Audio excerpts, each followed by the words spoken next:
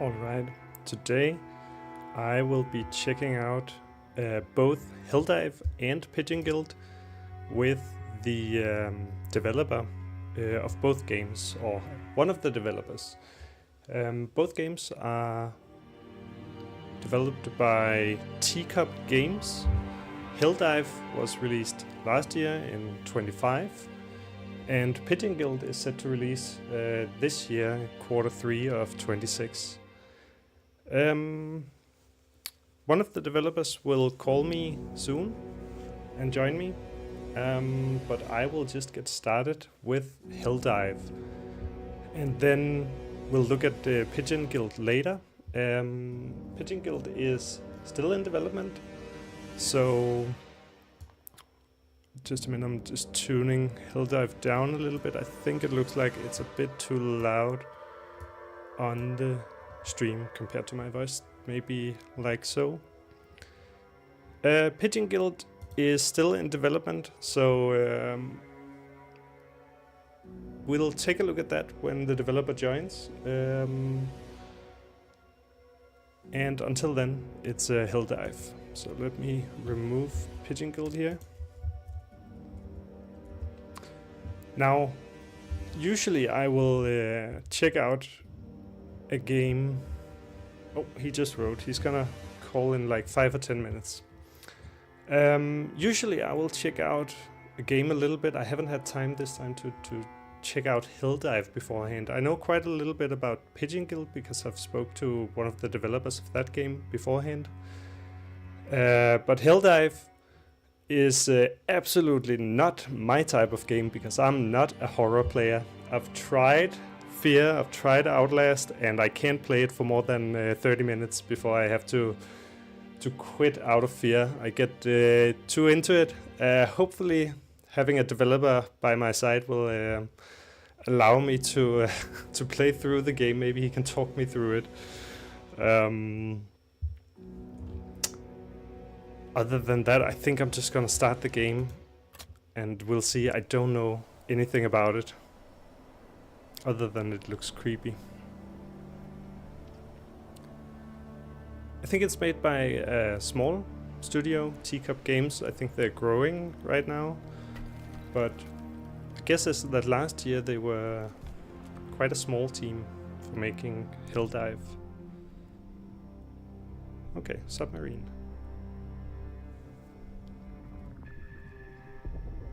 So a submarine under the ice, you can't get much more trapped than that.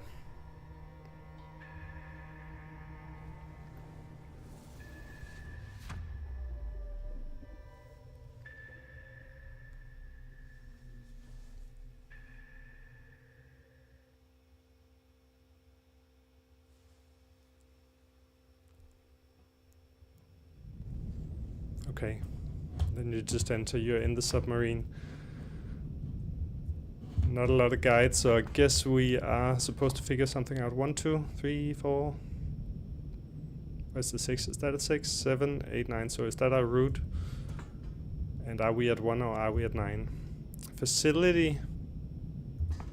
Are they facilities? Is this a layout of the submarine? Facility status 1 through 9. Facility 1 and 2 are good. Can press E to press 555. Is that the code to get out? seem to do fine. Tool required to insert memory card. Okay, so maybe we'll find a memory card. Virtual guide info and liaison. What's here? Flash. Okay. Can flash. And E, switch between camera or conversation. Clear read next, camera view or continue in conversation. Blue button, switch between camera or conversation.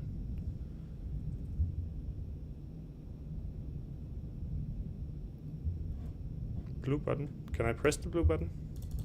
No, I cannot press the orange either. And here's a, this is the logo on that cup of Helldive.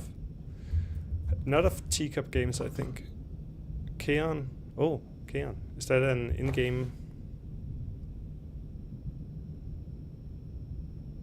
Oh, I got an achievement for getting the submarine controls. Activate lever. WSAD. I activated with E, but where? On the key? Oh, on the chair. Am I driving the submarine now? And I can turn the submarine. Oh, can I click the buttons now? Yeah, there we go. Switch between camera or conversation. Next, camera view or continue in conversation. Okay, I suppose I need to... Oh, I need to turn on the submarine. New message. Keon system information. The fuel is running low quite quickly. So... I'm not driving it. It's just on. And red button. Daniel. I'm your virtual guide, info, and liaison. Virtual for short. Okay.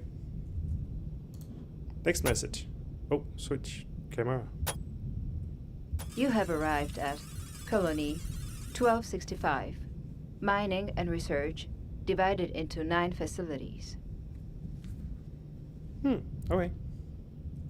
Colony 1265 was abandoned against protocol.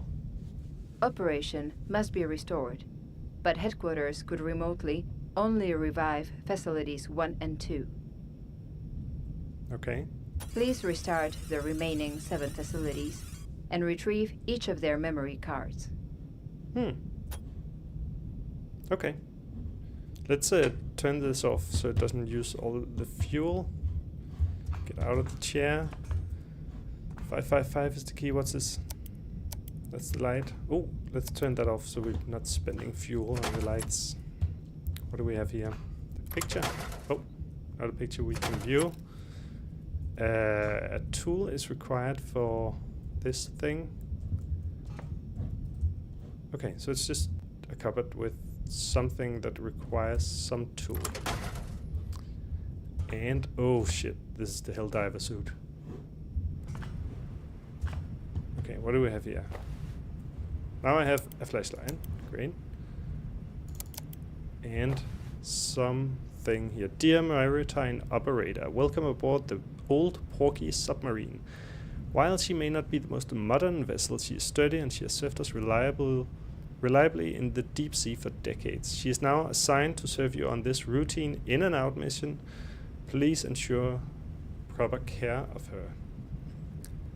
Keon Corporation Mission Brief, Colony 1265 Revival. Colony 1265 went offline after it was abandoned. Your mission is to manually revive the facilities located under the thick frozen ice and return home safely. Oh, the facilities are located underwater.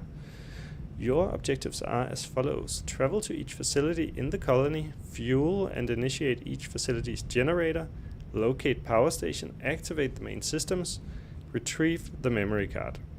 Once all facilities are back online, return to the surface for extraction.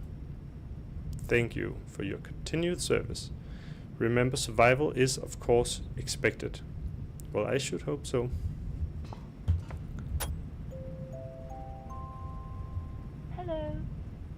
I've reached the headquarters. Nobody's available at the moment. Have a nice day. Okay. You've reached the headquarters, but no one is available. Turn off the light to save fuel again. I don't know if that works, but maybe. What's this? I have a burner. Okay. What do we have here? Tool is required for that one, and this. Oh shit. It turned red. That's never good. And it also turns off some kind of machine sound. So what is it doing? This is empty full. So is this my petrol? What happens when I shut it off? Does that mean I'm not using... Oh, wait, the light also turns off, didn't it? Yeah, okay, so I can turn off the whole thing. Oh, is this my toilet? With my little coffee mug on the toilet. I like drinking coffee, it seems. Or at least I like drinking from coffee cups. Wait, but this is a dead end. Did I even have other options? But now I can... Oh, yeah, it's full. Good.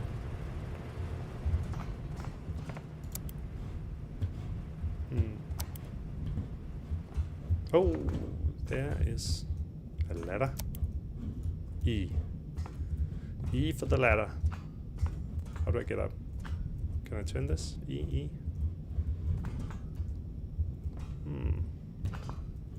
Okay, this is my suit. This is E. Can I put away my flashlight? E.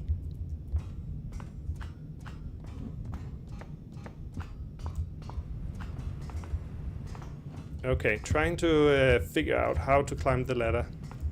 It seems like I should be able to, right? Because there's an E. And the E seems to be related to the ladder. Also seems to be related to that one. Do I need a tool? Can I use a tool?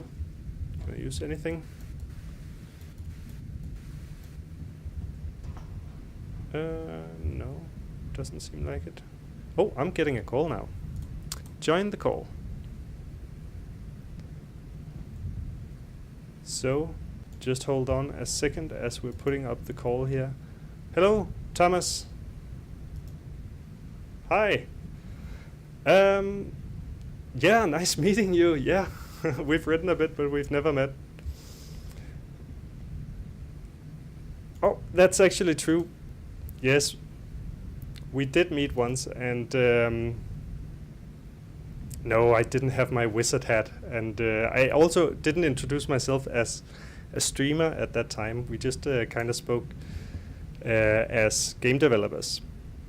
Let me just try. I'm just gonna make sure the volumes are all right, because I have one sound in my head and the stream has another volume level, so I'm gonna make sure that our two voices are kind of on the same level. So I'm just gonna take a look at the volume levels while we speak for a bit before I continue the game. Are you able to watch the stream now, Thomas? Okay, yes. So I already went into Helldive and just took my first baby steps in the submarine. And now I sent you a link for the stream. So I'm excited for this because I know a little bit about the game that you have in development, Pigeon Guild, and I know nothing about Helldive at all. And I am not a horror gamer at all, so I'm quite scared how this is gonna turn out.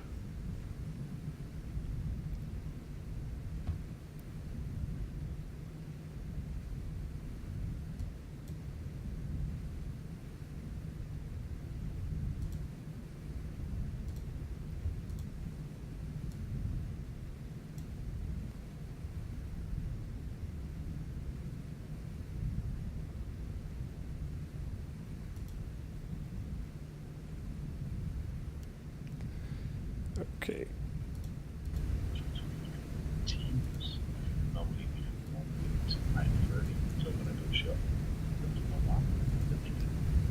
You chill out are and enjoy at the same time. a little bit low. I don't know Yeah, if please I. get. No, I think it's just my computer. I need to reset it up, so I just let me see. I am connected to my microphone or a very Asian branded webcam. Yeah, that was.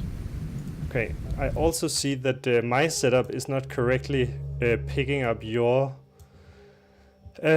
Discord voice. So what I'm gonna do is just gonna turn down the volume of the game quite a bit and just tune up all sounds, Right. including Discord. So hopefully that should be But- good for the recording. Yeah. Is this better?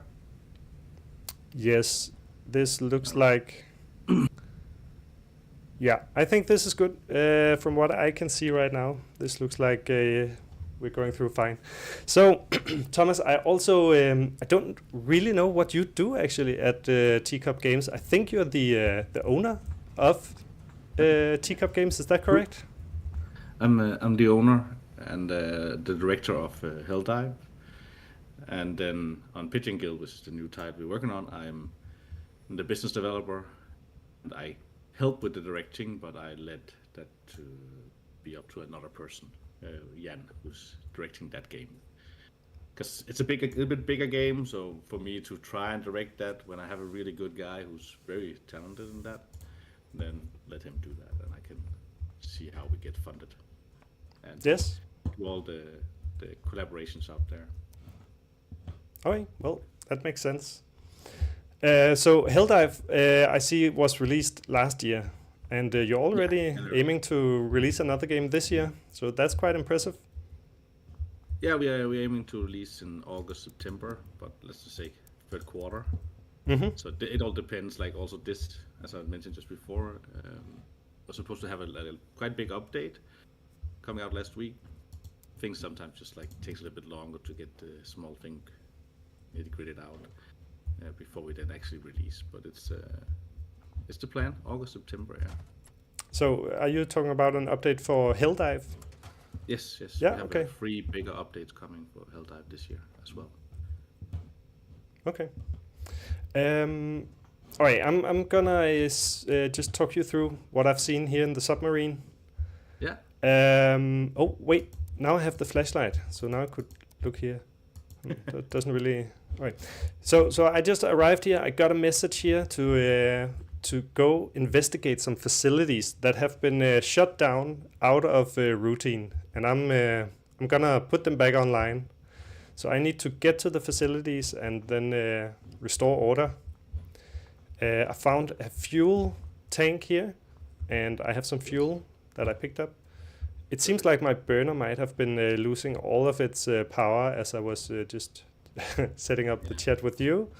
And then And I would definitely recommend you when you get to the next facility, or the first facility you go to pick up the burner. Because, okay, that'll be a if new you don't burner. have a burner, you're not gonna die, but it's in the submarine you might need it. Okay, You don't. I'm not saying you have to, but you might need it. yes. So with no burner, that's gonna be a little bit. All right, I'll pick up next one. Yeah. Oh, I have a letter from my girlfriend here, Beatrice. Dearest Daniel, as you venture into the deep to work at the colony, my heart travels with you through every current. I keep replacing our last night at the shore, or replaying our last night. Replacing, that wouldn't be good. I keep replaying our last night at the shore, how you compared the stars to luminescent creatures of the deep. Your hand in mine was steady, like you could lead me through any darkness. What if I joined you next time to share your underwater world, not just hear stories of it? It sounds impulsive, but I find myself willing to go into unfamiliar waters just to be near you. Until then, I'll hold the warmth of your embrace in my heart. Very nice. A lot of submarine, what do you call that? Comparisons to love. It is, and also it's also trying a little bit to get into the Lovecraftian way of writing. So sometimes it is some words are a little bit, like I won't call it cosmic, but they're a little bit not normal on purpose. Yes. And also now I just sent you on Discord. If you want, I don't know if you can share that, but then you can also see you saw the Flash one, Flash. But actually, we have a new picture that's coming in the new version that has a little bit more information. It has a hint Oh. of a new mechanic that you don't have in your version of the game. So maybe that is worth sharing. So you're the first one seeing it. Oh, Just the last nice. Okay. block. I don't know if I have a has been- quick way of putting that on screen. It's just for you to see at least. Yes, I'll read it aloud here. It says, "Hello, stranger," and wait, I'll just walk to the location. So what we're talking about is this node, right, where we're located. Hello, stranger. Before you discard this node, read what's below. You will do well to remember this. And it has a stamp from my company, Kaon. Flash on Star of Wars. Star of Wars, is that the name of the submarine? No. No. You'll know later. So All right. also right now, if you look at that flash sign, it is kind of confusing. You go and you press to see if you can do something. You can't do something right now.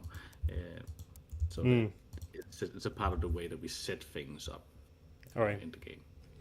And so then beneath it, it says, "No oxygen. Hurry to facility. Avoid damage." On this node. Yeah. All right. Insert memory card. That's the one I'm gonna need to find. So I think I need to go through this. Oh, wait, maybe I need to drive the submarine to the correct location first, right? I can answer. I can just. Um, Good idea. yeah, you can answer me if I get the two lost. So this is a camera, and because this seems to be also. Oh wait, there's a map over here, right? So can I recognize this? I'm at location 1, 2, 3. Does that? It doesn't look totally like the same. All right, I'll try to drive around a bit. We'll see. So this game seems like a little. Oh shit! I need to. Can I crash? It goes way faster than I had anticipated. Alright, this is nice. And this one is just for messages, so I don't think there's gonna be anything. Oh, A strange current. oh no. Daniel, systems are Stop. failing. No. Remain calm. Communications down. Please remain calm. Communications down. Wait, it's all black. Is that... Can I turn on my flashlight? Daniel, it seems you are functional again. Very good. Very good. Fuel is low. Fuel is low. Fuel is low. I just have... How long have I been passed out and how did I move? Is low. Everything is turned off now. Where's my fuel tank? It's over here, right? Is low. I had a fuel tank before. Was it through here? Fuel is low. And also, why is all the fuel... Is low. There we go. Okay, that's kind of scary because I had already used some fuel and now it's just... everything is refilled. The letter is still there. Can I see where I am now if I turn on the submarine? She said strange current detected. Okay. And one thing I can say is that the node that you have on your side here, Mm-hmm. if you pause the sailing, I think it's a good thing to pause. Then that node further over, like the flash one, the new one, Mm-hmm. the new one I just sent you, Yeah. will not be in the introduction submarine. So it's only going to be there now. Oh, that's even more scary. So maybe I can I just capture this and put it on? Maybe I can. Let's see, Discord. Do you mind if your picture comes up on the stream? Because if I do this, it might it's show. fine. It's the face out I have. Oh, yeah, there it is. Yeah. The zoom is a little bit off, and I don't think I can change that. But this is the message we're talking about. Yeah.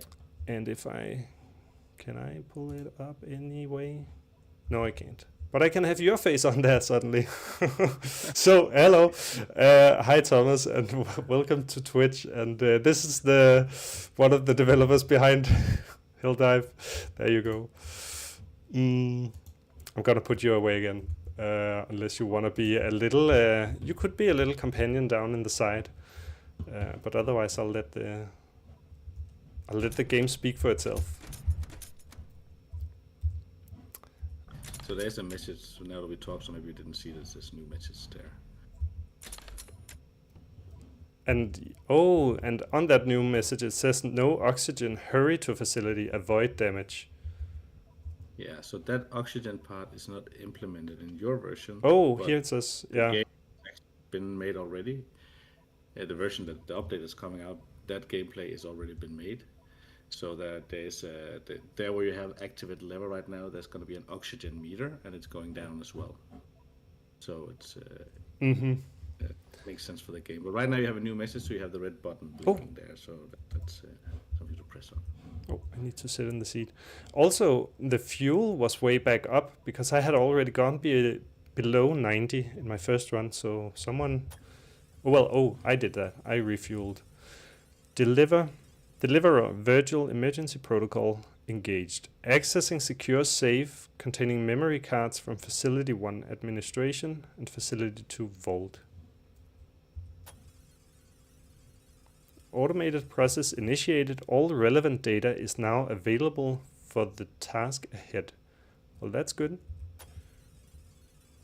Password required to exit safe 1134. Should I write that down? I'm just gonna write a note. 1134. There we go. Just a physical note for me, if that's important.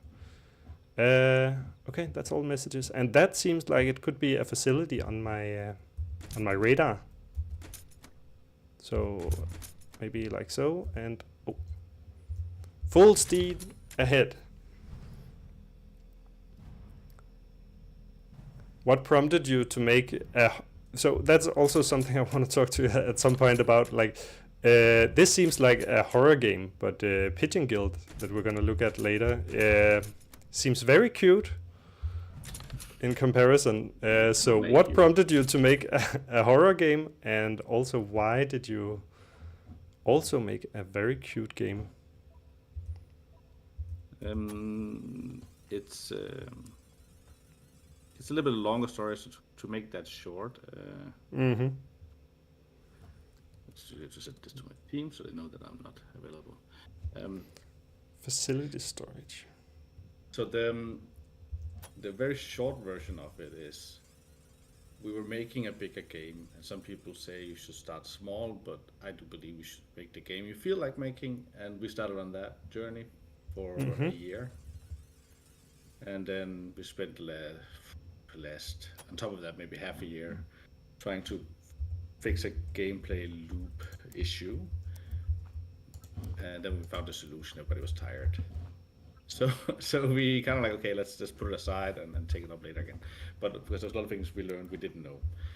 It was our first game and first idea to work on this kind of a bigger platform. So and now you're talking about Pigeon Guild. Pigeon Guild was actually your first. Yeah, there was a game before that that's in the same universe as Pigeon Guild. That's even bigger than Pigeon Guild, and that game was kind of like put on hold. 2 days later, my prototype programmer I worked with, a very talented younger man, he wrote me and said, "Hey, it's summer, I have nothing to do." And I was like, "Okay, we just like shut down." It was called Rise of the Tyrant. We still gonna make it later. And it was just like, okay, what should we make, you know? And he was like, I want to make a horror. I was like, okay, let's make a horror. Never made a horror. I actually didn't really play horror games either. So for me, that was like an interesting challenge, especially because I come from children's entertainment and been working with that for like 15 years or certain games. All right, yeah, so this me, is not... Like, to break out of that was a really interesting task. I remember me and one who was a part of the game early, we both came from the kids' entertainment, and we were like talking about killing a person in the game, which is going to be in a new version. So in Helldive. Yes, in the new version of Helldive, you have to kill a person. Oh so, shit. and you cannot avoid it, so you have to. So it's kind of like we were sitting, both of us, and just the feeling of emptiness in the room we're sitting, and our brains not haven't touched that area for like many years. So it's an interesting experience of existentialism with ourselves. So I'm very happy. I can see why it's so interesting then for you to work on something completely different. I gotta say I never play horror games and I can't stand them. My hands are sweating now. Ah! Shit, damn. Ah, fuck, man. I don't, you know, that's evil. Early on, one of the first streamers who played the game, who was he used to be a big YouTuber, but sometimes the algorithms kills them, so he swears a little bit too much, so he kind of lost all of that. He said he hadn't been scared for like in horror games for like 5-10 years, and that little silly thing scared him. Because it's very unsuspecting. So it's not like a lot of people get scared that don't expect to get scared because they actually don't get scared from it falling out. They get scared because nothing happens. Yes, it's the anticipation, right? And that's pacing is super important in all games, but in horror games, I could imagine it's even more so. It's like in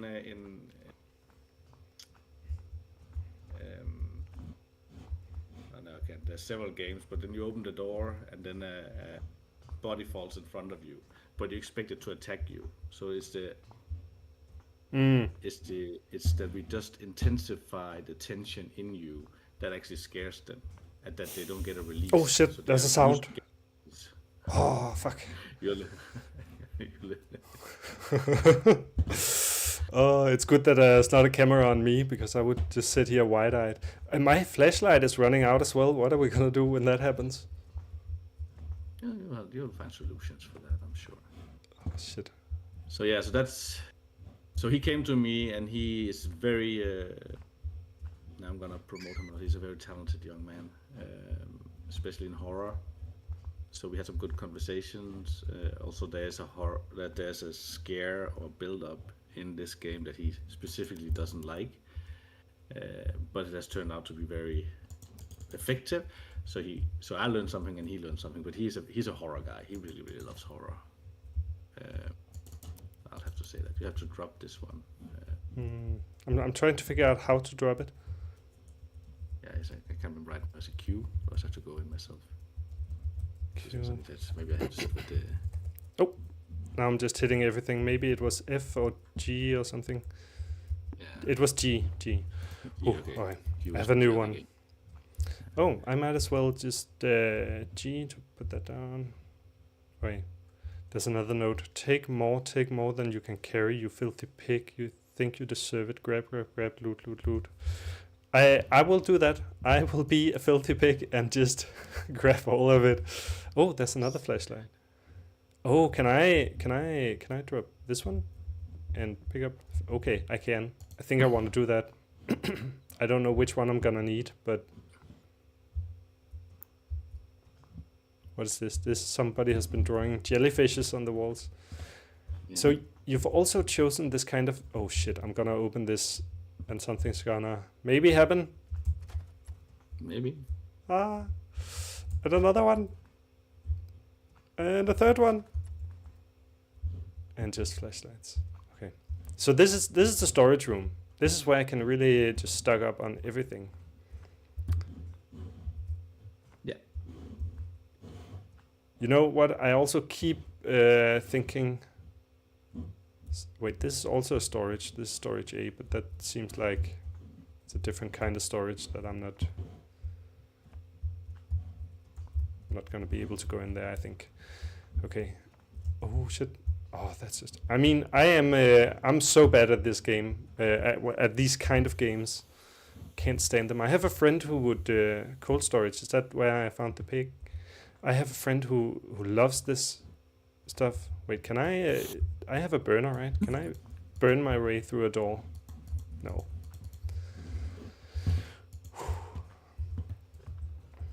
Oh, there we go. You also chose this very gritty look, and you chose to kind of make it a little bit pixelated, and I'm guessing that's a kind of filter that you put on, like a post-processing filter. Yeah, it is, and it was kind of like the vibe of the Generator. time, and we wanted to make a short turnover of the game. Also, let's see, do we have potential to make some sales? Because I also have to look at it that way, right, as a company. And there's still a wave in this kind of like lethal company or mouth-washing if you go into the horror scene. There's still a pixelated PlayStation 1, PlayStation 2 grittiness revival that we tapped into.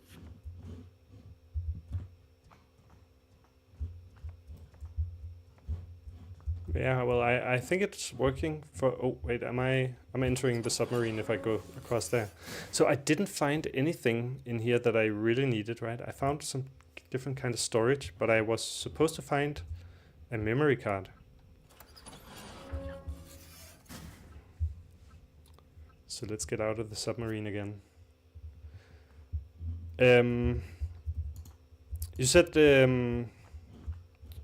we are also gonna be able to play Pigeon Guild even though it's in development, right? And I'm just saying I'm looking so much forward to that. It will be a very nice stress relief after this, I think.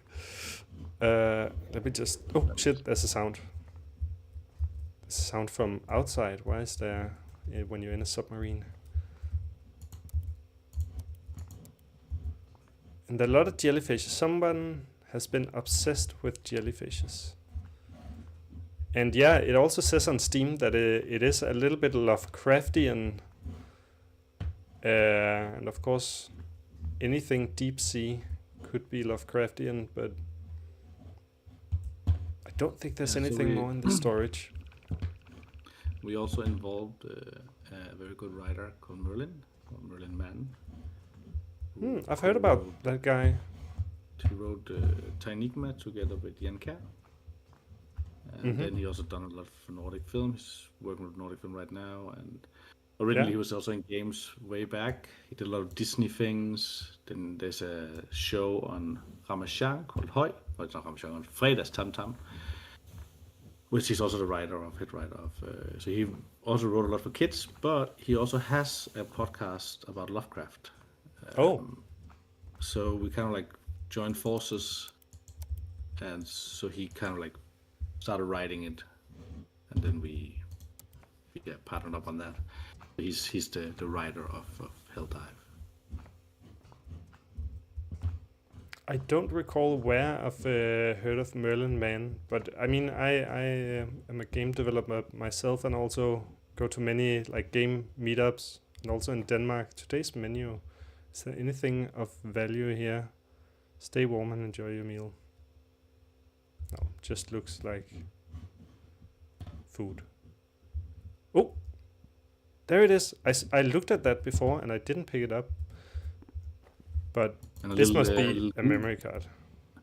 A little like hidden thing. The picture on that memory card is actually the programmer who came up to me with it. That's the original guy who wrote me August. We can't see him very well. It looks like he is wearing glasses. No, he's not. No. No. He's a very serious looking guy. Okay. Oh, yeah, that's what we can see. I feel like running out of this place. Strong eyebrows. Oh man, I don't think I'm gonna do horror games on this channel. I mean, it's not even like people who play horror games would not even find this scary at this point, I think. But actually, they do. The thing is that, but for streaming, it's a okay game. We are starting to add more things in that makes it more interesting for streamers. Yeah. Because it's a slow burn. So the horror, if you accept what we're doing, it's more something that you as the player will feel, whereas the people watching it would not get these like a lot of jump scares. Oh yeah. Like a lot of visual stuff that like wow, like happening to you. Or we're also adding more story now. We're gonna add some cutscenes, not in the next update, but there'll be some interesting cutscenes that'll give a little bit more of the story. that's behind it.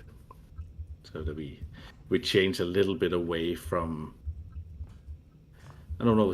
We don't change away from. I don't want to say. I can't give you all the information, but of course, when you play the game, you will see some of it. But some parts in the story will make you relate to a certain game Okay. a lot. So, for example, in the submarine, people say, "Oh, that's just Iron Lung or Iron Lung 2," if you know the Iron Lung game. But you realize really fast when you get to the facilities and you start playing the game that this is far from an Iron Lung game. But Iron Lung is also a submarine game where you control coordination. You have to go to certain coordinations to take pictures. So if you don't know, if you're not familiar with the game, but it had kind of a big splash in the market, magnified, and is now making a feature film on it. So it kind of like took off a bit. But in this way, when you get to the conclusion of the game, it will relate to another game's storyline. But actually, when we get to the big update that should be coming in the summer, then you get more depth to it, so you will not feel that is so much of a same direction of a story as a very famous brand within horror. I can't say more before we're done with the game or play the whole game. It sounds a little bit cryptic now, not knowing fully, but I totally understand you. Like you wouldn't want to spoil it, especially in a game that's about finding the mystery, right? This is not about mastering game mechanics. This is about enjoying the story and going through it yourself. So I noticed two things here. So I have my memory card and I think I'm gonna place it in here, but I can't. I need a tool. And I also noticed that my map has partly disappeared. I used to be able to see all of this. Now something has happened. And I'm also thinking I could... Whoa, what's this? Is this a break in my submarine? Looks like water is coming out. Shit. I'm also thinking, should I go into the storage and just grab everything and put it here? But again, I don't think I want to do that. I can give you a hint because depending on how long you want to stream. So if you want me to, I can give you the hint on this matter. Yeah, please do.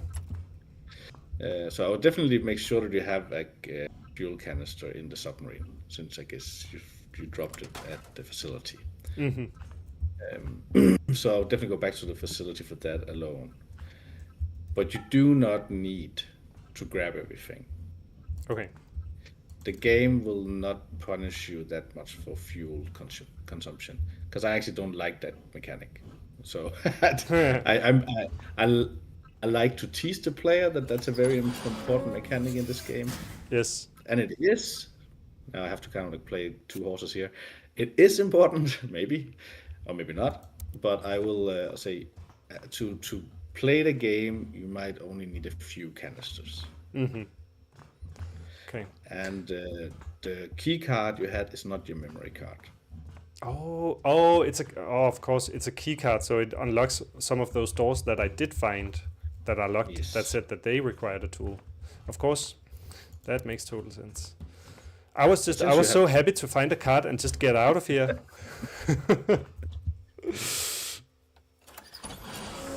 I'm giving a little bit of hints just for. No, that's perfect. That's perfect. So we don't get really stuck too much. I really enjoy just sitting and watching everybody who plays, and I also always every day maybe I check 3 or 4 times on Twitch if somebody's playing Helldive and join and just appreciate, because it's such a hard industry that you are in as well, and it's tough to make games, and I think we're all in the same boat. So I just really enjoy to kind of like, what can I add to that to the group dynamic in the chat, for example. So I often shut up and don't say much, and just listen, and if they want something, hear something, I can talk about it or tell them. But often it's just being to feel their community and enjoy that. Yeah, I think I've seen a debate on that, like for streamers, if they enjoy having the developers there or not. because sometimes they tend to speak more freely about the game if a developer is not there. Because if a developer is there, Exactly. you're speaking to someone who made the product and who loves the product and is proud of the product. And then if you're criticizing it, and that feels rude when you're. Well, in some ways, it is, but Code you'll get that anyways when you release the game. There will be people who say your game sucks, and they are entitled to feel that way. So it is what it is. I would prefer that they would tell me why they feel it sucks, so that I can see if one thing I might not agree. I often tend to the first second I do not agree because I like my game. I'm trying to make a great game, but I also have to look at it from two sides of the coin. And we have changed parts in this game because of the critique.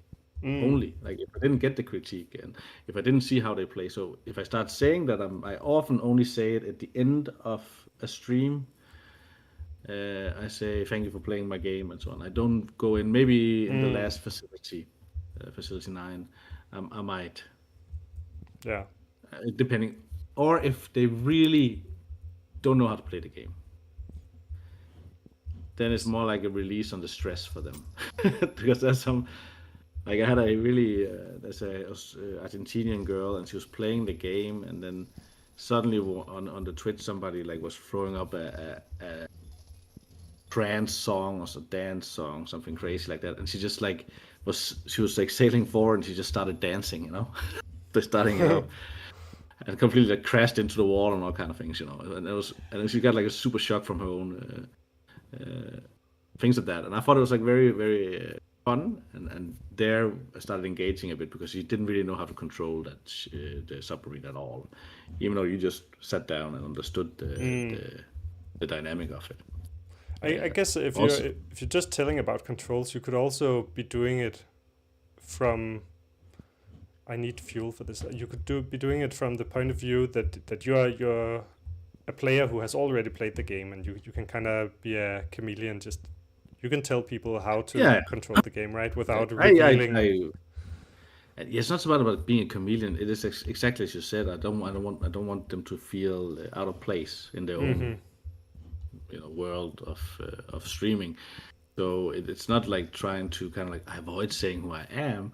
It's a lot more because I would do that. I would just say, oh, maybe you can do this, and then over some time we're like, have you played this game before? Like, yeah, I played it, and then if we engage and they feel that they can criticize the game, because if they start criticizing and I don't say, hey, wait, just let you know that I'm a developer and I don't mind, then I feel worse if I then later say, hey, I'm the developer, then they will feel super bad that they criticize the game if they don't feel like wanting to.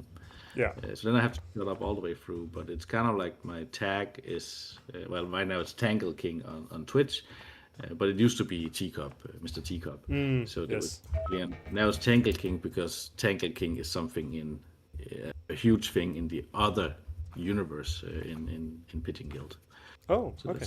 That's a different thing, which is much more relatable to what we do day to day at Teacup games. Not saying I wouldn't want to make a horror, because I definitely would want to make a horror again. You can see how slowly I'm going. I'm damn man, I'm sweating. But that room in there, you're just waiting every single second. You're waiting for something to trigger, right? I picked up a battery, and I thought, oh, when I pick up this battery, some kind of jump scare will get me. Or when I walk at a certain point, something will happen. Or, and then some will critique us for not being more in your face with scares and so on. Yeah. No, I wouldn't. I wouldn't call. I wouldn't say that's bad. I mean, this is. I think maybe it's because I already know other types of games, and you have been in this game. There's been one jump scare, and there's been like a little small things with the sounds sometimes going off, and that's enough. It's enough to kind of keep you on edge and make you think that something could happen. I'm on my way to grab some fuel because that one room needed fuel. Let's grab another. So, and if we then you talk about negative feedback, and how important that actually is. So we have like 51 positive reviews and 4 negative. And 3 of the negatives are all valid. One of them is also valid. I just don't understand when you say I don't like the game.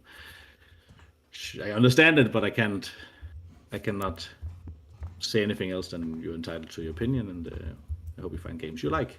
But there is one who wrote that you don't appreciate good sound to when it's not there, and here it's definitely not there. Like, I'm paraphrasing. So they said good sound is not in this game? Yes. Some people say good sound is actually not in the game right now, but it's the silence of it, or the nonness of sound, which is shin in Japanese, is important for the game, and that's a challenge in the new update that's coming out, because we have 2 audio designers on it who worked on Post Trauma, which was nominated for Audio of the Year at the Horror Games Awards, and then Silent Hill, which is, of course, is a huge IP or brand within horror. So 2 audio designers there, and one is a lead audio designer at Star Trek Online, and they push a lot of sound into the game. So that's a challenge to one thing. Like, so the critique negative, he's correct, but at the same time you want to keep this silence. You don't want to overdo it with sounds, because that's not really the strength of this game, I feel, or at least that's not what I want to do with the game. I mean, I think silence is a perfect sound. Yes, It can do so much.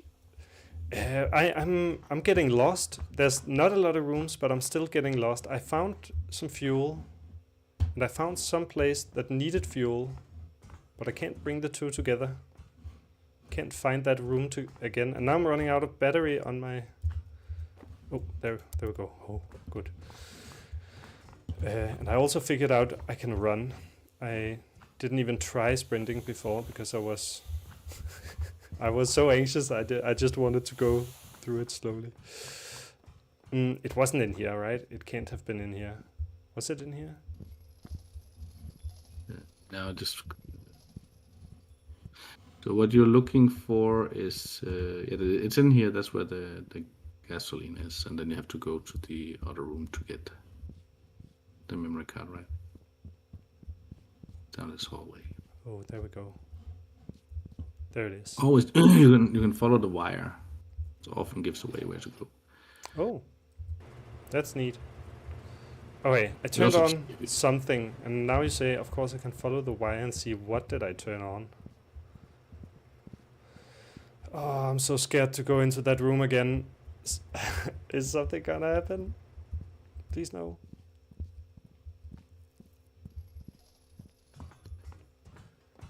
Whew. It's also, right now I have the volume tuned down a little bit on the game so that we can hear the 2 of us talking. So maybe people won't get all of those kind of background noises. But every once in a while there's a little, sounds almost like a roach or a cricket or something. Warning offline. So for me, I cannot hear how the game sounds for you, because there's a bit of delay, and I can hear myself. So there's something with the sound settings that you set up when you have streams, but that I think we can talk about. That's not so important right now. So I can just hear you and see the game silent, but I know what sounds are there. So yeah. So take memory card. Drop that one, and I got a memory card. Get out.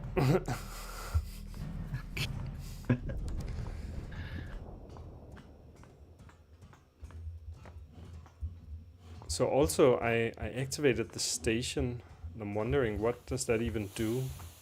This is not the right way. This is cold storage. I don't want to go in there again. Oh, there we go. Get out, get out. Oh, So- back into the submarine. When a submarine feels safe, there's something wrong. But I see that's a note that I will have behind my head, because I'll have it in my head now. Because that's exactly what you're saying there is not in the version of the game you have now, but there was something from the beginning of the game that is kind of like that creating that feeling for you that the submarine is a safe space. But maybe it isn't further down the game. I mean, it doesn't feel very safe either. There's a hole in it, so... Expected. Oh, let's Stupid listen. Lambert needs to take my cues. Stupid crew. Lambert. Those greedy bastards are fed too well. Still no explanation for the luminescent abnormality from below. Beatrice told Albert they were angels. Silly wife. Beatrice, wasn't that my girlfriend?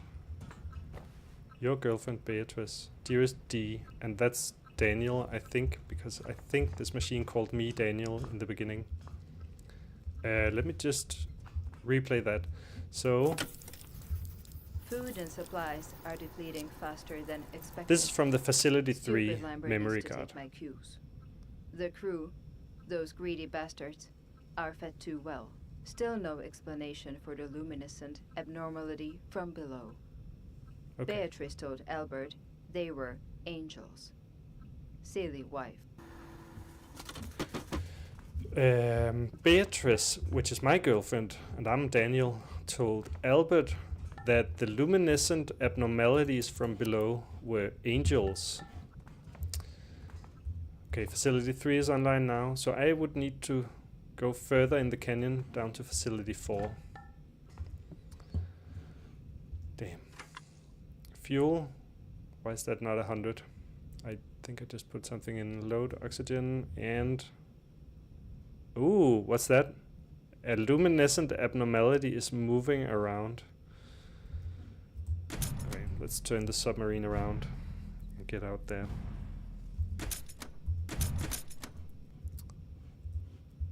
Maybe they're angels. Maybe they're angels. Yeah, somehow I doubt it. Maybe they're devils. Time will tell the story, I think. Why would you be in a submarine, see some kind of luminescent abnormality and say they must be angels? I think there's something wrong with Beatrice. Now, some part of me wants to collide with that thing. But I have a feeling that I should be avoiding it. I will not question your feelings. Yeah, I think I don't think they're angels. I don't want to collide with them and say hi to the angels. A new message at the new facility. Mining. Operatives below ice extracting rare minerals and resources vital for the colony's sustainability and profits. Production strives for perfection at any cost, sucking the golden marrow of the core. Okay, so this is a mining facility. I was at a... was it a storage facility, the number 3? And now I'm at the mining. I have a keycard. I guess I won't be needing that in the other place, but it could also be... maybe it's a colony-wide keycard, so I should bring it. And let me just think, maybe I'll bring one of these as well. Didn't I also leave like a fire extinguisher and all that? Yeah, so let's just bring one of those. We never know what's gonna happen. Oh man, I don't wanna... I don't wanna go. I think you made a perfect horror game. This is really well made. Oh. Now you can't see it, but we did get from a smaller festival. We didn't get nominated for the big horror award games, but I also think they played it back in January, February when the game was really broken. So we had a huge problem in the start when we released, but that's been fixed, and we did win some awards for the game. So we're happy, but of course I would have liked to win on the big stage, but next time. Yeah. We'll What's the big stage? Is that international or big Danish? Oh, the other one is international too. It was it's called the Haunted House Fear Fest. It's in New York, and we were up against 71 other horror games, and we won best game. at the award, and also we won something called the Grim Reaper Award, which was kind of like they are originally a indie film festival for horror. Then they added games, and we won the overall best experience for all. So the game still has its quirks, but it's getting. It's just, I think it's just starting to be a solid game. Yeah, I agree. I won't say it's a perfect horror game. I know a lot of things behind the scene. Yes. But yes. thank you. I appreciate it. I'll just read this. It is obvious that Lambert's behavior is becoming dangerously unstable. He's agitated, erratic, and could be a serious risk to himself and others. Please act quickly and discreetly. A concerned colleague. So a concerned colleague is leaving something for someone else to maybe dispose of Lambert. Yeah. That's the guy you kill in the new version. Oh man, I already hate this because there's just too many. But you're lucky you're playing a version where you're not killing him, so. Okay, that sounds good. I won't be a murderer today. Yeah. Oh, there are too many paths. You should not dig a mine like this. Under the ice. Oh, what do we have here? Oh. It's these things that say the sound. Now figured out. I've heard that sound a lot of times, but now it looks like they are the ones. Fuel. I just dropped my fuel. Let's go pick that up. I'm already in doubt which way I came. Wasn't it this one? I think I saw that card. And I followed this this green line. There's not a lot of music here. I feel like there was some kind of maybe ambient undertone before. Didn't I? No, I didn't come this way. I think I came this way. I am also terrible at finding my way. Not only in games, also in the real world. Actually, I'm completely lost now. I don't even know. Wait, this is a green pipe again. Am I going towards the place where I needed the fuel now? Oh, there's the fuel. Grab it. Wait. Let's see, maybe. Okay, red, green, and blue are all leading to a place or coming from a place. Oh, I can't turn this on. Alright, so let's try the blue one. Let's see what's at the end of the blue. What's that? More fuel. Okay, so there's fuel to be found here. Blue goes just into a mound of dirt. Oh, but then it comes up on the other side. And there we go. Let's... Wait, it's empty! No! I got an empty gas canister. What about this one? Also empty. I'll just store all the empty ones at the end of the blue line. What's this? Do you have a sense of relief now, not working on a horror game? Or wait, actually, also, is a horror game even scary when you're working on it, since you know yes. what's gonna happen? Oh yes. Yes. Did you ever put in stuff to scare each other? Like in secret, you put something in, you don't tell the others, and then during a playtest session, you don't know what the others have done. Only Oleg did. Oleg, who's the guy who originally worked on it, but he's a student at Syddansk University, so he had to focus on his exams and move on. But he did that. He was a horror to work with in a good way. He would put in stuff or there would be like some mistake that suddenly would trigger something that. Yeah. He likes to tease. It was fun. It was not fun. It was horrible. Yes. Honestly, it was horrible. But it's it was good fun. He did that. But since then, it's been more like fixing the code, because when you're a young programmer, you need to, there are a lot of things you need to learn. Also, the game kind of develops, it grows. Yeah. So it originally was built on a lot of prototyping, a lot of raw code, I would say. So some things it's better just not to touch, and then we build around it. Oh shit! Ah! Fuck! What do I do? What do I do? Do I run? I run. I run and hide. I'm trapped. What do I do? What do I do? Ah! No! I died. I got an achievement. The death came for you. No. Yeah, Mr. Decoy.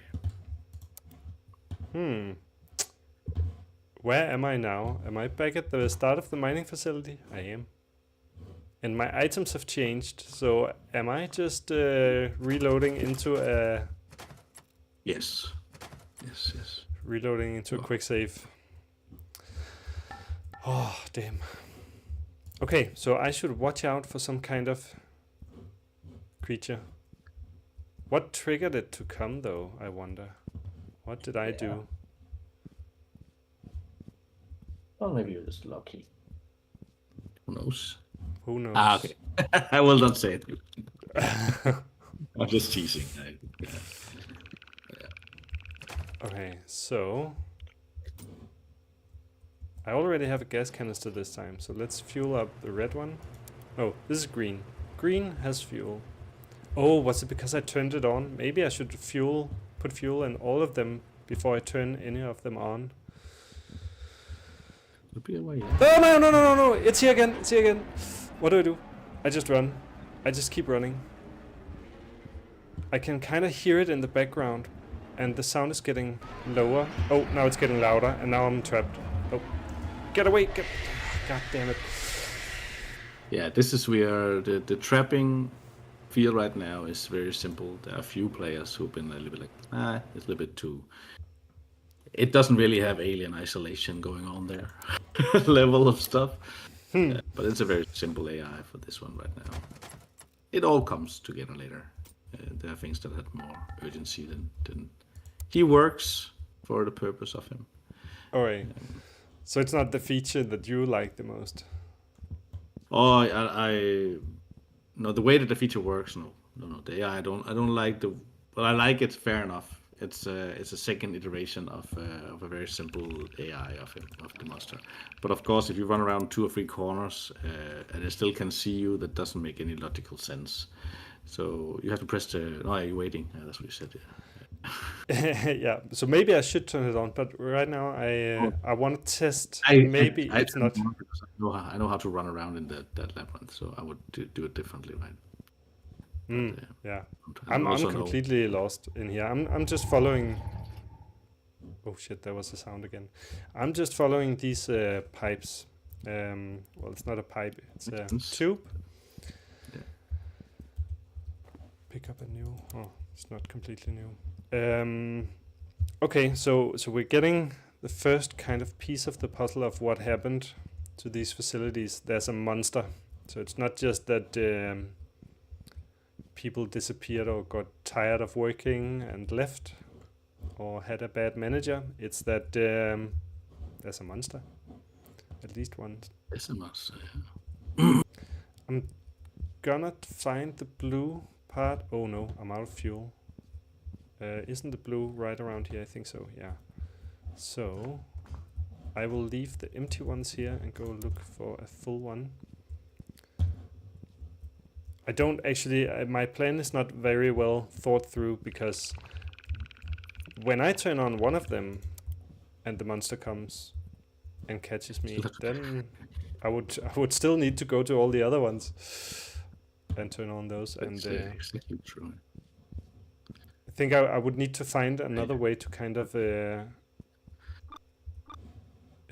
best the monster. But first, fuel. Oh, there's fuel. Good. Back to the blue one. But maybe it's also, maybe the monster is just angry that all of the tanks were not full before I started them. So maybe he cares about that, right? Maybe it's one way to know.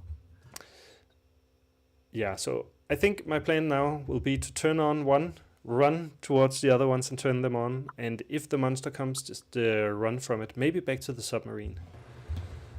Let's see how that goes. Oh, or maybe I need to turn off my light. Maybe it won't. Maybe it's angry with the light, but if I turn off my light. Isn't that's in Amnesia, right? So if you played Amnesia, there's something about the light attracting the monsters. Oh, there it is. And sometimes it gives you sanity back as well. So I'm gonna run. it has ups and downs. It's like a balance. Games that all have them, but horror, I think, very specifically with balances of what they give and take has to kind of like align. So you can go into the light, you get sanity back, but it's also makes you visible for the monster, right? So it's kind of like you want it, but at the same time they will. Oh shit. I'm running.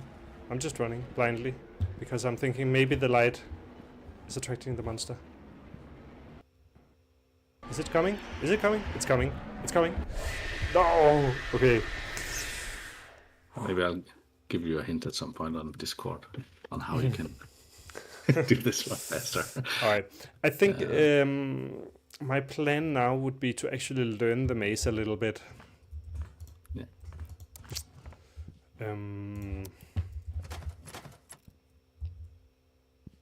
There's inventory full, there's a battery, get rid of the fire extinguisher. I could also try like the fire extinguisher on it, right? But I think I'll just turn on one of the machines and then figure out how to deal with the monster.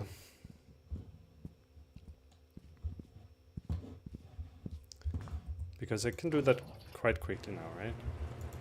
I know that that's here. So, okay, so how do I deal with the monster? Do I run back to the submarine, or do I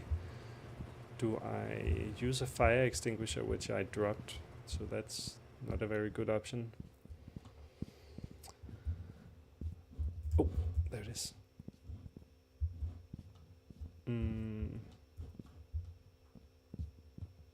Okay, so it definitely seems like it spawns as soon as you turn on one of the machines, right? Because I haven't encountered it at all before. Oh, there it is. Run. Okay, it's near the blue one. Maybe I'll run to the red one. I don't remember if I fueled the red one or the green one this time. Oh, it wasn't. Alright, so put on the red one. Now I need to find more fuel. Put on the blue one. As long as I don't kind of aggro the monster, it seems to be going fine. As soon as I aggro it, I haven't really been able to escape it. Maybe if I go all the way to the submarine. It is slower than you, so you can outpace it. I just ended up every time kind of running into a dead end. I outpaced it, got into a dead end, and then return. Yeah. I don't remember. It was the blue one, right? I was on my way to the blue one, then I saw the monster. So then I turned back, so probably I'm still missing the blue one, I think. Yeah, green or red is in one of the, it's like next to each other in the left side of the mine when you enter, and the blue is on the right. Okay.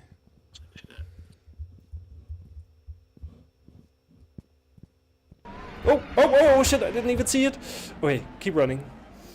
Ah, fuck. Where do I go? Okay, I'm just gonna run as far as I can because the sound disappeared. There's no monster sound right now. I think I heard something. I mean, yeah, there's also something about lured because it doesn't disappear. So, for example, in I believe in Alien Isolation, it kind of like hunts you and then it kind of like gets invisible and it kind of like just traces, make sure to optimize how it can make you feel in the game. Ours is suddenly it's just basically running around. So if you get it to go to a certain area, then if you hide in that area, the likelihood that it will get to you is a little bit bigger. So you have to, you have to kind of like bring it somewhere and then go to the other end. So now, Okay, maybe it turned it's around. going It didn't around totally over there. work. I'm So just then I gonna- just go to the blue, right? Yes. Oh, no. The way. Ah, shit. Wait, there's also blue here. I'm so lost. I don't know if you can follow the maze as I'm running through it, but I am so lost. Wait, I turned on all of them. If you saw the maze from the top, it's very very small, but I know it. I know that it's difficult, and I didn't do the level design of it, but of course I approved the level design. But I would say that Emil, who built it, he did a very good job. Emil, is that a Danish or a Swedish guy? That's on Pigeon Guild we have a Swedish guy called Emil, but it's a Danish guy. Okay. I'd recommend. He works on Neon Knights for Ederheim. Very very nice guy. So I recommend when that game comes out at some point. I can definitely recommend. These guys are pretty cool as well. There's a lot of mouse sounds. Yeah. Maybe I crushed some mice. Oh shit! Damn. I think I'm past the monster. Maybe now. Going deeper into the mine. Now I'm kind of thinking, like from a logical kind of thinking, maybe there's not gonna be any changes now, because there's been one, and then maybe the game is gonna turn into take memory card. Oh yes, I got a memory card. Yeah, we don't have the closing of a door like so that the kid can follow us to the next stage. But yeah, we don't have any navigational map for the monster in the basement. No. Yeah. It will leave you alone. But I need to go back now. There's no other way. I need to. That's true. Yeah. Oh, god damn it.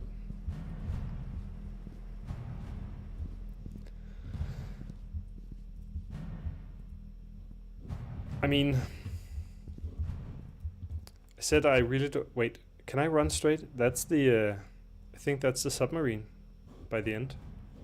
I think I'll just sprint and just pray for the. Why is he not sprinting? Sprint! Oh. Get into the submarine. Oh, there we go. Shit.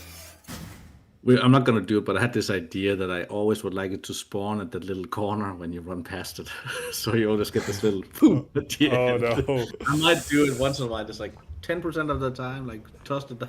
Oh. Yeah, that's random evil. Number generation, I hit a number within that, 10% of the time it'll be like just when people just pass fast. Yes. That's for the fun of it. That's the fun about developing games is that control, and especially horrors. It's fun to give that to the player, but it wouldn't fit with the kind of like overall arc of tension, suspense. Oh. We try to build on. Now I get this note. I've seen the jellyfish outside, right?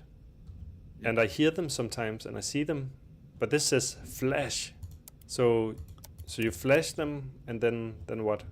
You flash them, but somebody says you should flash them. Maybe it's to scare them away or something.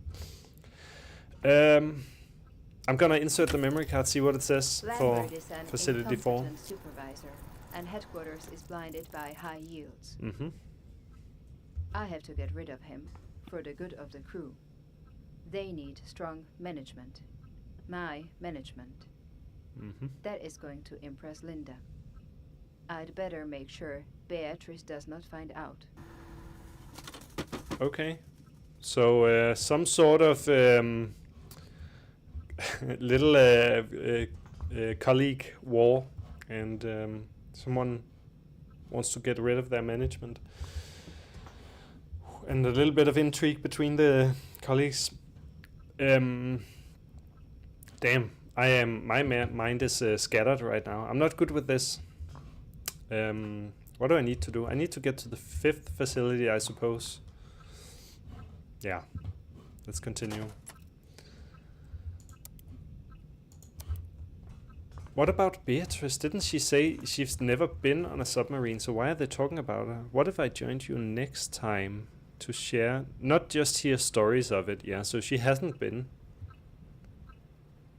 Except maybe she works at some of the facilities and she's just never going by submarine. But why am I going by submarine if you can go another way? And all the facilities are underwater. I think I saw that on some note in the beginning.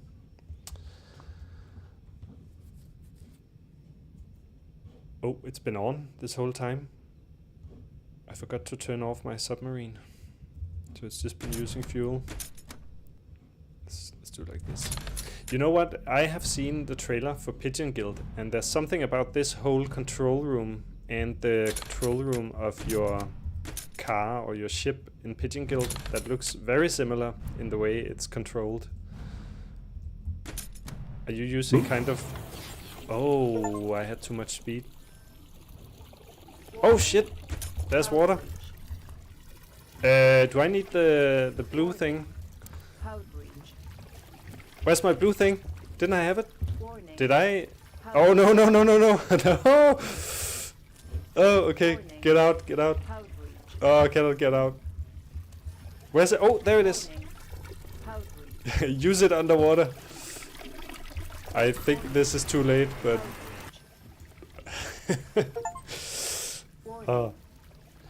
You should focus when you're driving a submarine. Well, you were asking a very interesting question. It seems you are or functional again. coming to a quite interesting Very good. conclusion of. So this true. Helldive is a game that is containing mechanics for the big game that we kind of like laid down for a certain amount of time. Pigeon Guild is also a step towards that game, so that's where we're taking what we learned from Helldive, pipeline-wise, but also some of the mechanics very simply made here, crude in a way. It's a crude submarine. In Pigeon Guild, there will be a lot about the boat and weather phenomena, so that's where it's going to divert a lot. And but yeah, it is true that you kind of like. You travel in this boat and you will you go to places. So here you travel a submarine and you go to places. You pick up things and there's of course also a story involved. So in that sense, these games relate. And the Pigeon Guild is a part of the bigger game as well. And then in Pigeon Guild, we can talk about that when we get to Pigeon Guild. Now I'll just let you enjoy this experience here. Yeah. But it's Actually, that was a good observation. Yes, that's true. I kind of want to dive into something a little bit technical here because this kind of map is a little bit interesting. I thought it was a 2D map when I started, but now when I'm driving through this this space, you can see this almost looks like a mountain that is it's going over and covering this. So it actually looks to be 3D. Is that true? It is. So how was this made? It must be some kind of camera way up high that's kind of following your position as you go through a map that you've created in 3D of maybe just some blocks or what? Well, we basically just made we just have a map that we just let's just say like that. Yeah, we have a 3D map that very crudely was made. And the submarine is basically is another a non-moving object next to the map, and then this is just a kind of like a cursor. We give information that moves around, but gives the illusion that the submarine is moving. That's also why when you look to the side, when you move forward, maybe the new message is more important now. But then there are these bubbles that goes there. They also like have a direction. So it's all an illusion of movement, but the submarine is actually not moving anywhere. It's a still object, technically. Yeah. There's a lot of that in games, right? You just want to create an illusion. It's really what you want to do. Let's see the message. Deliverer Virgil. High-risk entity detected. Daniel, I detect a high-risk entity in this area. Data stored in my hard drive identifies it as... the Leviathan. Okay, that sounds dangerous. A sea monster that reacts to vibrations.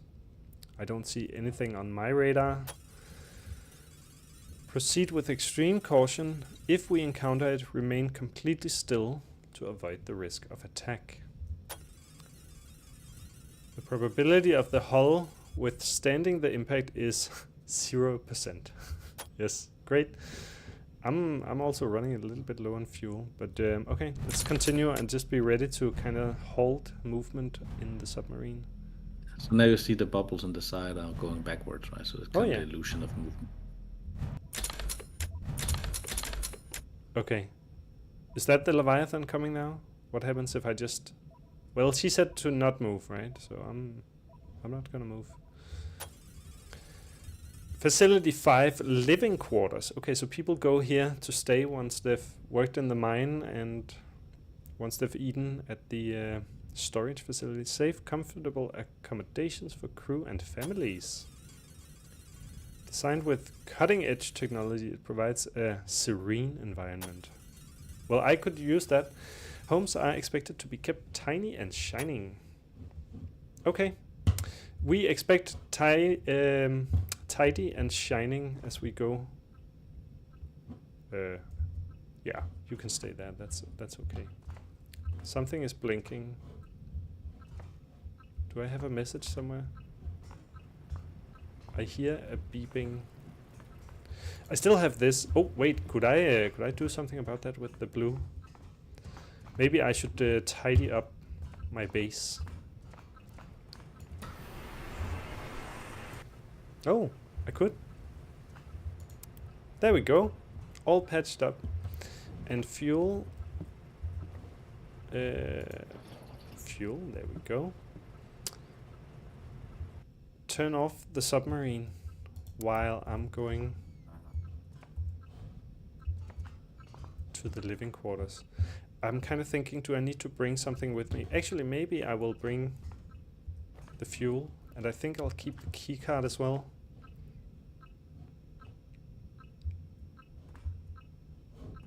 There's a beeping somewhere.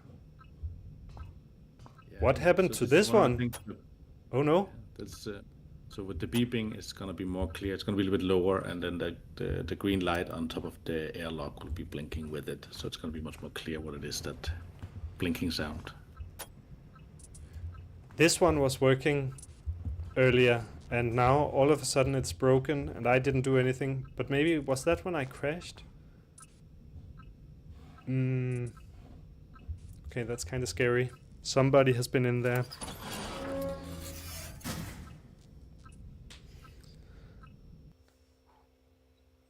Okay.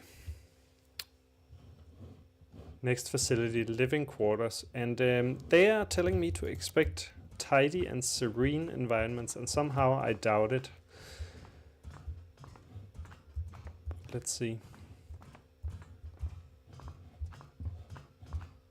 What was this game inspired by? Did you play a lot of horror games, or well, did that other guy that had the idea? Did you play BioShock, for example? Because oh well, this is really tidy. BioShock, for example, which is a totally underwater city. Yeah. So Emil Wolf, is that then the level designer? Thomas? no, That could be you, it's but just it's not. names. Oleg. So there is a Christian and an Oleg and a Thomas and an Emil. And then there are names that are within the game. Then there's yeah, some of the names are inspired by the developers. Yeah. Yeah. For me, the game was much more inspired by.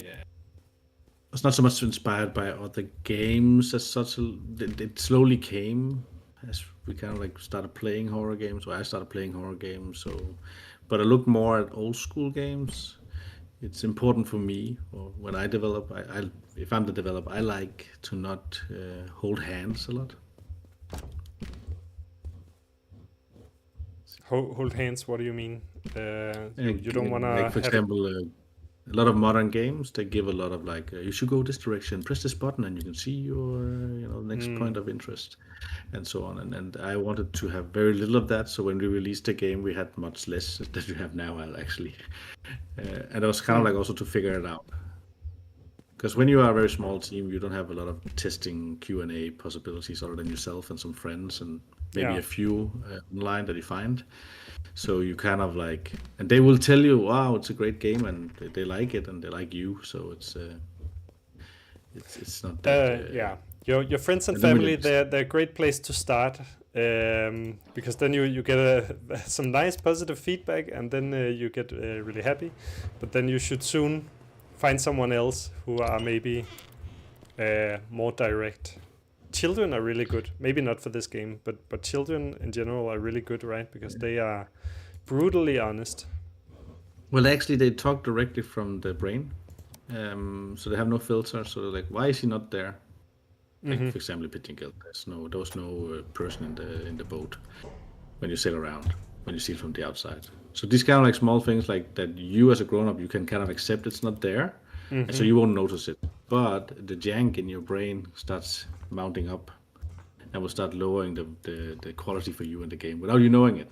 So they just are very direct in that sense, and I appreciate that. But yeah, in a horror game, it's difficult. So when you don't have this kind of like, even if you have a bigger stack of testers, you are also biased. So if you don't see errors, you don't expect them. If you don't see some flaws, you have to be very critical when, as a developer on your own game, and that's just sometimes difficult to kind of like to perform critical. I can, for example, say there's a way you can die within in the elevator right now, in your version. That's an error that only one guy in Thailand had. Nobody else has ever had that error. Or that bug. Oh no, run. Oh, all the doors are opening. Oh no. I'm running. I don't know, should I look at the doors? I knew something was gonna happen, right? Because it has been too easy. Ah. Open the door. It's locked. Fuck. Ah. I knew it was gonna happen, right? Because it was just too easy. But still, I didn't know what was gonna happen. Now all the doors are open and I have no light. It's gonna be interesting for me to re-watch this recording and also just take a look at the sound volumes. I think I might have screamed once or twice. It's not really a game that makes you scream. I didn't want that in the game. I want dreads to happen. Oh shit. What's that? What's going on?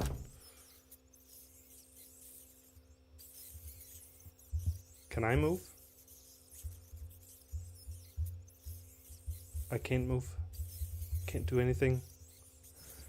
I'm stuck in... Oh, go away. Am I dead now? Am I dying? I don't think I can do anything. Pressing keys and...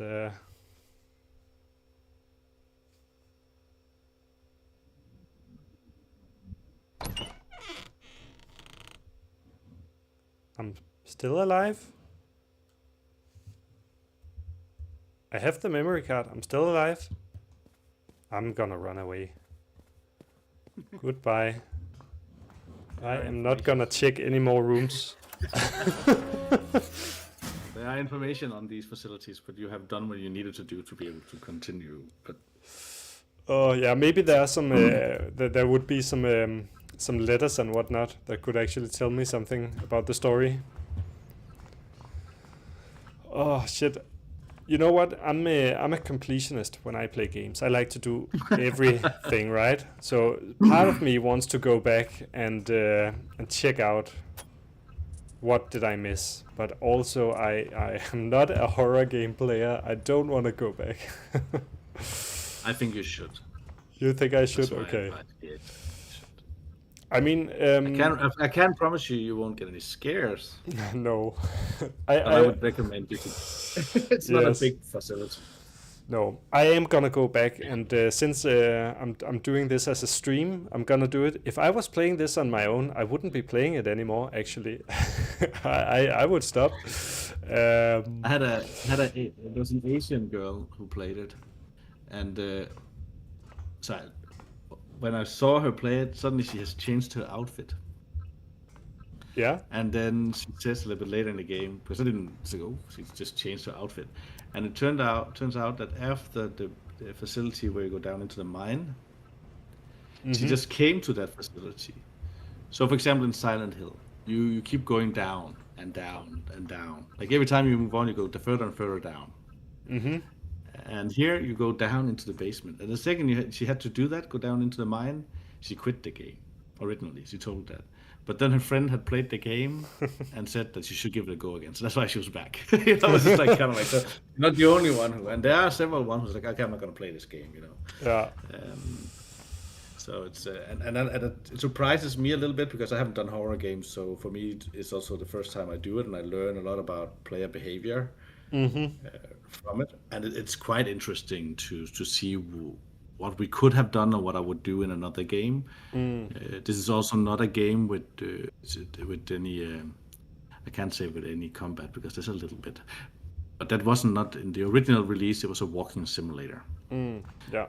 And it is still mostly a walking simulator. So you are chased as you experienced, but you'll see there will be a point of it where you can where you will experience something a little bit more interactive, I would call it.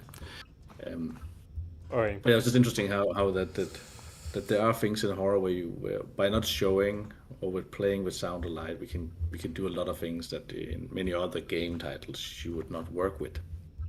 So horror is unique in that way, I feel. I think you would also find many different player types and player experiences for this kind of game, right? Because it would divide the waters, and some players would just, I suppose, run through it and not think much of it, while others, maybe more like myself, are very anxious to go anywhere. I also used to say you're not a horror streamer, so everything is a bit different. So they would see the monster in the mine, and they would actually probably get past the high scare because you've seen the monster so many times. Now it's just an annoying entity. You still get scared when it jumps you. You're like, oh, okay, well, it surprises me. But the fear of it has gone after the second or third time. So it's kind of like so that I want to avoid that in the game. So I also wanted to make it easy enough for the player just to experience it, because otherwise I had to set up the mine completely different and make the mine much bigger and much more like puzzle oriented. And doing that, then make sure if I do that to the mine, I have to do that to every facility.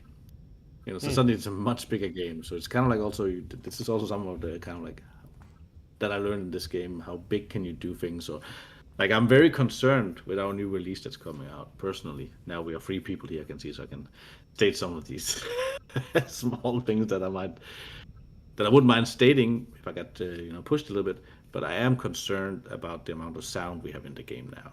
How is that experience gonna now feel? Yeah. Well, yeah, it's gonna be different, right? At least, but and we're adding a probably new some mechanic. would be. Probably somebody would. Like I enjoy the silence, but there's also so many sounds you don't think about even when they're there, right? So maybe. Right, but. Yeah. You'll get I'm gonna put in this memory card and just read it, and then return to the living quarters so we can see what's gonna happen there. Clear structures and rules. The crew are not respecting my authority. Why are these idiots working against me? Where does all this paranoia come from? Beatrice is so fucking ungrateful. I need to set things straight. Oh no, Beatrice, that's my girlfriend. You don't need to set things straight. Okay, I'm gonna return to the living quarters. Not that I want to, but we're gonna do it. But there, yeah, it's as I talked about that with the sound of it. that changes the game. The new mechanic we put in. We also now have another person that you kill in the game that was not there, so the isolation is different. The feel is gonna be a little bit different. I feel that we are making the game better, and I've tested it, but you never know. So it's kind of like maybe there's a feel that we put too much sound in. Maybe the balance now shifted better or worse. I personally think it's gonna be great. Like otherwise I wouldn't do it. But I do have the doubt. I cannot not have it. Yes. Trust my gut and say this is gonna be great. But there's always a little bit of. How about the sound designers that you have on now to expand the sound? Have they worked on horror games? So do they have like experience with sound for horror games specifically? Oh yeah, one is travel around Europe giving speeches on how to make horror game sounds, and he worked on Post Trauma, which is a quite big game, and several other horror games, and he's a lead audio designer at Star Trek Online. The other guy worked on Silent Hill, which is a huge horror game. So they know how to make horror, but one thing is to know how to make horror. Another thing is to be included into the vision. And they just came on and just started making sound. So what is it that I, as a director, want? Yes, that can be difficult. And they also just like, we want to have it out by Halloween. January sales, and now past January. Now it's ready. But it takes some time to kind of like get on the same wavelength. And when you are a small studio we don't really earn money on a project yet, we kind of lose money still. Then it's also okay, how much money can I pay these people, or what kind of agreement can we make? So it's not going to be their primary source of income, so they will be on and off. So it is kind of difficult to land it, but I think we did. Like, they are really, really talented, and it was a little bit hard because they are Argentinian.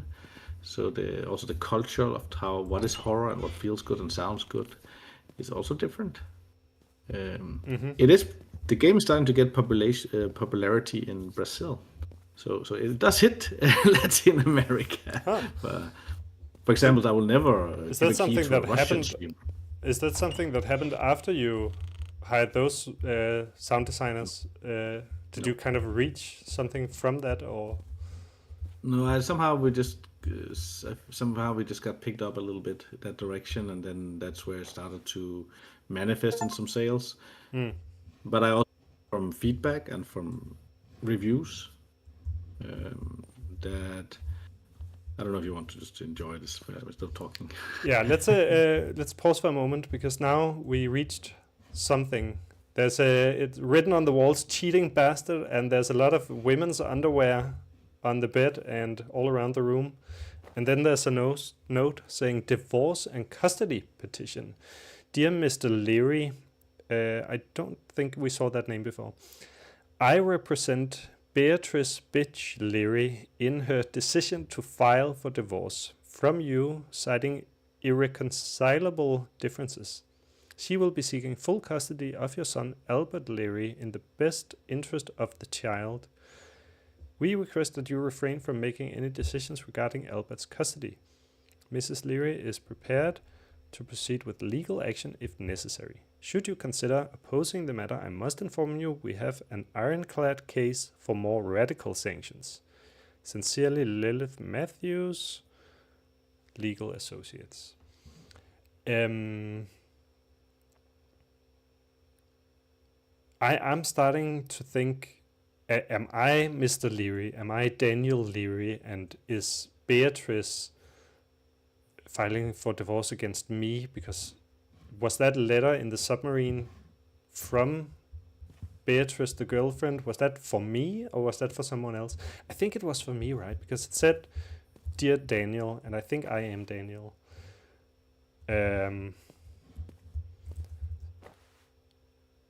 She will, but that would mean I have a son, Albert Leary.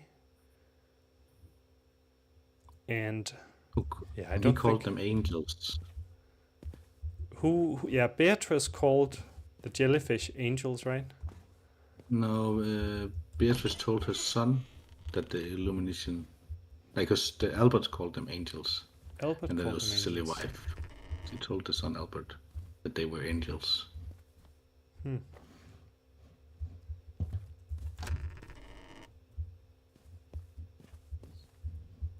I'm desperately hoping for a flashlight, but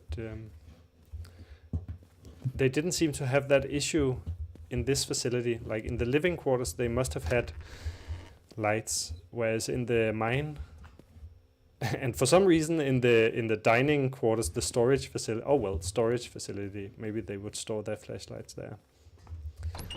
Let's see. I must be reaching the end of the hall at some point, right? There's an endless amount of doors. I hope I'm not going backwards, and the doors are just closing when I'm not looking. Cheating bastard. So, Mr. Leary is a cheating bastard. What's this? This is the end room.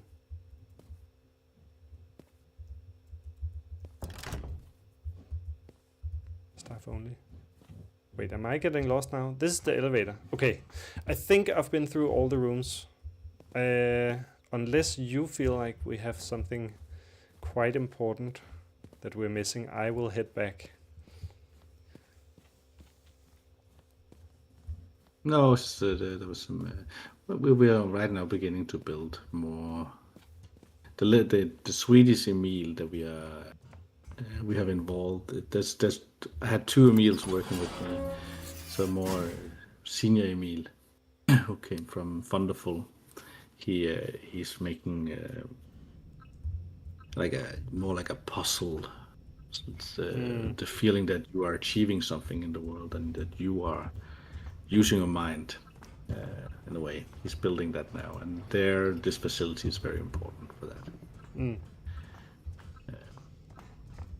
So But you're still right now you've seen it sounds like you're still working quite a lot on the game then. yeah, not like Pigeon Guild is priority, Yeah. definitely. But we are spending they're spending time on the game, yeah. And it's not that a lot of new things came up. It's the original idea of the game that is still moving towards it. So it's not about new features. It's about finalizing the vision of the game. Yeah. Originally, I would not have done this, but then after release, we had some major crashes within there was some really big game-breaking bugs in the game. Mm-hmm. So I thought just to okay, there was a learning experience. Let's move on. That must But be the the 2 Leviathan. There you go. That's definitely a red thing. And it's being attracted to vibrations, right? Oh, I can also hear it. Can I see it? Probably not. It's behind me now. But the 2 first bigger YouTubers who played it, in the sense that we got 50,000 views from one of them, and the other one around 70,000 views. Oh wow! And then a third guy was much bigger, who didn't actually ever release his video. He wrote me a mail, and they all kind of liked the setup for the game, and the 2 of them also gave them thumbs up on review of the game. If you fix the bugs and we change some of the jank in the game, they would definitely recommend the game. So I was like, okay, let's at least do that. And then when we did that, more people picked it up. Like a big Gaming 64 picked it up, who's around 80,000 views as well. He's a little bit bigger now. He's almost 1 million subscribers on YouTube. And just the way that he talked about the game made me then, all right, let's make the next version. And then suddenly we get an award. I'm like, okay, let's make the vision. So let's actually show what we wanted to make with this game, and then close it. So hopefully, because you also want to move on. It's fun to keep making and working in a little baby project, but at some point you just want to move on, and that's the stage I'm at. Not that I want to move on in that sense, but I would want to give the player the experience that we were aiming for originally, and then say that is the game. Yeah. That's where we are right now. But we should continue that conversation, but I'll take this message from the corporation, because we've arrived at Facility 6, which is a research laboratory. State-of-the-art subsurface facility for studying marine ecosystems and polar phenomena. Its purpose is to better exploit and extract resources. Our advanced technology leaves nothing to chance or divine miracles. Why do they feel like they need to state that? Alright. What I did this time is I'm leaving the keycard, because I don't think I've been needing the keycard in the past few places. So I'm bringing a little bit of fuel, maybe a full one, and an empty flashlight in case I find batteries. And what about the fire extinguisher? I haven't needed that yet, so maybe I'll need it this time, right? But I don't see that anywhere. So let's turn off the submarine so it doesn't use fuel, and then go to research facility. To kind of pick up on what you said that well, in a sense, you always want to keep working on your little baby game. Oh shit, more of these obsessions about jellyfish. But in a sense, you also, at some point, you want to be done with it and just say, okay, we have what we have, and we want to move on. And I think you need like to a do little that, kid. right? Because a game is never finished, because it can always have one more level, and there's some I don't know to call it talent or experience or quality in. Oh, I want to flash my light at this. All right. There's some quality to leaving it be done at the right point. You have it with TV series that go on for too long, right? And you have some TV series that end at the right point, and if they go on for too long, you end up hating them by the end. Oh, please. Yes, there we go. I'll also say that that if I add anything to the game after this, then there would be, after the original vision and concept, then there would be Facility 1 and 2, and maybe into the water experience with the suit, which is now taken out of the equation. So the suit is broken, right? So you don't get to go into the water. Mm-hmm. But I just have one visual in my head that I think could give the player a super interesting experience. That will add to the game, but that will be only if we get like 1 million downloads. Who buys it? If we get 1 million buys, then I would look into it. But other than that, I would say that then that's not within the scope of this game. Then there'll be a new game built on top of this. I also have two other horror games in my mind that I would like to make. Okay. All right. You have a lot of creative ambitions. There's a lot of stuff on your mind you want to do. Yeah, but now we have the Pigeon Guild and another game there, and they will probably come first, unless we hit slam dunk and we can make it.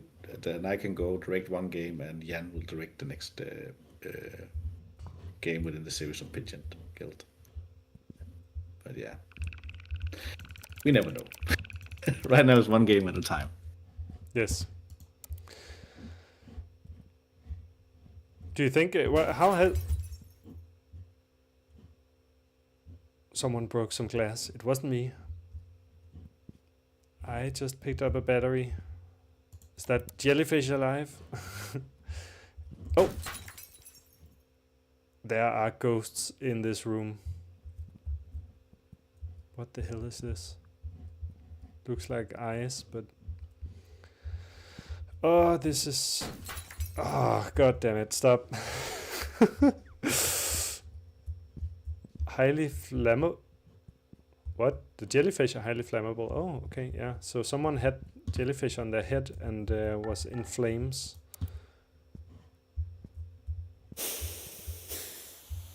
Oh, god damn it. So I get what you've been saying about the sound. Right now it's a oh shit, what? I don't even know where I am now. I ended up behind a locker, I think. Where are you now? Can you get out? I think I'm behind a locker. Oh, there we go. I stormed behind this door or something. Interesting. By force. I've never seen that bug before. That's funny. I was so scared that I defied physics for a little moment. I think I'll just take the collide off that door. Nobody sees it anyways. You know? Yeah. But after you open it anyway, so yeah. Oh, you were saying something. I completely forgot. There was a man in a cupboard. Why was there a man in a cupboard? So like someone like I don't think the jellyfish are putting the people in cupboards, right? Unless it's that kind of parasite that ends up controlling your brain. They wear the Star of War upon their faces like a mask of death. Star of War, could that be the jellyfish? Because a jellyfish can also be called a man of war, right? A man of war, is that a jellyfish or fish? Or flames pour from their flesh. That must be the jellyfish. Within the silent horror of trapped souls who may never flee. Extinguish the fire and you invite its final breath. Then it will rise, then it will hunger, and then it will seek you. If I extinguish the fire, I invite. So I don't. Oh shit! Ah fuck. You see, this is not my type of usual game. Oh, there they go. Do I run? So I extinguished his fire, right? And now he will find me. Can I walk through fire? Oh, I can. Okay. I would say you ran past the fire there. Alright, so I tried not to run directly through it. Oh, shit. Okay. I can't run into fire. I kind of tried just tippy-toeing a little bit over the fire, but that went very poorly. Am I back at the start? I think I am. Maybe now I can move through the facility a little bit more bravely and quickly. But then the question is also, what happens if I don't extinguish this guy? Will I die? I probably will, right? No? Okay, I could. Huh. So it was at that point in there, I was standing in there, and then this guy stood up, right? Because I had extinguished this fire. Maybe I'll extinguish this guy.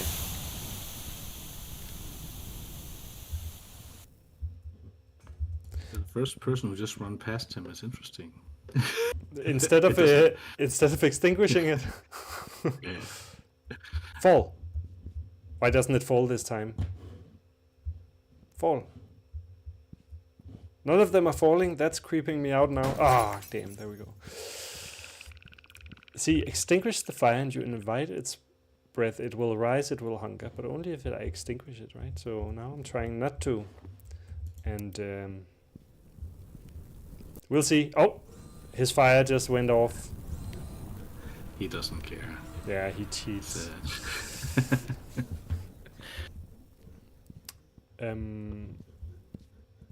I guess I need to just kind of hurry a little bit now before he catches up with me. And then I need to extinguish this guy instead of... Well, I walked past this guy, didn't I? But then... It was in here that I... Oh, no.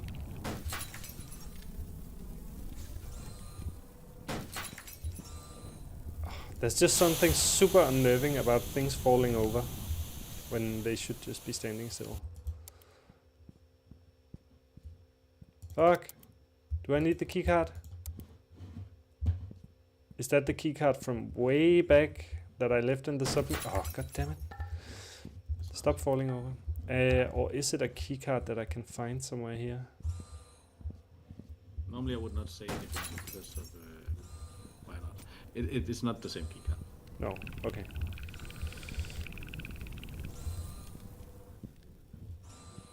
Yeah, I think if you oh, there it is. What do I want to keep my flashlights. There we go. Yeah, it was not too difficult to find. I think if that had been difficult to find, you could end up in a situation where you go all the way back to your submarine, right? Which is fine if you're playing alone and that's what you choose. Yeah. Oh, flash. And I also would mind. Oh, you didn't turn on the yeah. Yeah, but normally when I see somebody play, I will not say anything. Mm-hmm. Even if I will just let. I think that's part of their experience, and I don't want to interfere. Mm-hmm. Oh no, that guy stood up. What do I do about that? And that guy as well. And I need to get somewhere with the fuel. They seem to be kind of slow zombie-like. Will they stay that way? If they stay that way, can I get past? I need to fuel this. It's on. And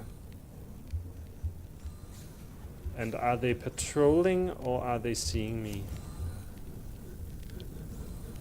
Somehow they seem to just be patrolling a little bit blindly, but they also have a flaming jellyfish on their head, so...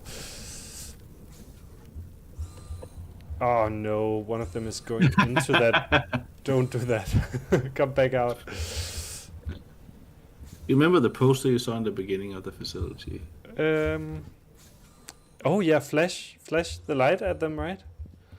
No, in the facility, not in the submarine. In the facility, before you turn off the fire of the first one, that you just passed, there's a poster. I'm sorry, I already forgot, I think.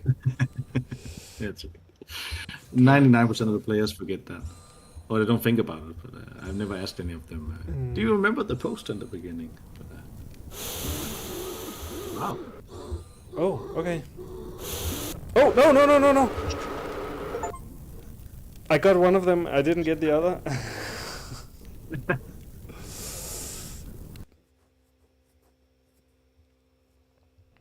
Ah, damn it. Back here.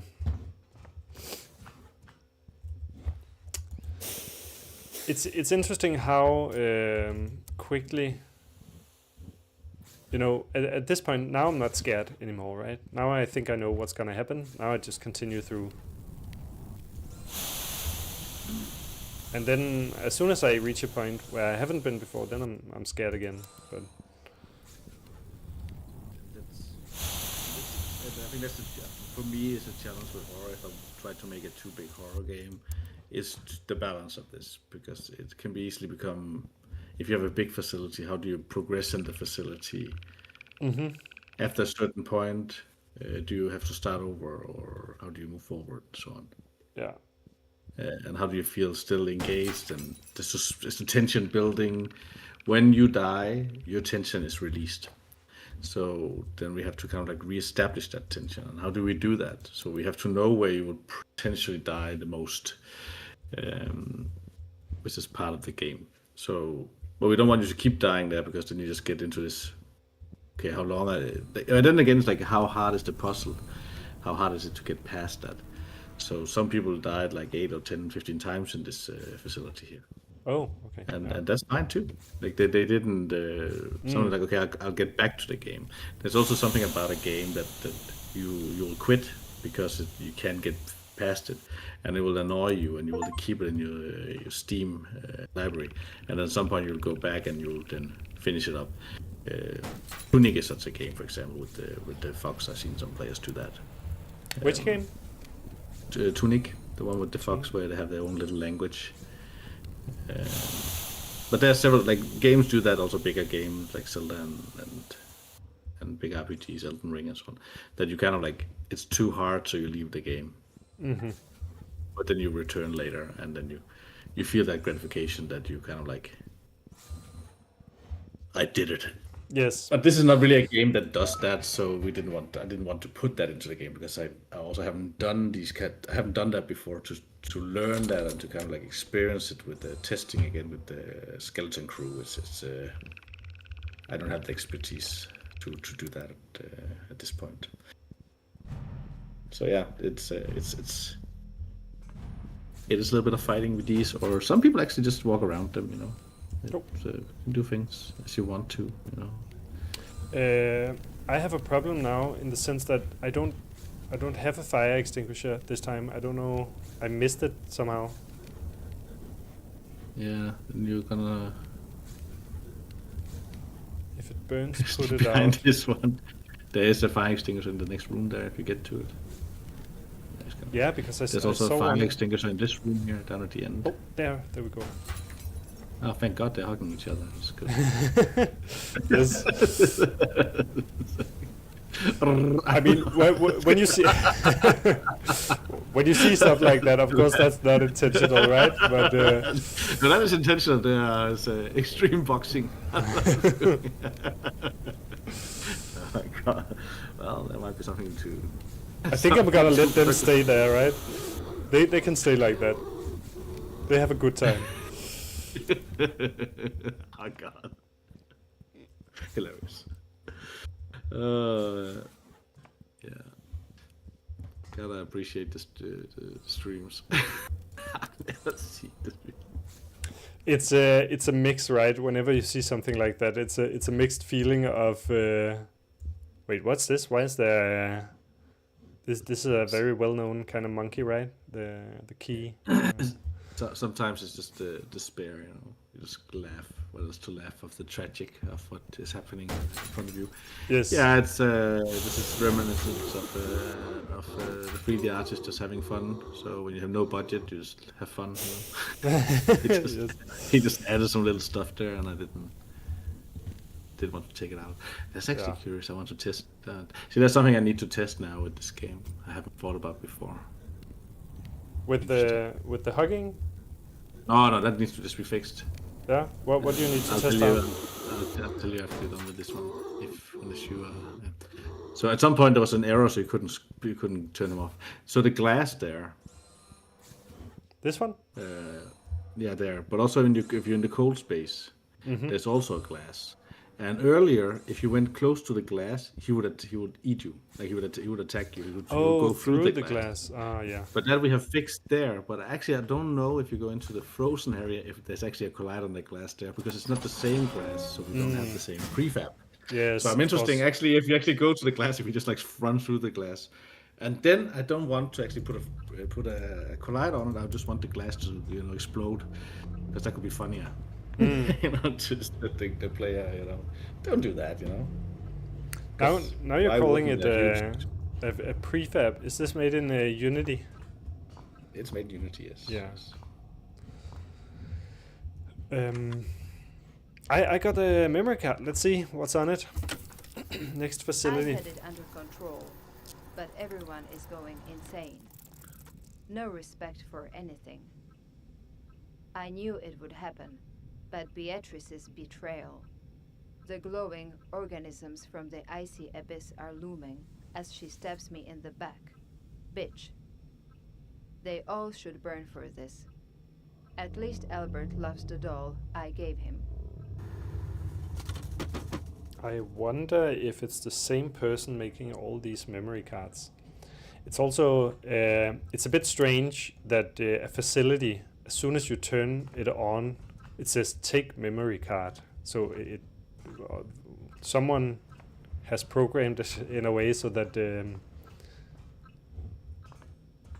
they turn off. Well, okay, maybe, yeah. Someone has been intentionally turning off the facilities and leaving a story behind, and they've been leaving it in bits at every facility.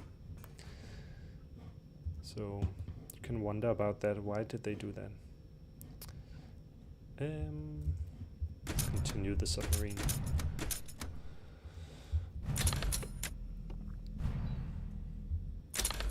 Should we try entering one of these just to see what happens?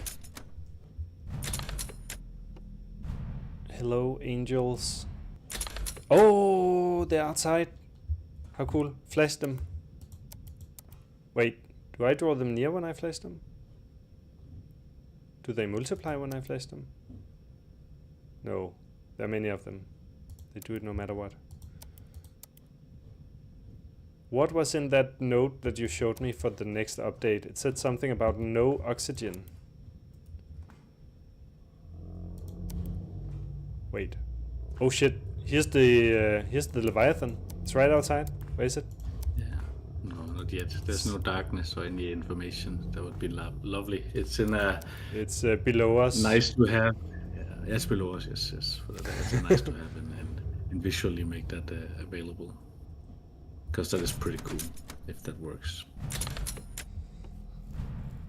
You could have it, yeah, somewhere down in the abyss. Oh, I left the speeder on. Stop. There we go. New message from the next facility. Recreational facility offers diverse amenities, including childcare services and adult entertainment to support community well-being. How nice. Designed for all ages, it combines leisure, education and relaxation. This is where we let off steam. Okay, let's have a good time. Turn off the submarine and fuel it up. No more fuel in that one, but in this one. Turn it off. Grab this one. No, actually I don't think I'll be needing that one. And I think as a game designer you would put one in the level if I need it in the level. So I'll leave it.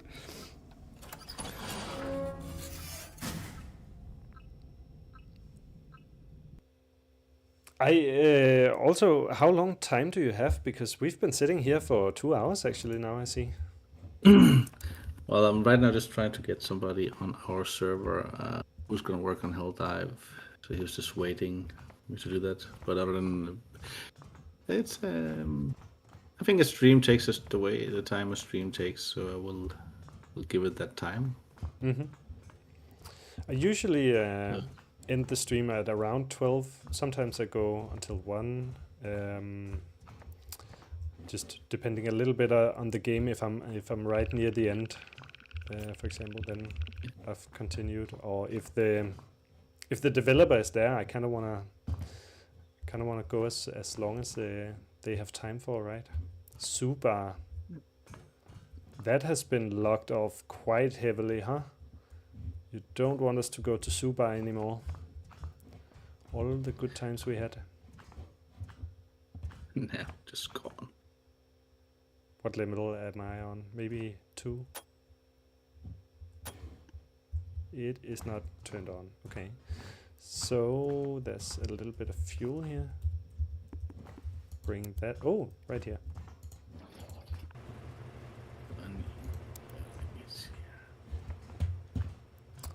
We are at level 1, so we can go up and down. I'm gonna save the basement for later, because I am thinking the basement is the most dangerous place. I'm maybe wrong. There's blood as soon as we step out into what looks a little bit like a children's playroom. There's stars on the ceiling, there's puzzle pieces on the floor, there's those cubes that I do remember, those cubes, but I don't really remember what you do with them. You write murderer, that's what you do with them. Okay. Oh, shit. Is that a doll? Oh my god. And it's turning its head. Can I do anything? Remove it? Creepy. Maybe you can. Maybe I can actually, if I go close enough, will I press E when I go close enough, or will I die? Or will it jump scare me? What does it say on the backside? Nothing really. A lot of crypts blocking off some area. Yeah, I think we're somewhere halfway in the game at this point, aren't we? I think I'm at facility 6, and there are Facility 12. 7, and there are 9 facilities. Oh, okay. So you are, and also as you learn the game, that's why you sometimes make the levels a little bit bigger the further you go.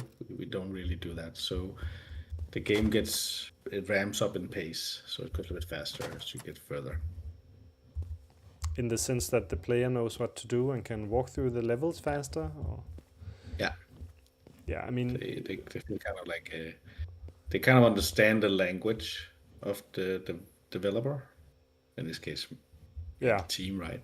Yes. They kind of like get the vibe of where we want them to go and not go, and what makes sense and don't make sense. I mean, I know I'm gonna pick up that card, right? But I don't want to do it. There's a light on top. Let's take it.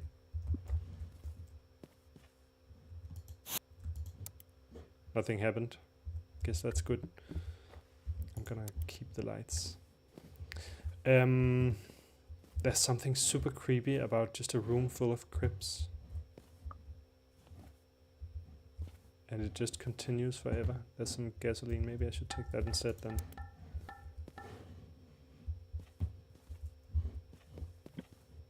So have they been blocking off jellyfish people? Maybe. Someone has been blocking off something. And there's blood.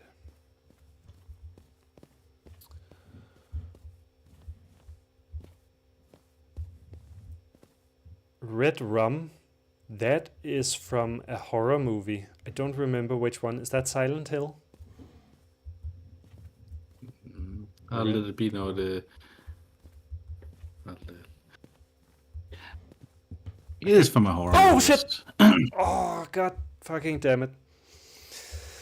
Oh, there we go. See, by not creating, it's kind of like the idea of this game, by not creating any jump scares or anything for some time, you can make a very small scare become very strong. Yes, absolutely. It's deprogramming and programming the experience for tension.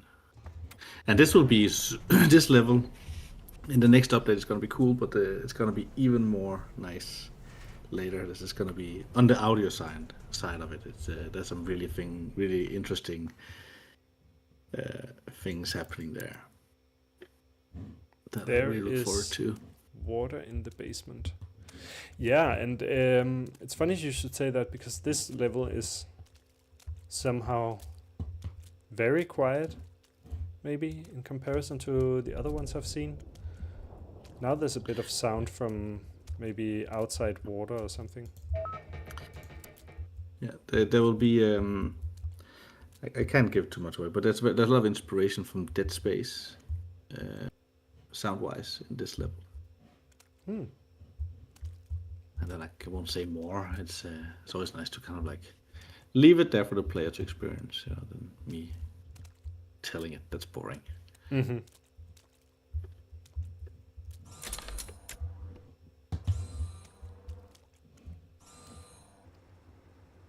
What happens when I turn this on? It's gonna give me a memory card. What do I get rid of? I think I'll keep the key card for now.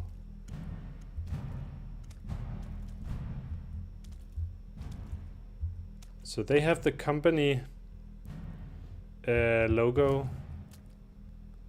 Some of them have blood. None of them have burns. So what happened in this place? No.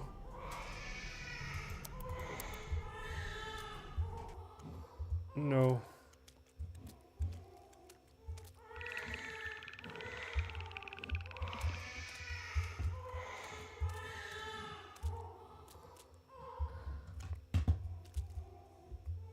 Come back, elevator. Oh, I hate this.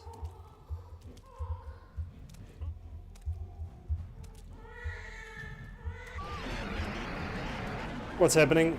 Oh no. There's the doll. What do I do?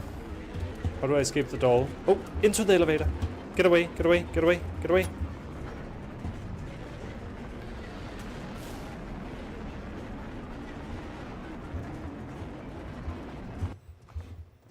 Ooh. So, you have a recurring thing every time there's danger, like you're being chased by some monster. The whole room kind of warps. The camera kind of warps your. So right now everything is kind of square, and when I'm being chased, it always turns to some kind of what's that called? A lens that is.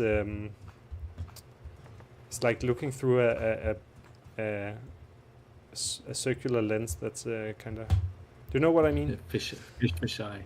Fisheye lens, that's the one, yeah. Yeah. And stretched a bit, yeah. Is that a...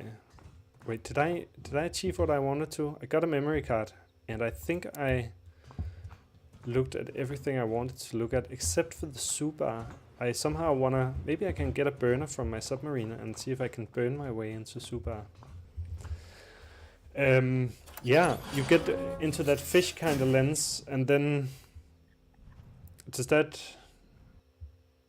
a very I'm losing my words every time I get chased by those. Is that a conscious decision on your part to kind of make it like that? Yeah. Is that a common kind of choice? We only use that one indicator for danger. Mm-hmm. And since the game is normally now we talk a lot and we have a lot of breaks and so on, and I think you will play the game in an hour and a half. So it's also a short game, so we don't have to kind of like add more. I don't feel like it would make sense to. It's like writing an essay. If you have too much typography with different kind of fonts, it becomes messy. So it's if you kind of like should compare to something, so it's the same thing here. So we did that one for whenever he is scared, in a way, right? So whenever he's chased and something is now wanting to get in his face, then that happens. And it doesn't happen with the jellymen, which we call them. Yeah. But they are also not part of his psyche in that way. If that makes sense. So some of the other things, they feel a little bit more supernatural, kind of like you could imagine that the doll is not even alive, that's just something going on in his head. Exactly. So as soon as there's something that's in the head, more in the head space, then that's... And I didn't have to really state that to, like when we built it, to anybody. It's just... Nobody has asked questions why it's not there with jellyfish, but that would be already in my argumentation that the jellyfish attacks is not personal in the same way as this world wants to tell you something, say something to you. So when you are chased by Decoy, which is the monster in the beginning, then there's something to be told about that, and also with the doll. Yes. Okay, I'll. It's very noisy around here, by the way, because there's some drilling going on. Is that what? There's some drilling going around me here, in the next door apartment. I don't know if it's noisy. Oh, okay. I don't hear anything. Perfect. Yeah. Okay. Albert, you must listen to your father. It's all lies and treason, violence, betrayal. Grown-ups are insane. I wanted to protect you. I didn't mean to. I didn't mean to hurt you. She made me do it. Bitch. She tried to steal you. How did you make the voice for this? Did you have someone talk like that, or did you have it generated? That's a person. That's a person. Yes, and she's Slovak. So some of her English is also going to be a little bit off here and there on purpose. Well, it's not on purpose, it's just the way she speaks. And it's a funny thing. She has some words that are a little bit special, not because she's Slovak, but because she grew up in India. So they, Indians have a certain way of saying a certain they dialect. They will say it completely differently, so they will have different kind of way of. So there are words that are like that. Actually, the American and English people who play it, they kind of think it's fun when she says violence. So she would have the pressure will be different, and it's kind of, I think it's charming, but Warning. some don't like it. They think it's very AI, or it's like, oh, that's not a person, or that's badly done, but it's on purpose, and I really liked it, so, and I still do. And again, it's a non-budget thing, so she's also the mother to my children. Ah, okay. That also helps, and I'm gonna promote her. She's a very good actress, as a trade as well. She's the main character in Mind Diver. So if you played Mind Diver, the person that is Lina, and the visuals of Lina is her. So it's the same voice. So I haven't played Mind Diver yet, but I heard a lot of good things about it, actually. So I can recommend that game. It's very nice. So maybe I'll try reach out to somebody from Mind Diver, see if they would like to come tell about their game as well. I think that a guy like Victor, who directed it, has a lot of good, a lot of good perspectives, and he's a very good orator. So he's also very interesting to talk to. He would be a good guy for you to talk to. Yeah, I think I saw him at one to do a talk at a meetup somewhere. And I'm sure he would have a talk. I'm sure. And so she's in that game, and if you like Lucas Pope's games, I can also. It's in that kind of region of games, like Opera Dinn and so on.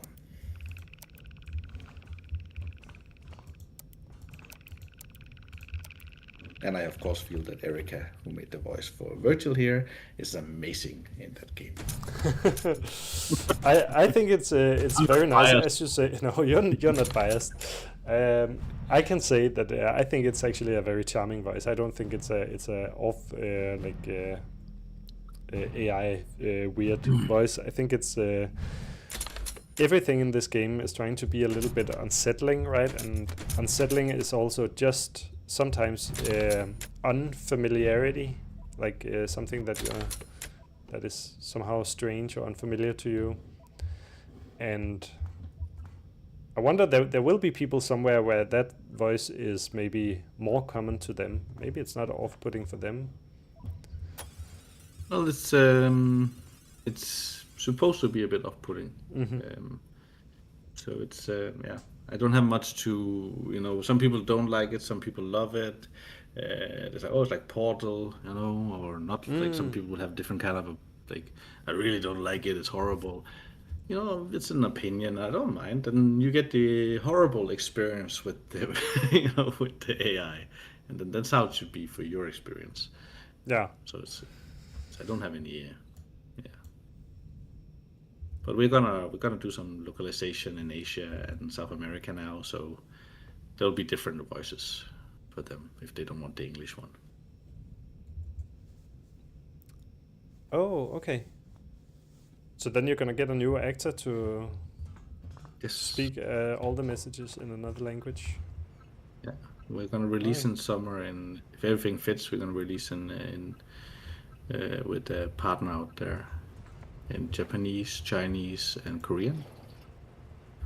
Also, really kind of like a push out there with them, because they are publishers themselves out there, and they want to take the game out there. And we are so lucky that we made the most horrible name for a game for our own marketing, so we're not so well known. Are you talking about another certain game called Hell Divers? Yes. That yeah? And it hurts us a lot for. Algorithm-wise, I was stubborn also because I didn't expect this game. It was not a game that should take off anything. It shouldn't really. It was to learn some pipeline work that I was missing from the or how to deal with feature creep. Mm. But it had a lot of different kind of like. So it sounds like this project has actually, in many ways, been a little bit of a practice project for you, and then Originally somehow really just, turned into something you wanted to be more. And has it been successful actually? Hill Dive. for the original purpose of it, it was very successful. Mhm. And I would say if we had it in Portuguese, because Yeah. I think we had around in the last week we had like 900,000 views. We had a big streamer and an 8 million subscriber streamer from Brazil, and he has on YouTube it's 300,000 views, but it doesn't translate into sales because they don't speak English. So they're like, they don't really. We have a good wishlist number on that. That's okay. It's not great either, but it's fine. But I know how much, if it's English speaking, how much it normally transitions over from Twitch or YouTube based on the numbers we have. But we had, it doesn't. It's not a seller. Like it's fine. I am happy that it's made, and I'm aiming for us to kind of like hit the normal horror market size with it. Yes. And I do believe that we can get there. But it is difficult when you release, and it actually took off a little bit, and then it just dies because we have crashes in the game. So we have a return around 28% when we released, meaning that Steam doesn't like us. We're just slop. A turnaround of 28%. What does that mean? That means that from every 100 person who buys the game, or the 28 sends it back, and that's a high number. Oh yeah, okay. Yes, I heard that's usually around 14% on Steam. You can expect around 14% of your buyers to want to get their money back. That's quite usual. So yeah, okay, so we were quite above that. Okay, but that's because you had many crashes when it initially came out, and now it's much better. And there was also our original ending was a little bit autre, like a little bit of me thinking that this would be a great ending. Mm-hmm. But I'll just tell you that the gamer community didn't agree with me. Or player community didn't agree with me. So we revamped the ending, but then the ending might feel a little bit disconnected a little bit right now because it is quite an expensive ending to make. You're kind of like, okay, now I'm gonna show you guys that we can make a good ending, But then that ending now has to kind of like build up through the game. Not in the sense that gameplay, but just like if you show something like that at the ending, you kind of have to kind of prepare the player that can happen. You can't just like, oh, suddenly here's a great ending, Yeah. So you kind of have to kind of like show some of those traits throughout the game, and I already developed that, but it is again that's it's the triangle of quality, cost, and time. Mm-hmm. So when you don't have any money, quality and time is what's gonna be heavy, It's gonna take time to make quality. Yes. So to build that, hopefully it's gonna be in the summer, and I made some agreement with some partners on that. But it all takes time. So we did a good thing on the ending. We fixed the bugs. We constantly has added things. We had some fatigue. Developer-wise, I'm not a programmer, so I'm dependent on a programmer. So when the programmers get into a fatigue of just working on a project, then the project stales until either they get out of the fatigue or kind of like I find new energy into the project, right? Yes. So there are these kind of things that a game, if we had funding, could have been done very fast. That is like marinade. It apparently just has to take its time. It's fine. But I mean, you made it and it's out, so that's great. I'm just gonna read the next message here. So of course.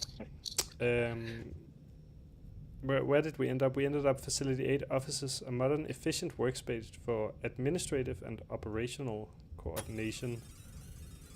Human resources are part of this smooth machine of optimizing the workflow.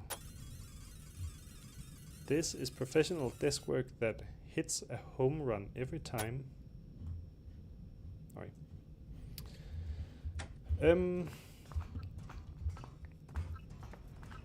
Just gonna put some fuel on it while I remember that it was getting low. Put it neatly back in place. And yeah, leave the empty ones on the floor.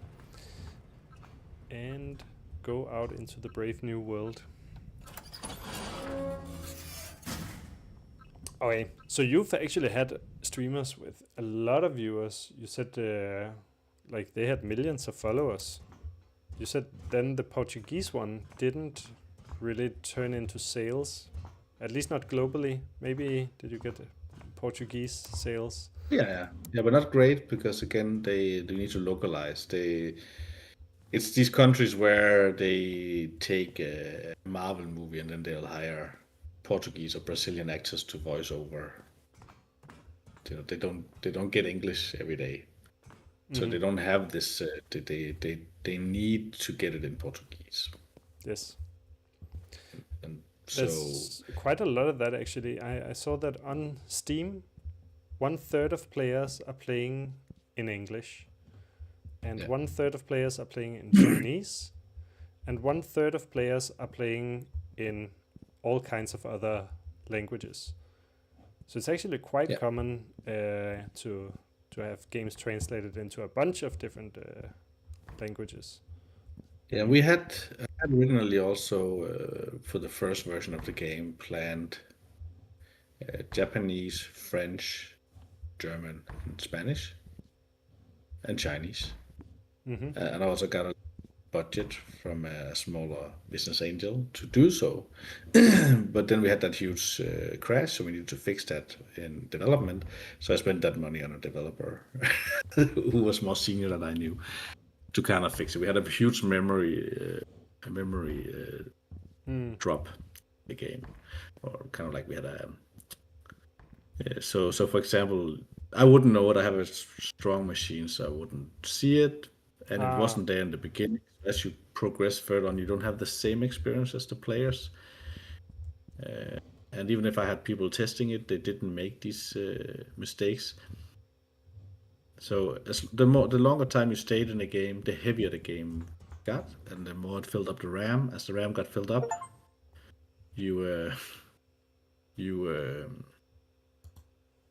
it started pushing all the data over to the hard drive, and then when you died, like now, it will have to save. They will have to make a save of all that data, and there was just no space on the hard drive to the virtual RAM, so it just crashed the game. And that was an ongoing problem. We didn't know what the problem was, but we found a solution and fixed it. But I spent my localization money on that. Okay. Yes, you have to make sacrifices sometimes.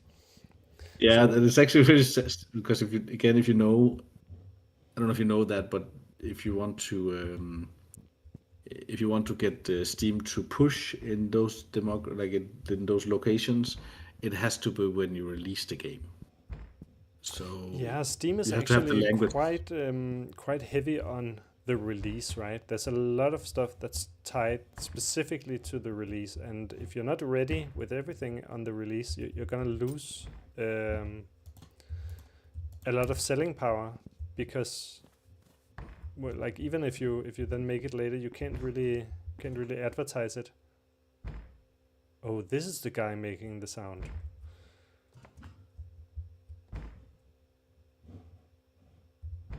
Okay. Oh, I can grab the ladder. Oh, that's great. Wait, what? Someone is reacting to that. Someone is watching me with a devious smile. And there's a note. It's a report summary of budget report discrepancies. Equipment and supplies unaccounted for in fake supplier invoices. Ghost employee payroll, inflated order quantities. Clearly systematic fraud. Will need to investigate. Okay, someone has been... is that a finger? They're pointing towards something. Well, I am being watched and followed, but of course there's nothing I can do but to press on. There we go, ladder. walk across. Wait, can I bring the ladder with me? Wait, I might not need to.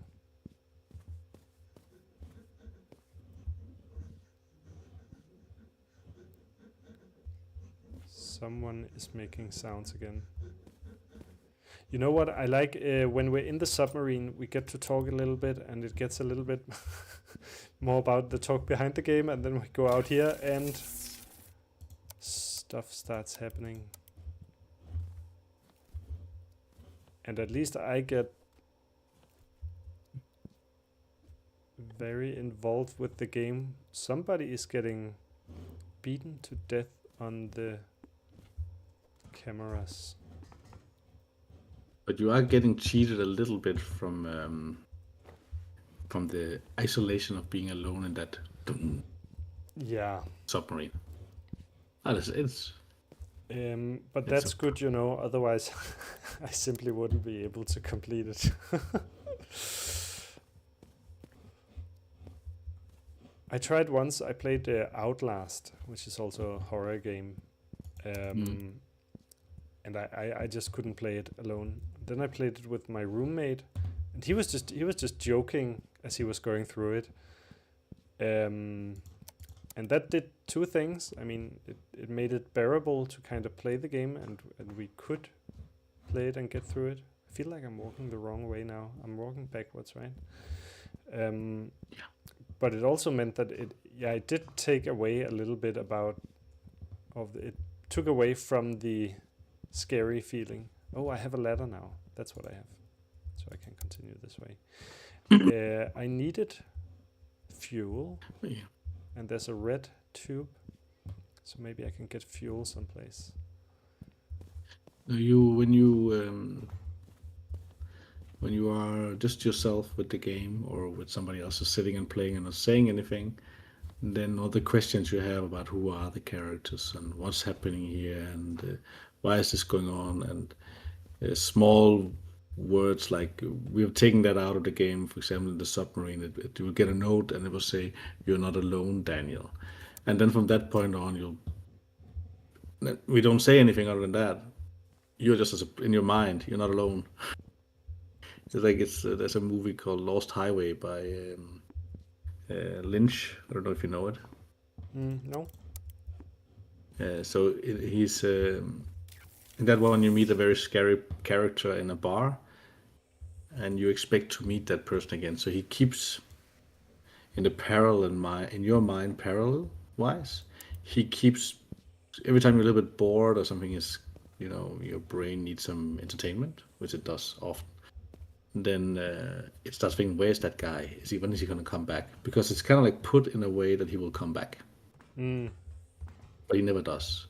But we have that in your mind now. And these kind of things we don't have, but we have these conversations, because then we are covered. Yeah. Our parallel thinking process is covered by our conversation. Yes. And if they're interesting, the conversations, then you're even further away. Yeah, that's true. So it's kind of like it's a different experience. I really like this level, though. It is it creates a sense that this company, it's surreal, right? But as you say, like, is it something that's even real, or is it going on in his mind?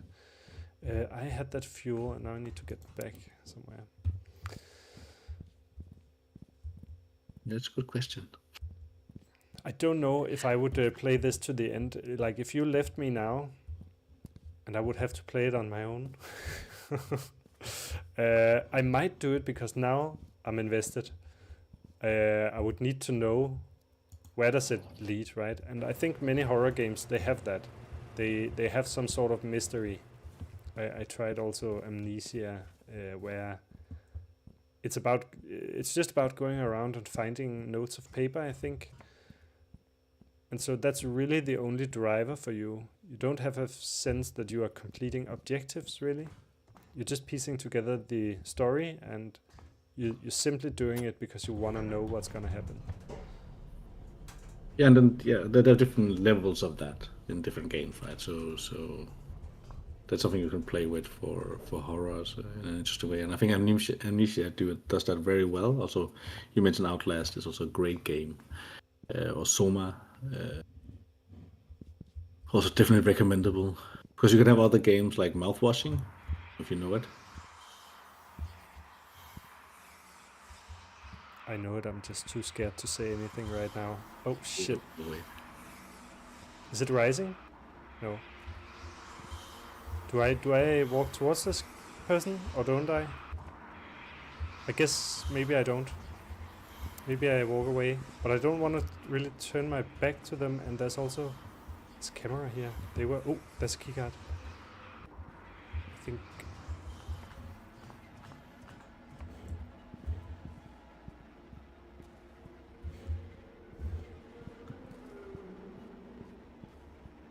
Oh, I don't like how it all just gets narrower. The walls just closing in on you. Oh, god damn it. Is that a dead end? Do I need to say hello? Hello, turning your head around and pointing at me. And then what? You're gonna run at me? Why is the sound increasing? Oh yeah, I knew it. Turn around and then they're gone. Oh, but now they're coming, and now I survived. Oh, god damn it.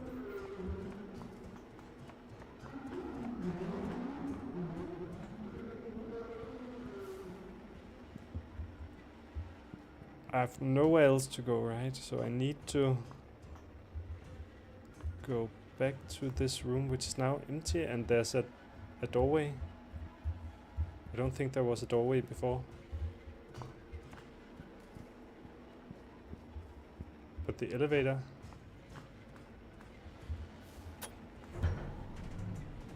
Okay, I got a key card from going down there. Whew.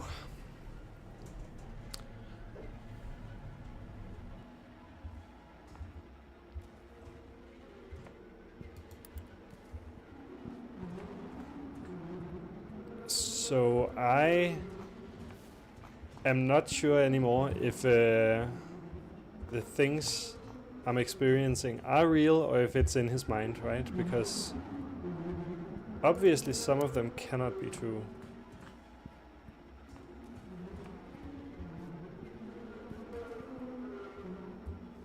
I think I just need to go. Wait, I have the key card. I needed the key card someplace. I think it was in the very beginning.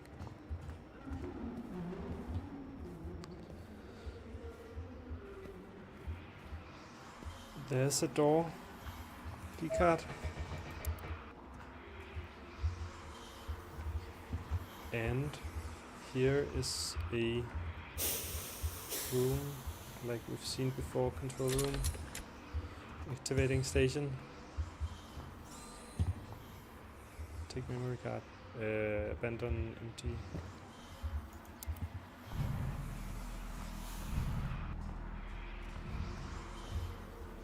I wonder if that was the Mr. Leary character. But I think I'm safe now. Whew, okay. Made it out alive. Let's see what's on the key card. Oh, the memory card. I am on my own now. They turned on me. I got rid of them. It is done. What had to be done. The luminescent organism outside told me to. The smell of death is nauseating even in this hellish cold. Why won't it go away? The smell of what? And the hellish cold. Okay, so somebody was on their own. Oh, there's only one more facility to go. I can't believe if I'm actually finishing a horror game. Turn on the submarine. we were in the middle of some conversation, and I again completely forgot it. But the game experience is what's important. So yes, it's and I think that is a lot of credit to the game, isn't it? We're in the middle of a conversation, and I stopped listening to you, and I I get consumed by the game. So that's very well done. I'm also very passionate about the game, so it's also knowing when your talking time is over, because I can talk for hours. I spent a year plus on this game, ups and downs, pain and pleasure. I think I was going the wrong way. Talk about.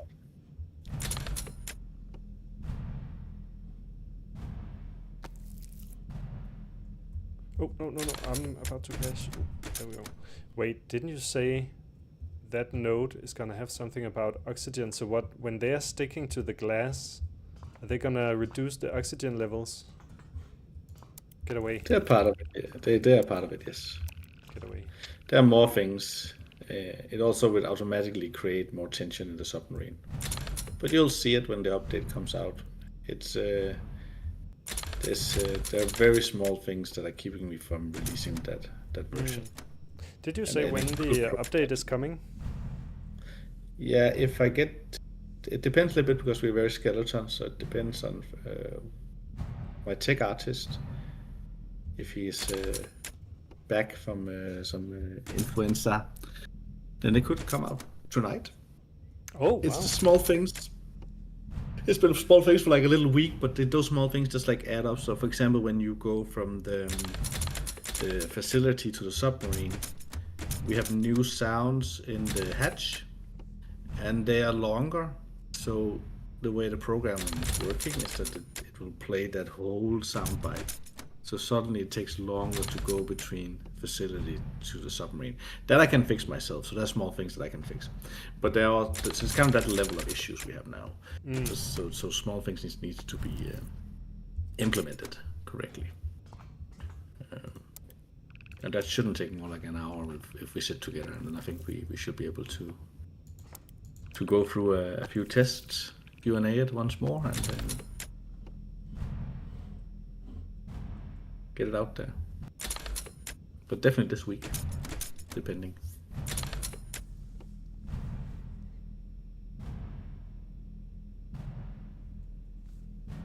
You don't have any kind of Discord group or a community group place where you can really reach out, do you? Like, is that just on Steam? Yeah, I set one up and some people jumped in, but then suddenly 2 weeks passes because I'm also in development and I don't have somebody to run the community. And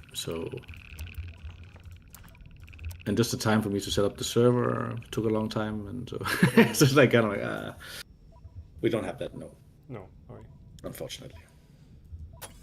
I'm We gonna have some check marketing. the message here for facility 9 security. Highly classified center for advanced surveillance and threat management. They expect threats. Strategically designed, it ensures unparalleled observation and defense capabilities within the depths.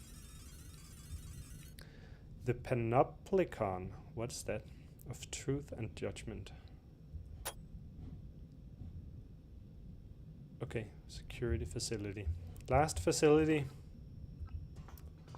I think I'm running low on all the resources now, right? The fuel is low here. It's a little bit. Dump it on the floor. And I think that's it. Just bring my 2 flashlights. Again, I want to stay in the submarine. The comfy, the safety of the submarine.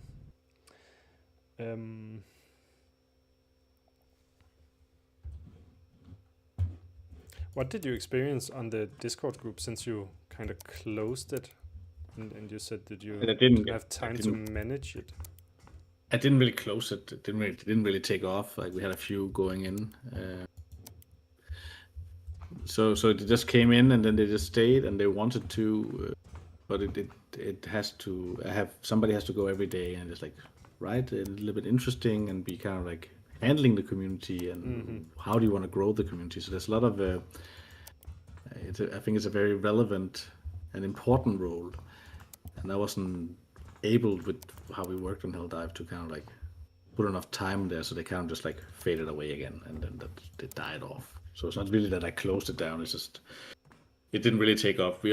I started it on Pigeon Guild, and I'm doing a little bit, but it is something that I need to spend 15 minutes on each day.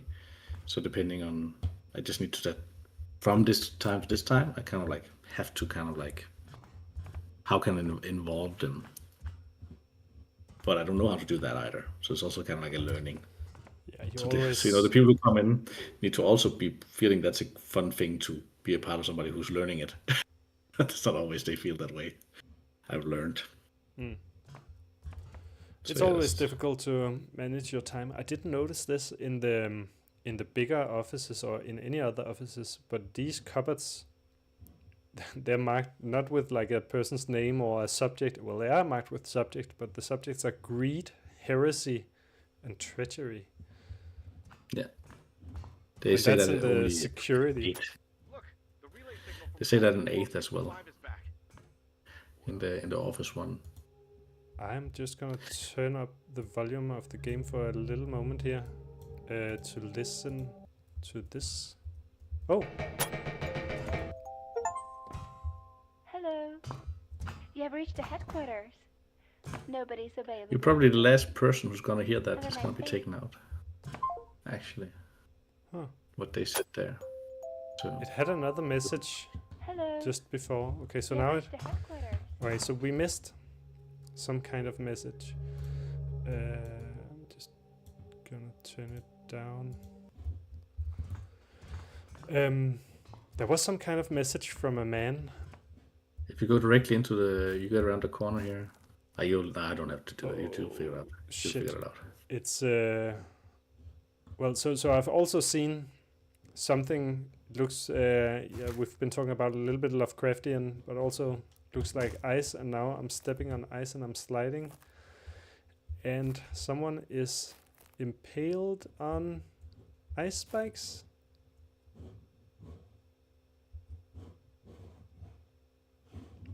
Okay, didn't react to my passing, so I'll just let them be. Ooh, I was just about to be impaled myself. Icy depths. Well, the security facility somehow doesn't seem very secure anymore. A ladder. Okay, I'll need a ladder to get across. Oh, no. I was just about to fall on the ice again and impale myself. So we need to go over there.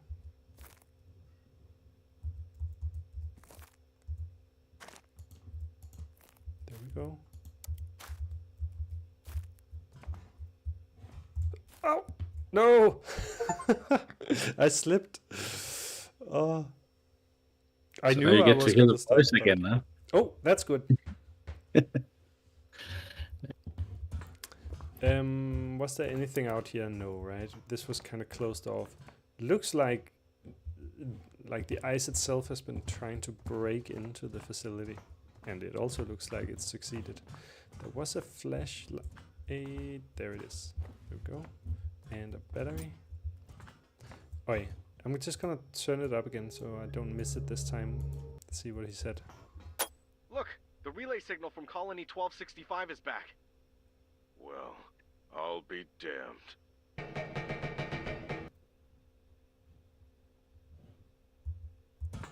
Okay, the relay signal from this facility is back. So I guess the company I work for kind of monitoring my progress, and they actually hear something, and that's quite nice to know. I'm not totally alone and isolated. There we go. get to the letter. You said that you're gonna remove one of the messages from that speaker. Yeah, I'm Why is gonna that? remove that one. Because in the way that the design of the game is shifting a little bit, those two, there are two characters there. Those two characters talking to each other are not relevant. In kind of like in a, we can talk about that afterwards if you're really curious. I can talk about what the idea was behind them and so on, but that's not gonna happen anymore in the game. So, Okay. so they don't, they lost their relevance. It's so slippery, this ice, and there's spikes all around. There we go. It's like, what is it that they say in the game? Like Mario. On the There's a lot Mario of on the ice, different, a or lot of in the the oil pools. yeah. Stream was like, what about this? I'm now in this Mario game. Yes. Oh, Let's platform around. okay. What have we here? Oh, shit. I also have another question, like, but I don't think I want the answer right now, because this seems to be like we're getting to kind of the climactic ending of things, I think. But the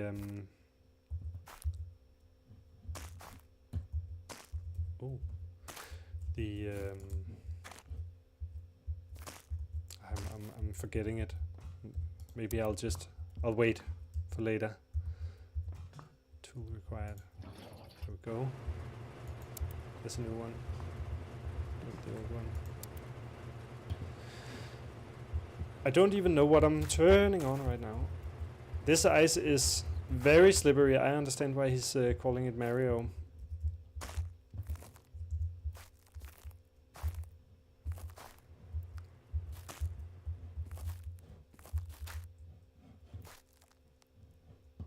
Oh yeah, my question, now that I remember it, it's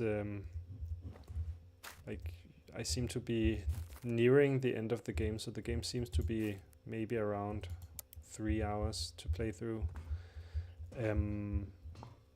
Maybe you can answer that afterwards, but if that is a little bit of a problem for you or for the game, that people can actually watch the whole game. I spoke to another developer who had a game it took me 4 hours to play through it, and he was quite concerned. He's a single developer. It's Cyber Rats. He was concerned that the game is actually able to be completed in short enough a while that people can just watch it instead of buying it and playing it themselves. And it's gay. I think Steam is worried about it too. But we can talk about that afterwards. I say a lot of. I'm not worried about it. I didn't understand it. Now I understand some of this, and also why that Steam is motivating plus 3 hours games with the way that they work for your business. So they are also 2 hours. What have I done?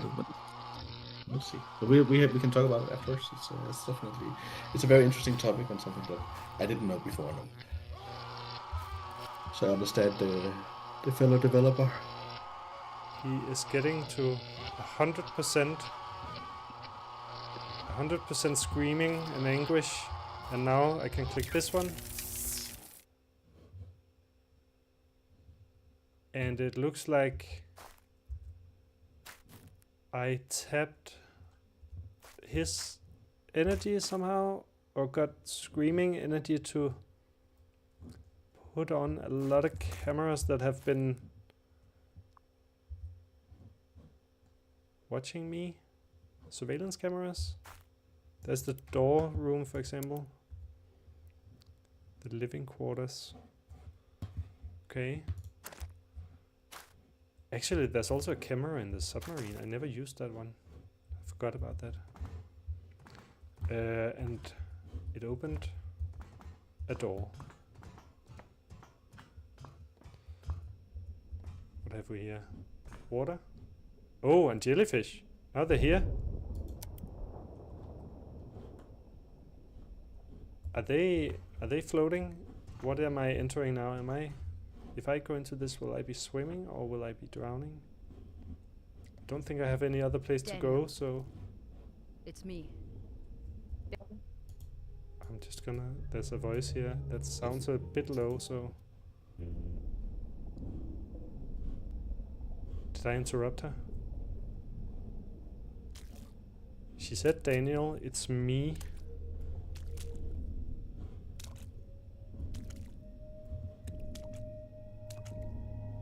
You did it all, didn't you?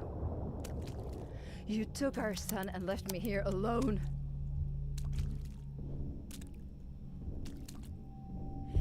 I will never be able to hug him.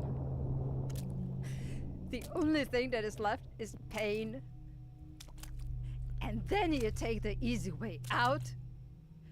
Coward.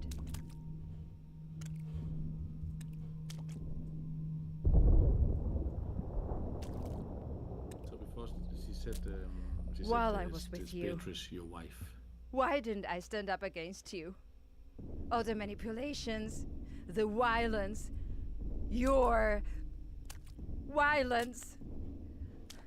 Our Albert, our son. Okay, so I have been doing something I shouldn't have, I suppose. I've left her at this facility. You took him away from me. You piece of shit. Despicable monster.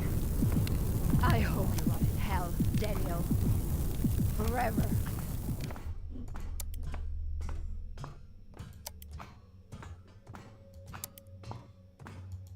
Okay, something's gonna happen when I walk into this.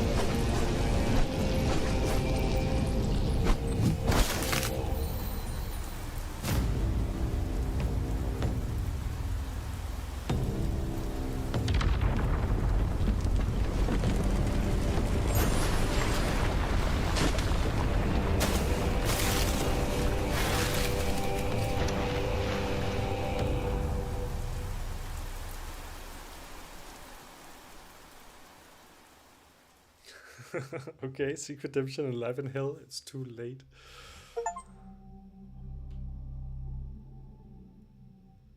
Okay, I like that ending actually.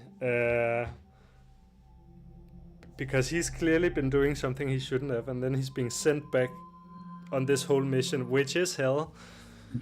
And then, yeah, it's too late to make up for whatever you did.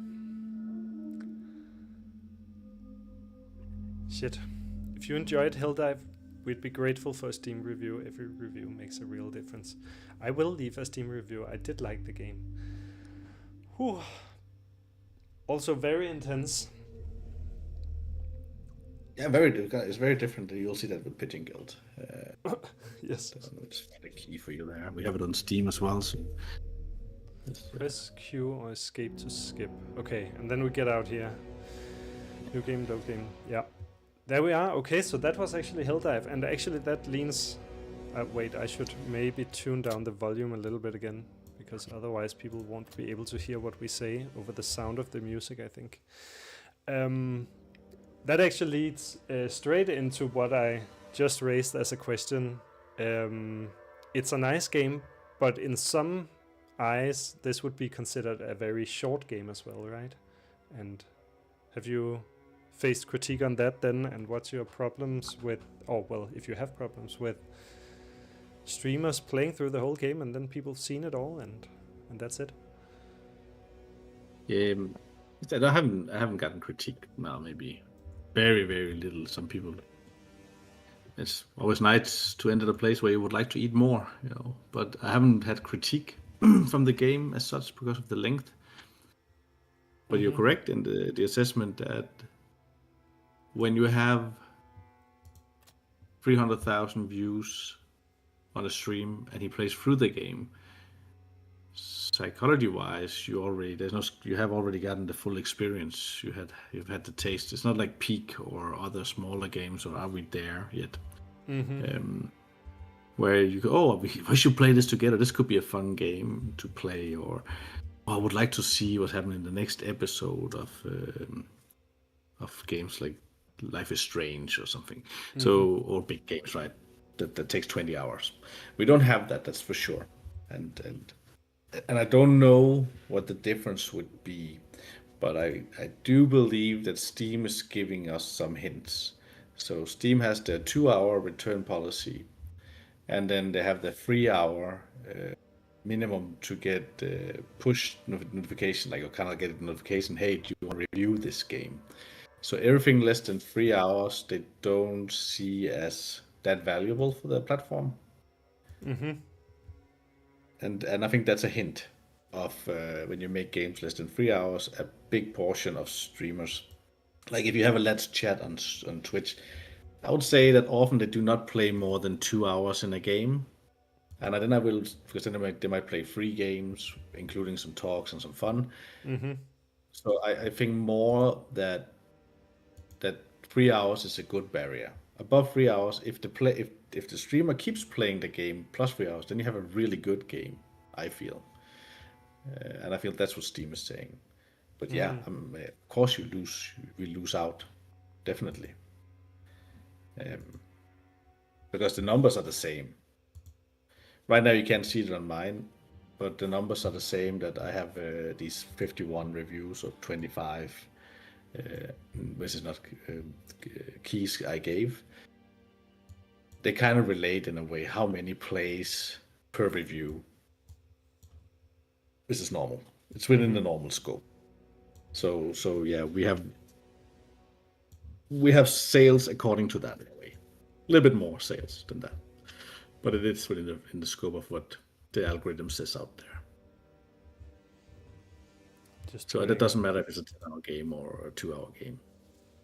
But yeah, a lot of people have already had the experience. So you need multiple endings, you need diamond storytelling, parallels, and so on, if you want to get past that.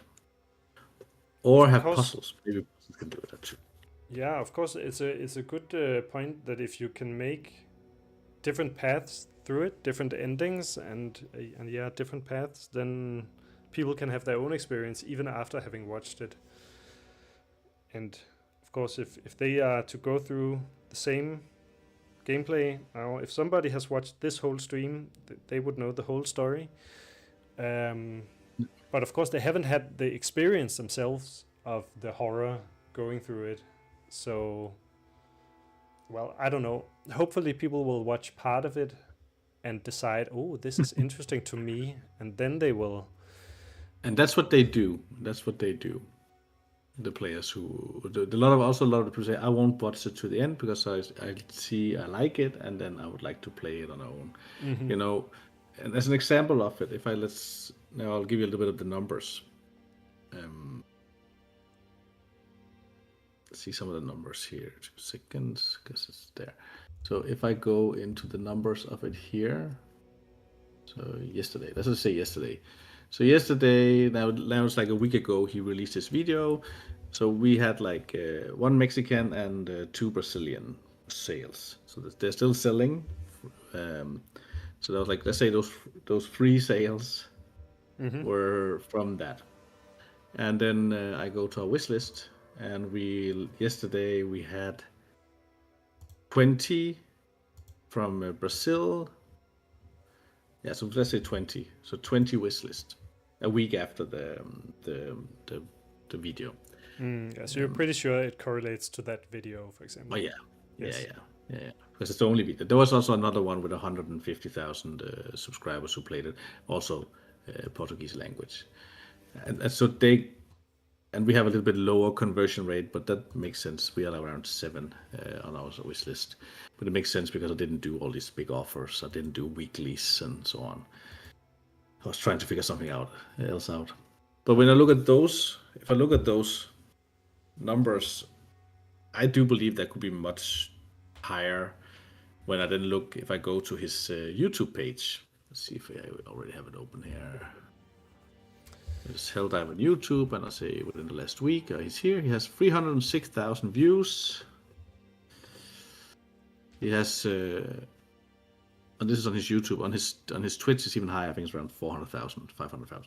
So he has, so there's a lot of views, and I know on the Western market how that correlates. How many views for a sale, give and take from the what I've already had around 350, 400,000 views I have overall. I kind of can see the correlation of views to or the conversion rate. Just while we're talking, do you want your picture on the stream? If that's fine, for sure. I mean, I think it would make it more interesting for people watching, and I think so. I can't offer you hundreds of thousands of views on this channel, but I think what this channel maybe has. 4. I like it. But what's a little bit unique here is that half of the followers are from the Danish gaming industry. So maybe some of your colleagues or potential future colleagues will see it, and maybe they. I'm happy to show whatever gives you more viewers. I'm happy to make sure that or help with that. But my point was just I wrote a comment on his YouTube stream, and it has 1,700, almost 1,800 likes. And when I think about how little of that specifically when they liked the company after they watched the video and they gave it a thumbs up for the video itself, and then how little it translates. Yeah, you got from 20 wish lists from that? Oh no, this is like a 60. So I got like maybe a couple of hundred wish lists. But I know from a video in the English one, American, that's like a drill down. You're falling out a little bit with your microphone now. They're drilling in the wall. Oh, that's what's happening. Okay, yes. But if I look at the, so I know how much I got from Big Gaming as well. So who's an American who has much less views, and that number is so much higher, like so much higher because it's American. Oh yeah. So my main goal is just to make sure that we don't have a high return because our game is less than 2 hours, so they can play the game and just return it and get their money back. So my goal is just to make a game and make sure that our company is who we want to be anyways, that they kind of like us. And we've been quite successful. We are around 5% return now on our games. So we're very high on people not returning the game for a game that is less than 2 hours so they can return it. But that takes a lot of effort to get there. Well, it's really nice that you're at 5% because that's below average, right? So that means you're doing better than average. But you make a point here, like a game that you can complete in 2 hours, you're actually allowed on Steam to just return it. They will happily return any game without questions if you've bought it within 2 weeks and if you've played it less than 2 hours. So actually, that's true. People can buy this game, and even if they liked it, they can still return it. Do you think? Well, I have one. Yeah, I have one who reviewed and I really praised the game. You can see on his review that he returned the game. Oh no. Okay. I mean, it's not an expensive game. It costs 1 or 2 beers. That's what it costs. Yeah, but around the world they don't have the same finances, and I know that Steam does do some algorithms, and I'm more in I'm as a developer, as a company who develops, I'm more in the area of like, if they have the money, they probably just buy it. If they don't have the money, I don't mind. They can have it for free. It's not really I feel that if you don't have the money, why should you not have the experience? Yeah. I just remember it because I'm over a certain age, so I remember because I used to be the one selling these 8 DVDs or back then CDs filled with games in my little village town, so that I downloaded illegally. I'm sorry about that to the world, but we didn't have access to anything. There's no way I would have played Carmageddon. Just mentioning a title, right? Whatever. No. But there's no Yes. way I would have gotten them if I had run around in Voyens, where we didn't even have a store, so I had to go to the neighbor town, Haderslev, Yeah. where they didn't, where they maybe had had a food text or whatever. I don't know what they had.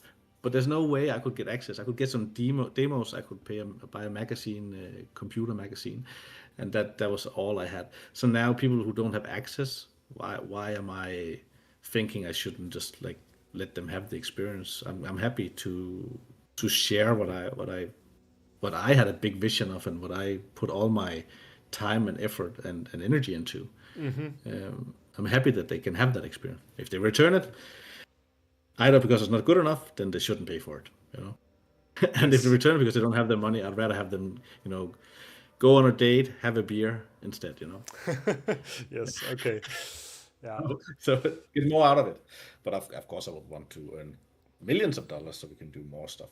But it's one step at a time. Yeah.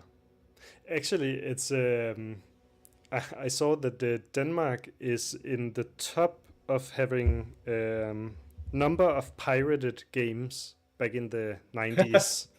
I saw like this chart of number of piracy in games in Europe, and Denmark was by far the most pirated, and Sweden right after, and that.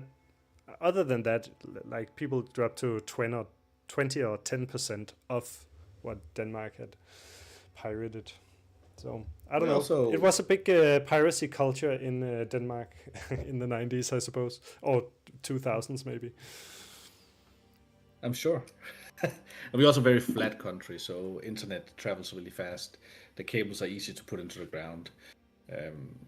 So in that sense, we're very much advanced. Like US has a lot of annoying hills and mountains. Germany as well. So it's not so easy for them to kind of like have so fast internet as well. So we were also early adapters. Ah, And I never thought about I don't that. know That how makes many. sense. I probably paid 100,000 kroner or more for Adobe, but I also spent many years where I didn't pay anything. But if if I hadn't done that, I would never started using them. So there's also like a whole idea of if you are 16 years old and you want to learn how to draw digitally, well, then you go to somewhere else because you're not going to pay 600 kroner a month for a silly program that's more heavy than free options out there. So we pay 100 kroner for it. And I think that's something with this kind of way we do business that you give it for free for the ones who can't afford it. Because I might have some personal opinions about the guy I talk about now, but I think Bill Gates had a point when he said that he didn't mind that the Asians stole Windows because at some point they have money, and then the system they use is the one they know. Yes. So I don't mind that we stole games back then. I'm sure a lot of people are paying now. So You could hope so. yeah, I hope so. I have a good conversion rate, so I'm very happy in that sense. Yeah. Okay. Yeah. It's also much easier to like now there's something like Steam. It's very easy to buy a game. And as you said back then, it was actually very difficult. You had to go to another town, and even in that town, maybe you couldn't even find the game that you were looking for. And yeah. Yeah, and everybody decides. There's you have a GameStop or whoever, and they decide what kind of games that you can buy, Yeah. and it's all controlled by marketing power, and yeah. So in that sense, I think the kind of like democratization, I don't know if that's a word, that Steam has been able to put in is really nice. I am very curious about this whole where we're gonna go now with so much power put into data centers and digital servers where you might play the game online and actually not have your own device at home. That some bigger Oh, yeah. organizations like PlayStation and Xbox is looking into, and you have the Steam, what's it called, the box, is coming now physically. Oh yeah, the Steam It's box. gonna be Yeah. it's gonna be interesting because it's kind of like scarcity is such a strong and powerful marketing tool and sales tool that when now Xbox and PlayStation and those who want to go online, you can just download everything you want. Then there's no, "Oh, I really would love to play Zelda," or, "Oh, I really would love to play Grand Theft Auto." Now it's just available, and I didn't actually gonna lose out to those who go like, "No, we're not gonna give it to everybody. You have to come here to play it." So it's kind of interesting how that's gonna unfold. I think we live in a very interesting time for games and for developers. Hmm. Yeah, it's, Yeah. it's There's very, also so many it's games now. It doesn't really matter. Like 19,000, there are like 500 games that are good. The rest didn't matter. And there are 20 million every month on 120 million people on Steam every month. It's they buy 2 million games every month. I think we're fine. You know, Yeah. it's like So there are many games, it's but there just are like also many gamers. So yeah. And I think who was it? I can't remember who released that paper. That 5,000 of those 19,000 games. So then we're down to 14,000. So 5,000 of the games don't even have a review after a year. So five, and then you have all the slop, all the AI generated games that just are being made just to kind of like be made because people are gonna try it out. Then you have 6 games every second year or every year from Dedu that goes on Steam. So like I don't know wherever games come yeah. from, right? Student games. There's probably also a lot of solo developers, right? Because now that we have the free engines available, like Unity and Unreal, that make it super easy for a single person to make a game in a sense that just wasn't available before. Many of those single person games would probably be more like the free gaming websites, like what are they called? monkeygames.com or something like that, right? Yeah, I think there's so many games on people games that have just been like ported to Steam because they work on mobile. Maybe we can get more sales here. Uh, yeah, and I'm not concerned at all by these numbers. And I can't remember the guy that this Beluga, whatever his name is on YouTube, who keeps talking about the fear of the future of games. And he cuts the guy with glasses in his little room. He's always so negative, and I'm like, what are you talking about? You know, there's so much opportunity out there.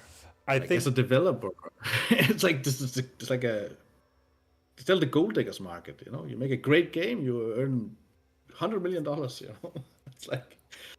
I mean, And Steam is not yet. there are still cases like that. It's not like that's over at all. Happened 2 months ago with the Peak and RV there yet from Sweden, right? And yeah, it's some games are made in a really quick time and just make tons of money. So there's still Yeah, and that. we are in this kind of like post Roblox era. I'm not making those kind of games, but that's kind of the games we do. Sorry, what comes to that. We are in that we're in that era now. So these kind of games that you could make on Roblox, but then you make a little bit prettier graphics. So the teams are going from Roblox where hey, we pay 70 or 80%, I think 70% of our revenue to this company. But if I make it on Steam, I only pay 20, and we already know that they love it. So let's just like move our user base over and make a nicer game and tell them about, hey, come over here and play the game. You know, I think that's the future. I feel, you know, There's right now that's where also we are. there are also games 2000. like that. Like there's a game in development in Denmark called Skyward Masters, which is inspired by I think it's Minecraft Bed Wars. So a mod for Minecraft that they played and they thought, hey, this is a great game mode, but there's not really a game like it. So now they're just making a fully fledged game from the idea of a mod that was out there, right? Exactly. It's gonna be And I think interesting like also. I think Schedule One, if you look at that game specifically, a few years earlier, I'm pretty sure, maybe a year earlier, there was another game that didn't get any support anymore, and there was still like a need to make that kind of a game, and similar games work. So then somebody picked it up, right, and worked on that, and or like they take a mod or they. I just think we live in that era where you see very flash-like kind of games winning over a game that wants to tell you that you are a racist or that you are against somebody being gay, or like they kind of like tries to enforce that there are a lot of people who have those opinions. I think those games are hurting, and those are $100 million projects because they have HR departments. And I don't disagree that we, of course, we should have a more harmony in society, and we should, care for each other and all this. And I don't care if you like to be with another man or whatever you feel. You should be entitled to be who you want to be, as long as you don't hurt other people. But telling people that when they just want to be entertained, there's only so much amount of that people want to have every day or every week or every month. So like I don't think anybody has any issues with Baldur's Gate doing a little bit of that. But when Assassin's Creed has a guy looking into the camera, kind of stating he doesn't have an issue with being with another man, kind of looking a little bit of a disgust to the audience or the player, then I think the player will sit back like, what do you know about me? Why are you telling me this, right? Because I don't have those negative opinions. And I think those games are going to hurt, and I think this more like fresh energy, Repo, Are We There, Peak, the one in the canoe guys, simple games they're gonna win a lot of time because people just want to kind of a little bit of a break from all these DEI wars. We have all this stuff going on that's all like so mentally heavy on our capacity of just being free. There's also a little bit of a detour, and that's the way the market is right now. Yeah, and you're totally right. The market is there right now, and I don't know. It can be done in different ways, and sometimes it's done in a way where it makes sense for the story, and sometimes it's made in a way where you get kind of pulled out of the game, and you're thinking, did they do it just because they had to, or just because they think that they're gonna win popularity from doing it? So there's that to it also. If it's well made, it's really nice. Well, you can see, you take Ubisoft, they get bar now. We should maybe play Pigeon Guild, and this is a different kind of conversation. but if you can take a game like a company like Ubisoft that makes big games, and they end up being bought up by Chinese companies, or at least some part of it, and that's fine. But the Chinese companies, they don't really care about all these kind of like society issues. So they can just make whatever they want. They just like make a Genshin Impact, big boobs and long legs. Look at it in your face, and a lot of guys then buy the game, and also girls, because they don't mind it from the much broader perspective of players. Whereas the founder of Ubisoft, he both believes it himself, or the executive branch, but they are also following a policy that is put in financially and the way we want to be in the West. So you might not personally think so much about it if you're sitting there, but you still have to do it. Because it's the policies of politics or big venture capital funds who basically owns these companies and say, you have to have that, otherwise you're out. Yeah, exactly. So the CEO who basically just puts in all this stuff he doesn't really care, or she doesn't really care about, but have to care about. Yeah, that's an interesting debate, and it's going to be interesting seeing how that develops.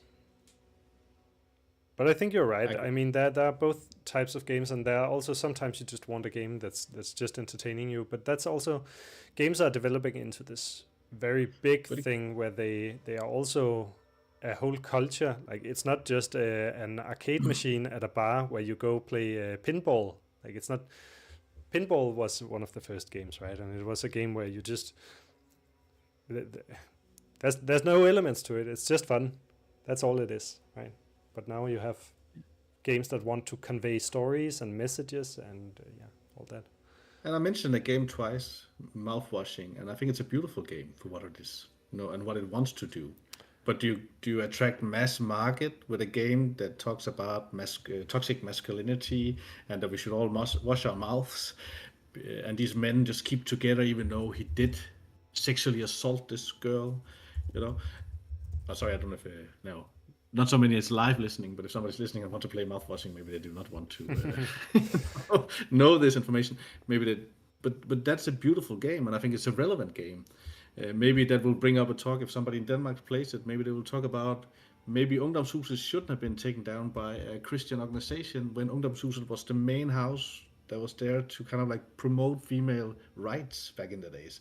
It has a huge history, but these kind of like conversations we cannot have if we don't have these kind of games. Like I'm very like fetching far when I say it here with mouthwashing, but there are important conversations to take where we talk about these topics. So I do think it's a beautiful. I would definitely recommend mouthwashing. It's a beautiful game for what it is. Mm-hmm. But it's not a mass market. But see, 23,000 almost. Reviews. I think they're happy. It's a Critical Reflex that made that game. Critical Reflex. Do you know? So did they publish mouthwashing? I did stumble upon mouthwashing once, but I don't remember how, when, in which way. It's not Danish, is it? No. If it's, I think Critical Reflex. I think those are the guys behind it, or girls, or they, them, or they're behind it. But they're also behind Buckshot Roulette. So it's kind of, it's like, which is something about God, right? It's a different game. So cool company. Yes, different. Just saying that it's not that I'm against all these kind of like, social diversity issue games. It's just you have 24 hours a day, and maybe I don't want to play those games every day. I personally do not. My favorite movie is Terminator 2, and so I don't think I'm the right guy for to think so deep about it, right? When I play Pigeon Guild, it's gonna be interesting to see what you think about that game. Yeah, should we switch to Pigeon Guild? Should we do that? Let's do it. It's not such a long game, and then we're also hitting 12:30, and yeah. I don't know what your Baukant, what that is. No, I don't necessarily have anything other than no. I don't have a specific ending time actually at all. Let me just switch over then. I am launching Pigeon Guild now. And for the viewers, how do we introduce Pigeon Guild? So it's a game in development by Teacup Games, and you are working for Teacup Games. And sound is loud in that one. Let me try. Okay, I have to tweak the sound just a little bit for a moment. Discord. So now the sound of the game seems fine, but probably you're a little bit low. If you try and talk a little bit. Just say what you're working on for.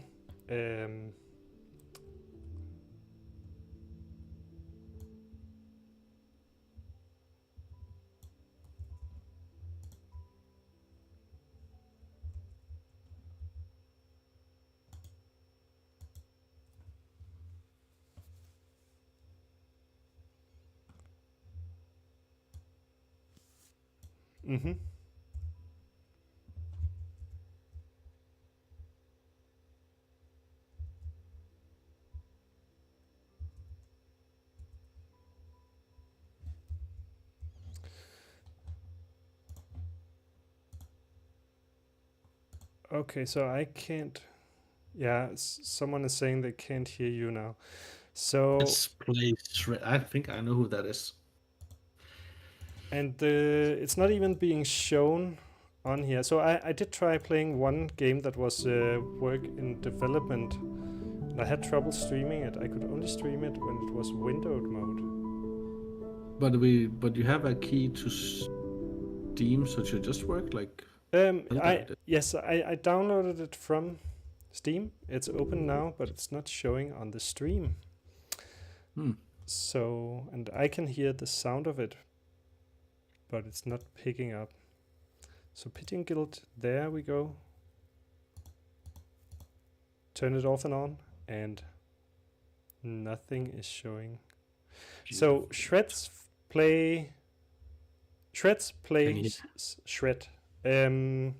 Did did you hear the game? I'm kind of curious. And hello, welcome to you. So I can try and put sound on. There's some delay on my video too. the thing is, it can. It's open, but then it doesn't show anything. Yes, you in the game know Thomas, but you've been hearing Thomas fine before. Oh no, now I I'm think I can hear myself now. watching the whole trailer.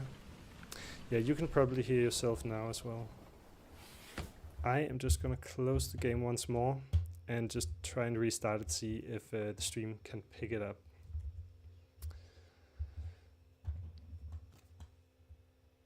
Put the chat over on the side there. So now the music is running. Oh, and now the game is up. There we go. If I... The thing is, I also kind of wanna just make sure that... No, I can't do that. Alright, I'm gonna do it like this. I think it should work now. I can hear the game. I think I can hear you, and the viewer should also be able to hear you. I'm just gonna put away your image. Thomas, can you just try and say something so I know that you're here? Something, okay, that's great. You are as loud as the game in my headset, which means for the viewers you're probably a little bit low. And now I'm in the game and I don't see any sound settings. If I start playing, will I be able to tune the game sound? No. Okay, so then what I'll do is I'll open the Windows sound mixer and just try and make Pigeon Guild low that way. Okay, I think this is gonna work. I have you, I have the sound. I think we're there. So let's have a look at Pigeon Guild. I want to say just a little bit of few things first, because I've heard a lot about Pigeon Guild because I've met the concept artist Hannah, who's been working on the game. I've met her at several kind of meetups for game developers. And she's introduced me to the game, like just the thoughts on what the game's gonna be. And from what I've heard, you are a postman working in a postman guild called the Pigeon Guild. And it's really a game about just delivering mail, and then the story will unfold from there. You get some mail you have to deliver, and every package sort of leads to new characters and their struggles. But now, I don't know if I'm allowed to say all that she told me, because maybe you changed stuff. So how do you feel about that, Thomas? If I'm gonna say something that she told me, which is no longer your plans, that's fine. Then we can talk about it. It's fine. Because one thing she told me that I thought was really cool is that you end up sort of involved a little bit in not necessarily gangs, but more like clubs. Like in the same way that there are football clubs, then there might be that for different cities you go to, there might be actually football clubs or something like that, where you end up almost allied to one or the other, and if you spend too much time with one, the other is gonna start disliking you. Is that still part of it? Yeah, Do you long tail. recognize that? Long tail, maybe, yeah. It's difficult with the time frame of games and teams and finances, but it's not something that's unheard. No, I heard it. I know it. Okay. It's not focused right now, but it is. It's there. But the story has changed a little bit. There are how do you say it? There are some movements within the production now that is taking us more in a deeper story about some a family issue that takes the story a little bit deeper for Jules Corso, who's the boy that you play. that will have some weight, and it will outweigh the kind of like who are you like. Yes, different areas will have different teams, and they will have different opinions and different cultures, and in a bigger game where we can travel a lot more, traverse a lot more with a lot like a huge funding, that would definitely be a part of it. Yes, and that could be super awesome. I would be stoked if we had that. But okay, yeah. So we're entering the troubles of money and scope. You have to scope it for what you can. I'm gonna hit play, and that's gonna start a trailer. I just saw that it started a trailer, and then I quit the game. But I'm gonna hit play, and then we'll see how Pigeon Guild introduces itself as it currently stands, because of course that can change. It's changed a lot. But yeah, I'll look forward to it. Oh shit! I think it froze. I hit play and then it froze. Oh, okay. It seems like it froze there. I can see that now it's catching up. All right. The resting giant, and what do we have here? It looks like a giant ship that seems to be crashed on top of a floating village. And of course, the game is about floating villages.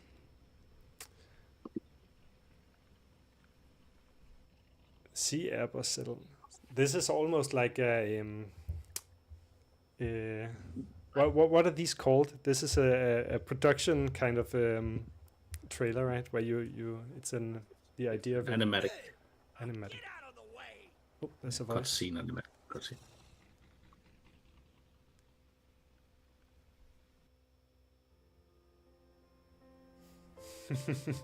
And then we're in here.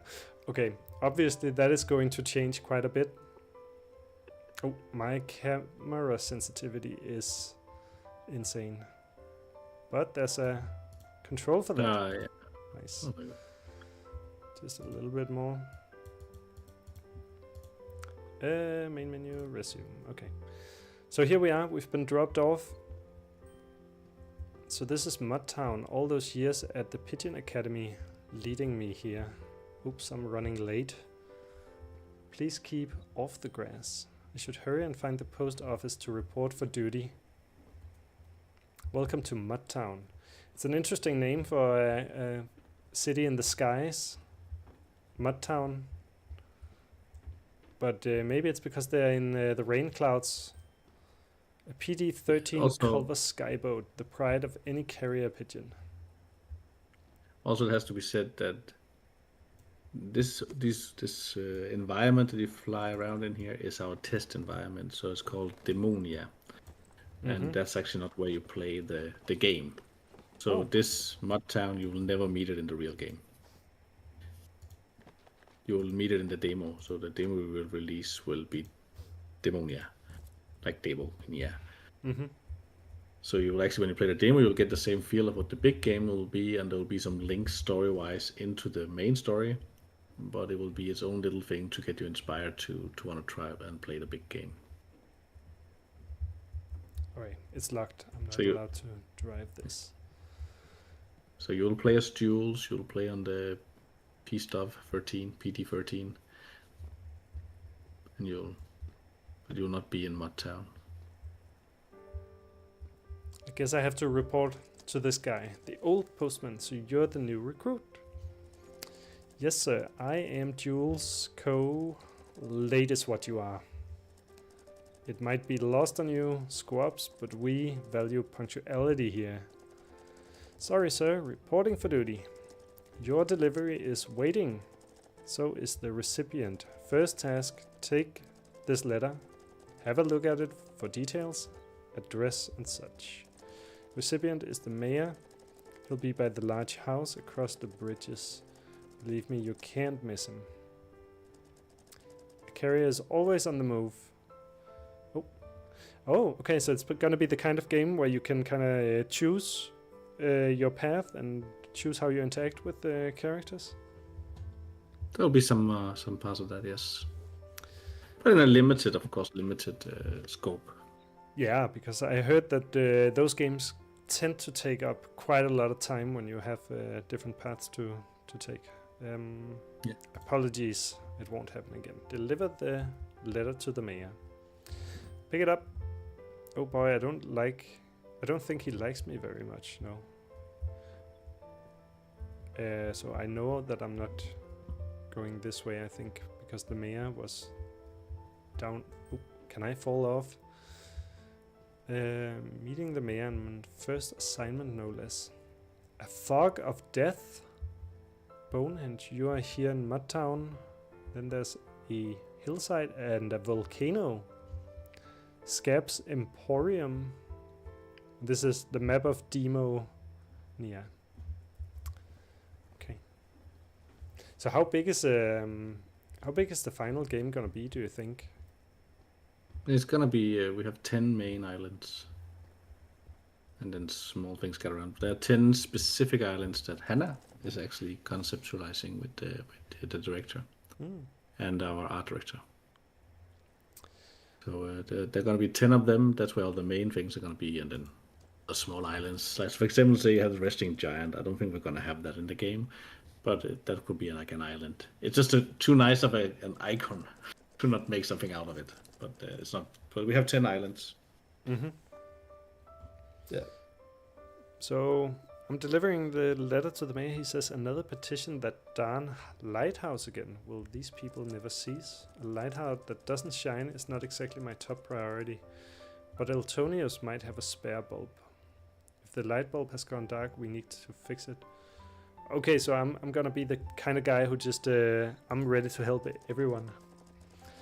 Fine, take this package and hand it to Eltonius. The old coot probably has what is needed.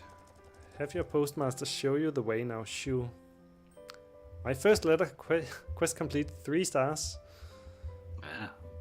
I thought a mayor... Oh, didn't see that. What's this package? So then you can smell the packages, shake them and weigh them. And is that going to be important at some point in this game, that you smell the packages? Yeah. But it will work very differently. Mm-hmm. You know, the sound will still be there, but you will not press buttons like that, because that will just be silly. Design-wise, you just keep pressing buttons, right? It's like every time you have a package, just press the buttons. So design-wise, that doesn't work. But you will smell packages, and you will have to weigh them and calculate where they go, and so on. Yeah. I see that there are no colliders on some things on the tree, but not on the buildings. We can enter all the buildings as it is right now. And let's talk with the postmaster again. Punctuality squad. The lighthouse has gone dark. I need to find Eltonius, sir. About time. Eltonius, that lunatic, lives up on hillside, short flight away. I am throwing you into the deep end here. You'll handle this lighthouse business. You'll need your wings to see this through. My wings? Does that mean I'll get my own Culver skyboat? She's seen better days, rust and scrapes, a leak or two, but she's the most reliable companion a carrier has out here. You'll find her docked nearby. Package goes in the back of the Culver. Strap it down. Don't want it to fall off. Time is of the essence. Follow the power lines. They'll lead you to Eltonius at Hillside. Got it? Deliver package to Eltonius. Check. I won't let you down, sir. Okay. My own skyboat. Did I get keys for it? I suppose I did. Can't enter while carrying something.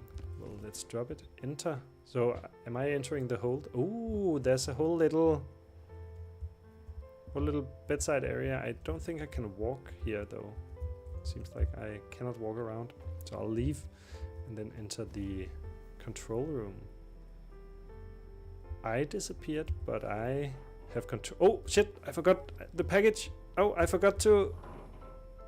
Oh, how do I leave the exit ship? I forgot to strap down my package. Is it gone now? Oh, damn, I have to go to the postmaster and tell him I fucked up on my first assignment.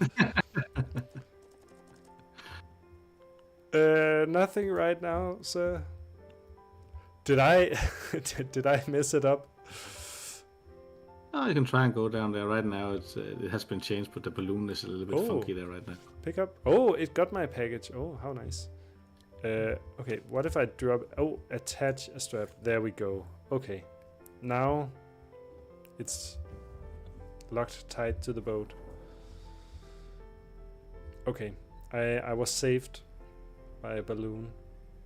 He said follow the power lines. So there are power lines up there. Ascend with space. Oh, okay. So it goes all the way over there.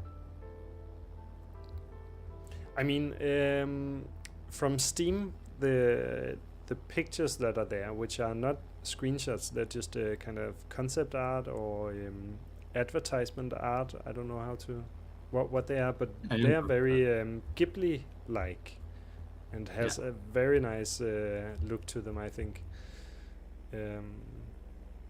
How much of this game is where you want it to be graphically right now? For example, the boat itself. No, the boat is closer to some of it, but Jules, I think Jules is the one that's closest. Mm-hmm. So the final style of it. Yes. But his eyes are, for example, not implemented like the way that he can actually do things, draw at all. And then you kind of pull the different kind of eyes into the game depending on what's happening. Mm-hmm. But none of this in Demonia is final. It's all attempt graphics. Yeah. This guy you meet here, I told you, it's just a concept for a guy. It's just like really fast put together. Well, really fast, but it's just put together. He seems like a character. Why, hello there, youngster. Careful where you step, glass everywhere. Had a bit of an explosion. So he's our crazy scientist guy. Oh, nothing right now. Do I need to bring him his package? I completely forgot already that I'm a postman. Just like exploring the world, huh? Yeah. This is what we're talking to people. That's gonna be nice when we have people. Because each island's gonna have like a little bit of their old history and statues of famous people of their little village. It's like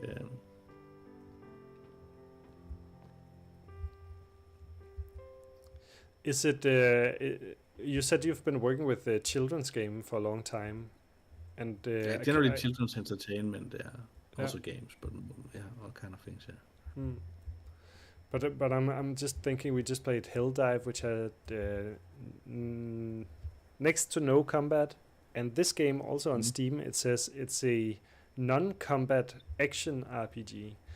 So do you like focusing on no combat games? No, we did combat in the original game. It's just a very big feature. I don't know what it is. Like, it's a whole story, a whole epic to create good combat, and I failed miserably when we did it back then. Not combat as such, but just all the aspects of making a game. So all need a lot of time, and combat for me is like, if you make a really, really good game, but the combat sucks, they're not gonna play it. So we really have to make a good combat game. So in that sense, the guy who's directing the game here, together with me, him and we sat down when Helldive was done, and I came up with a kind of like a fast concept for a combat game, and he came in with a game story and exploration, inventory, story-based game, and we then decided which direction we wanted to go in. And I personally felt his was a little bit more flushed out, was a little bit stronger, and I also was a little bit fatigued after Helldive, a little bit of, okay, maybe it'd be good with a little break. And also because I went directly from the big game, which is a super cool game, I feel. Also had very strong potential from strong publishers. I was a little bit fatigued, I think, like that. Tried 2 games in a row, and none of them really successful, so I was like, okay, when the release anyways came out for Helldive. So I said, okay, I'll go back to where I'm also good with business development, and so I can be good directed. So that's why we don't have any combat in this game here. So I like combat. but it's hard to. And I think it's the right decision to make, as you say. Like, the thing is also players are so used to combat games, and if you make a combat and you don't make it quality, people will notice straight away because they're so used to combat, right? And it's actually really difficult to get right, and you really need quality because people are really used to quality. Yeah, I agree. So I would, if we would have gone combat, it would have been specifically based on combat and skill tree. I feel that would have been my main 2 areas and a very simple story.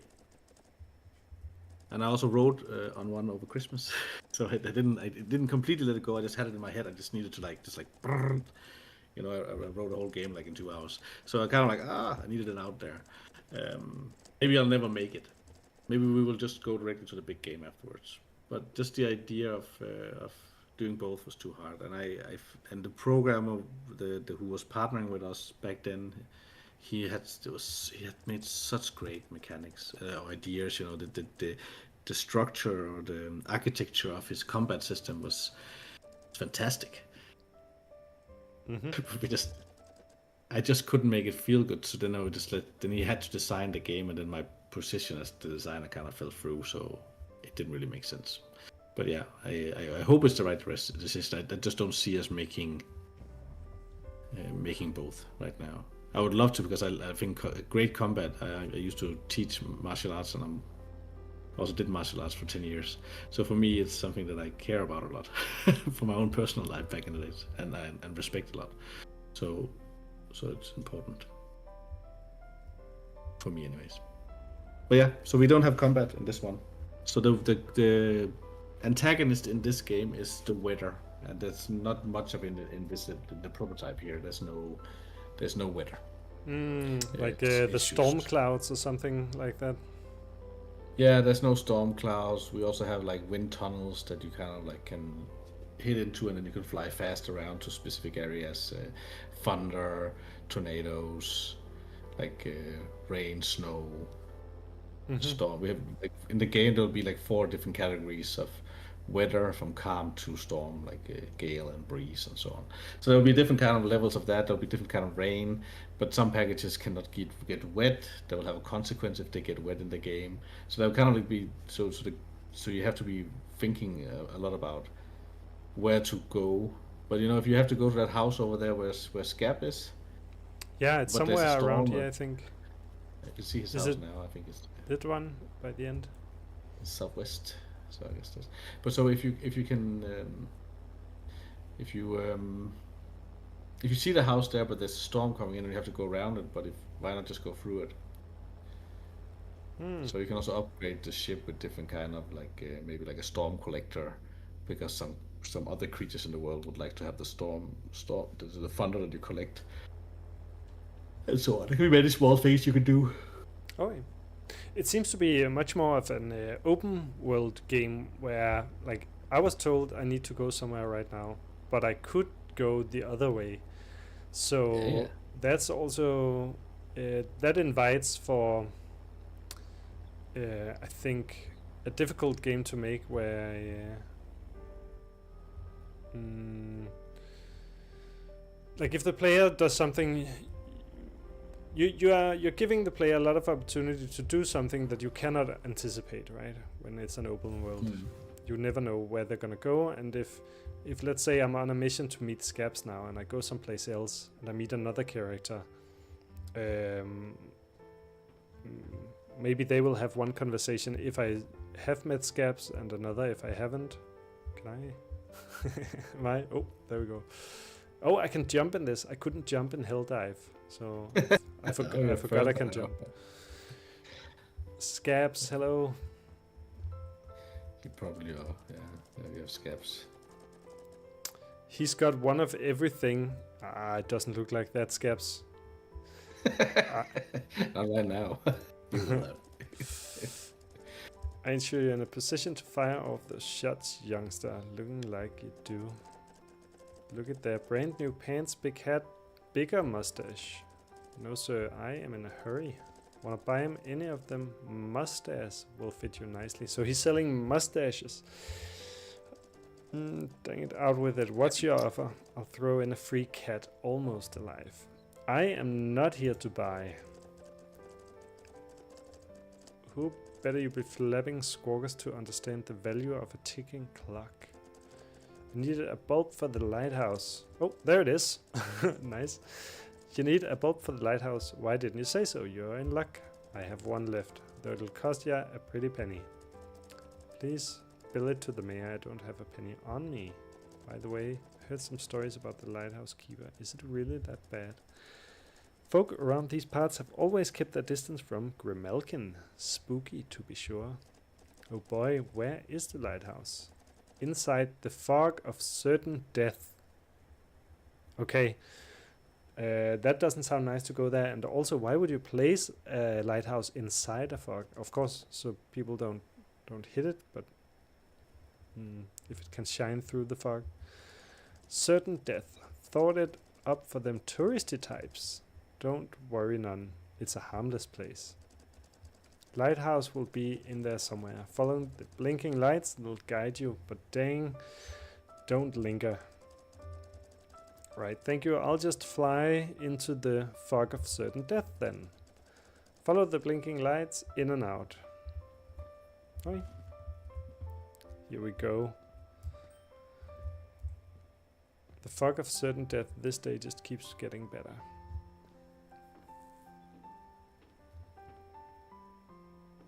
I think... Whoa! Oh, that was the place I jumped through.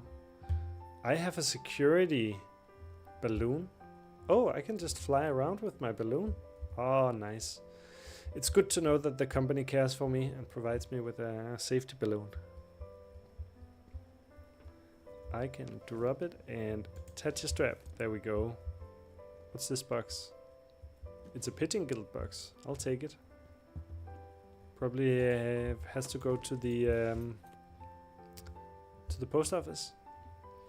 So, is this gonna be a game where there's sort of a main mission and then sort of side missions all around? Because now I can just pick up and I should finish my thoughts, but I'm also picking up just a random box. Is that just gonna be some kind of mechanic where you earn money by doing this kind of? You need money in the game to upgrade the ship, and you also get. So you'll have lost packages around. They're not so well developed here. This is just to have them there right now. And this story here has also just not really been flushed out at all. It's just like a little mission. In the real game, there will be an happening that is gonna be that you kind of like. It's a part of the ending of the game. So you know quite early on that something is gonna happen in the game. I don't want to give too much away with that part. But then there's an underlying story that is kind of like, so there's kind of like one main story that is not really deep, but it has some kind of like how communities connect with each other to bring the heartbeat back into a society. And so, but Jules himself has a story about his mother who died, and he lives with his father before he started becoming a Pigeon Guild hatchling, which he is here in the beginning, a member of the Pigeon Guild, like one of the cadets. And he kind of like that's what it is. His mom died when he was 8 years old. There's not really, it's just a fact of his life. Whereas the father has kind of lost his spirit of life. So that's kind of the story around it. We don't really see the father. We don't really have much with him. But as he kind of like flies around, he meets a character called Sally.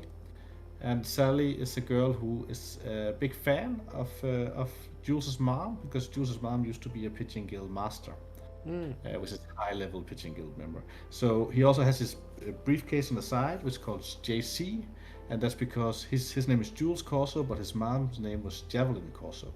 So he's kind of like stepping in because the father has no aspiration in his father in his life, so he's following in his mother's footsteps. And meeting that girl kind of like changes his. He starts realizing something about his mom. Like he knew his mom, but he didn't know her. But this girl knows a lot about her, and it turns out that a little bit like Castaway, that she might not be dead in the way that you can contact her. Like there's this movie from Disney with these monsters, two brothers who wants their dad back. I don't know if you've seen it. No, what's that called? Maybe Shred knows it. It's quite one of the big Disney movies, and they're like these brothers, and they have this magic wand, so like this magic thing, and they can then they get half of the dad back, so they have his legs and he walks around, but they don't have all of him. But they miss him and they want to be reconnected. So here it's a little bit different, but there is a story about his mother, and I can't say more than that. And maybe she is dead, maybe she isn't. We don't know, or the player doesn't know yet. Yeah. So there is a story with the girl that he meets, and they become friends, and he gets to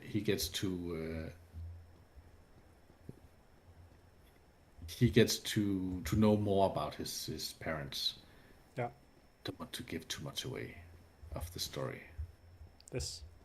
Okay, but that, I mean, I think it sounds nice, and that's also kind of what I was getting the impression of when I talked to Hannah a little bit about the game. How, I mean, it's a game where you deliver packages, and that in itself will not be enough probably for a game to be interesting. So you need something else, and it sounds like you're aiming here for a sort of deeper level of human connection and relations between relatives and also strangers, and kind of hardships and all that. So in the original pitch we had before, we had the story nailed down, which we finished 3 weeks ago or something. Kind of like writing it. But the original story, it was just about bringing the heartbeat back to a community that has lost hope. And that can, with a lot of good humor and well written dialogues and so on, it can kind of like, it can give you a few hours of gameplay, I feel, before it becomes fetch questy too much. Yeah. That was kind of like our concern with if we didn't have a stronger story, and we always wanted a stronger story. So it was not like it was not what we actually wanted, right? So it was just to then find the right story, and we were working around that for some time. But I feel we are a good place now. But it is what, like some of the did it freeze now? No, I just had to check something on the stream, but no. But it's just, for me, it was, now I'm not directing it, but I do feel a very strong sense of heart and compassion in the story, without it being, too, I don't know what you want to call it, too artificial in a way. I feel it lands at a good place. So I look forward to developing that with the team and the writer.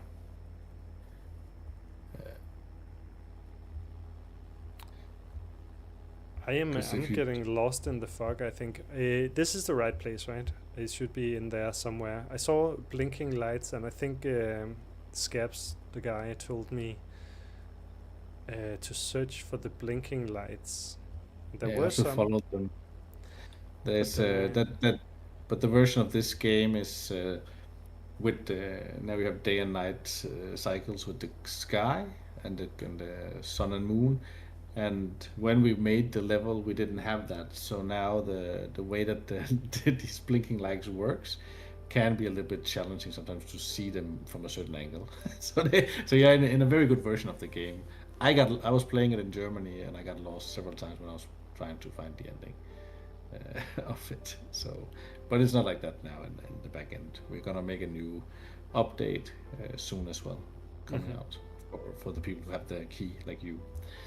Do you have like a testing community for this game, or do you plan to have it? And like, if somebody watches this and wants to be in that community, how can they be that? Well, they can find the direct link to the Discord on the Steam page on the Community Hub. There's a link to a Discord. I haven't really developed it yet, and I'm working on the Hell Dive. Let me just take a look, because I thought that I looked for that and I didn't see it. So I'm just minimize the game, sorry, just for a little moment. heading to the Steam page. There's currently not a Discord link on the Steam page. There's a link to a website. Yeah, but if you go on Community Hub, you have to go in the back there. I haven't really put it on the front yet. Because I haven't developed the Discord page or the Discord server. So I don't want too many. I had like 4 or 5 coming in and leaving again because there's not much happening. And it was just get it under control a little bit. And then I had somebody, I was in talks with somebody who would want to run it and so on. So the second I do that, then I start putting my time on something else. And then if there's delays there, then nothing is happening because I don't have the time right now. So I have to get back into it. But yeah, it's definitely something we're looking for. I would love to have more testers on this game here, a lot more. I definitely want to also create a community around, not like now we're moving away from postal in the way that we used to. It's gonna be you write a series of numbers and letters, and then you go to Dao in Denmark, anyways, and then that's it. And that went from being the one person who had your salary slip, your divorce papers, your love letter from your new girlfriend, everything, to being like somebody who doesn't have a role in society anymore. And we're looking at this kind of thing that, your neighbors are important, and that you care about them. We only have each other. So do you think it's gonna end up a game with a lot of emotion in it, like a strong sense of connection to the characters and all that? Oh yes, I think so. Yeah, but back to the blinking not lights, like not like in a like a kind of way, sad way. Inspiration is Terry Pratchett's Going Postal, the British sitcom called Heartbeat. If you go outside of the game world, we're also looking a lot about these kind of like more, like even Death Stranding has an influence on us. So there's a lot of games that kind of like inspires us. I think you found it now there, right? There it is, the lighthouse. I think it was crossing over there, like. Just a little bit of luck, but here we go.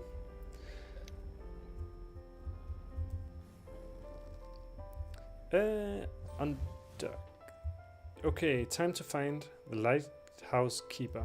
I can do this. It's just stories. Oh, he's scared. I'm not scared. I went through hell and survived.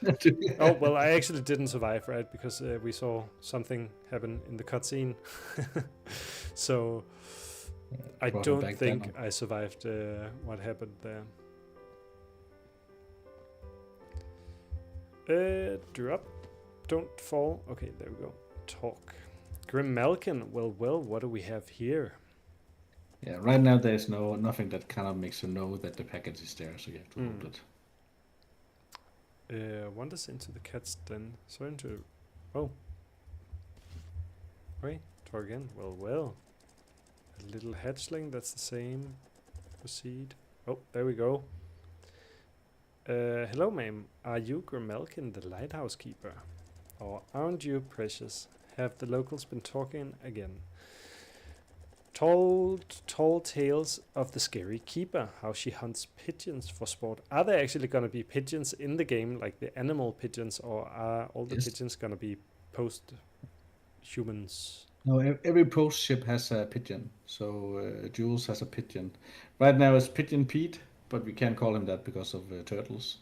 But he's an old, almost retired pigeon.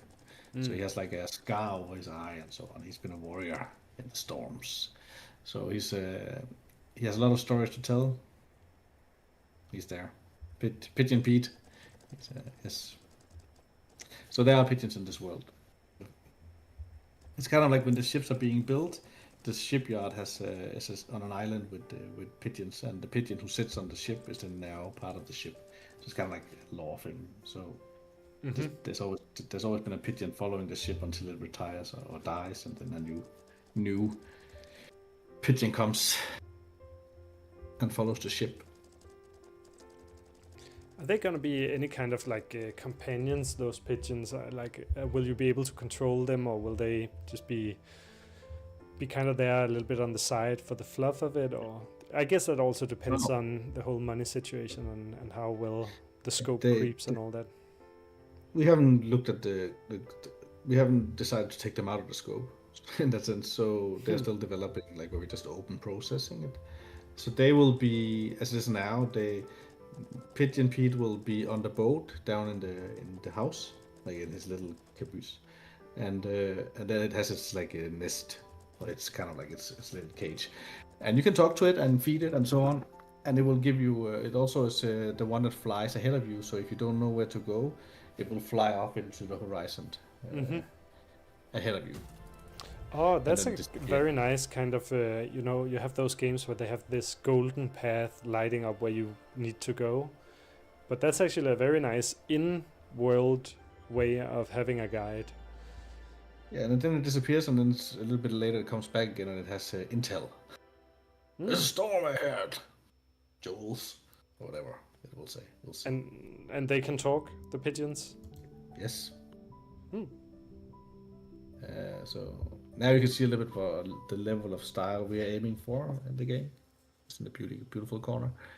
It's not completely there. Okay, so there's that demo kind of map, and then this is your a little bit more fleshed out. Yeah. There's already something about the sounds, and to the viewers, I'm sorry, but the sounds are quite low right now because I couldn't separate the audio track from Pigeon Guild and from Discord. So the sound on the game is just a little bit low right now. But there are actually sounds of like birds, and there's a little bit of an ambient music.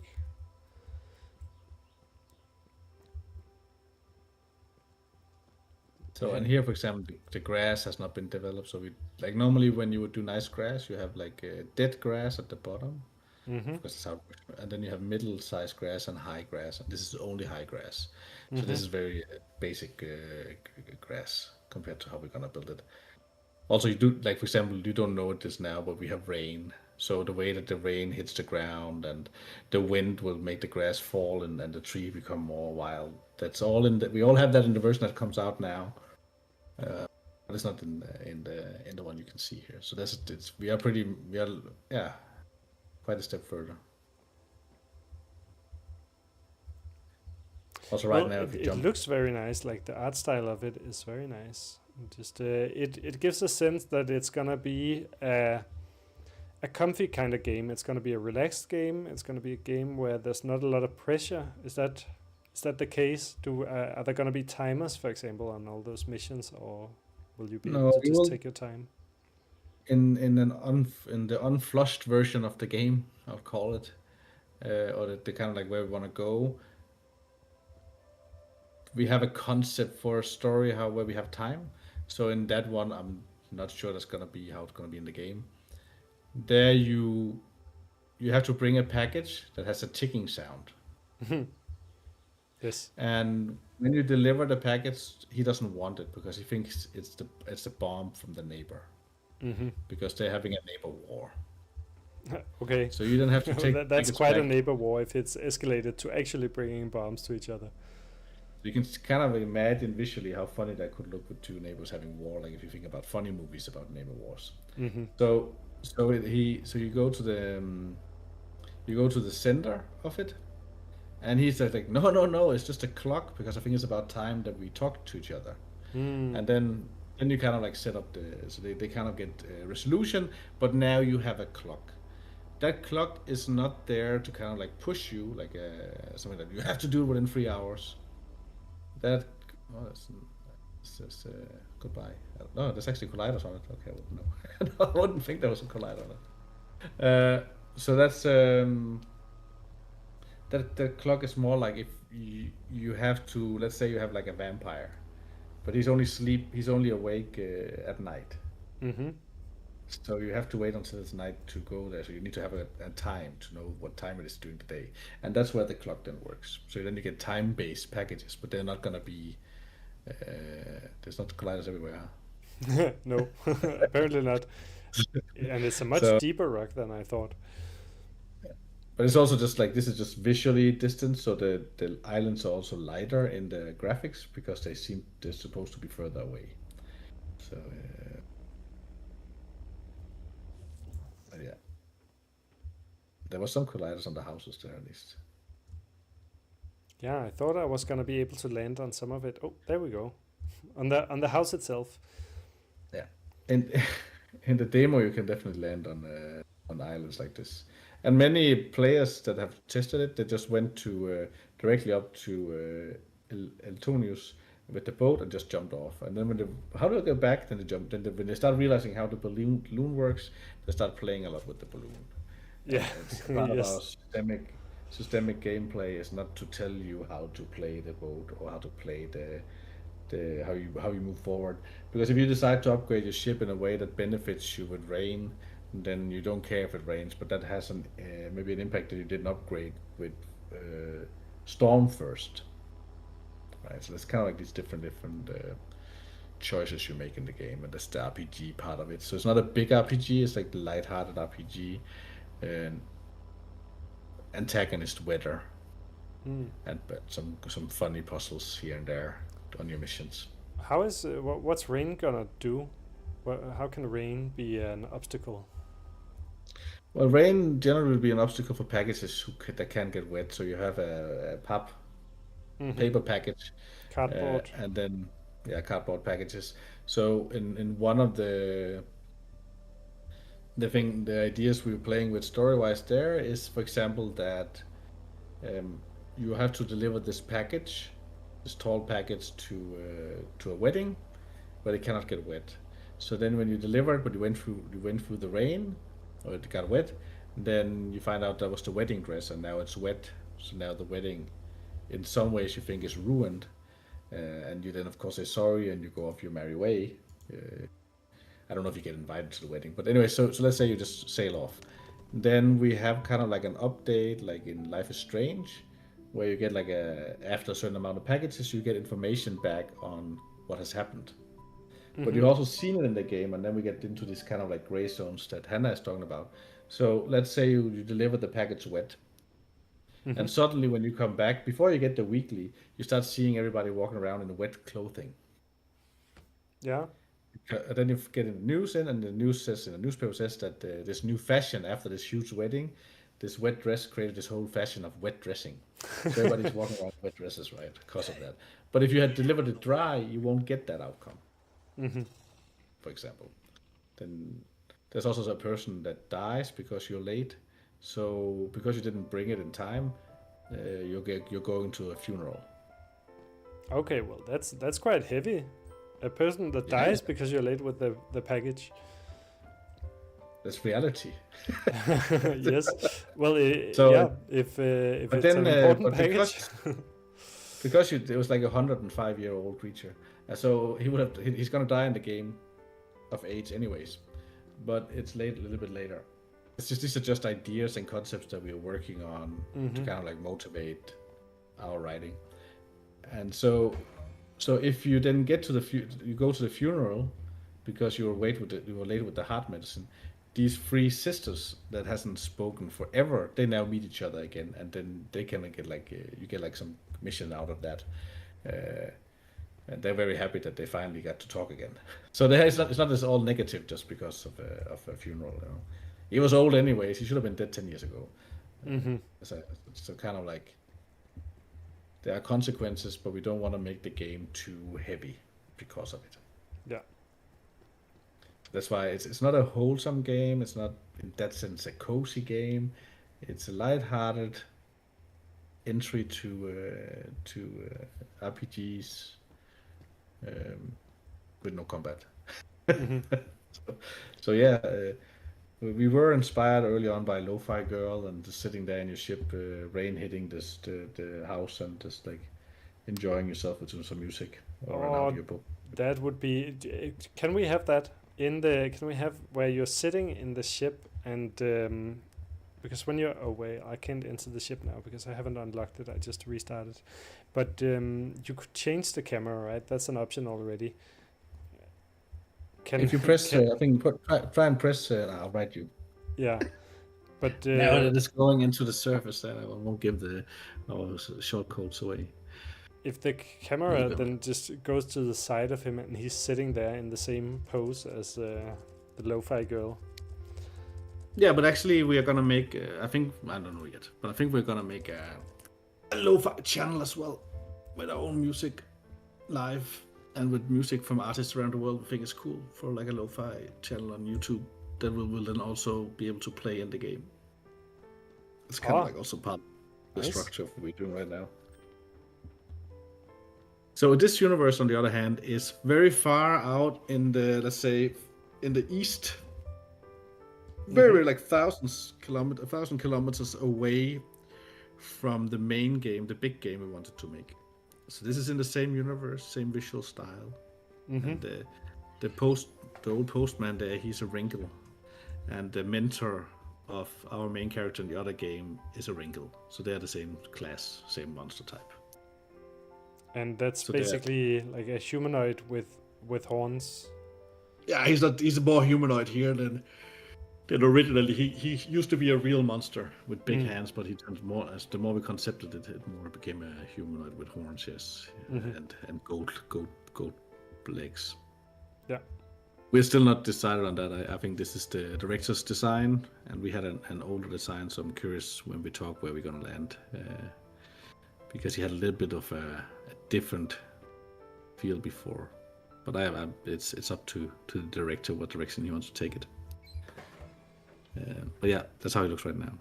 The wrinkle. And Scab, she's a Wulson. Wulson is also a creature from the other game.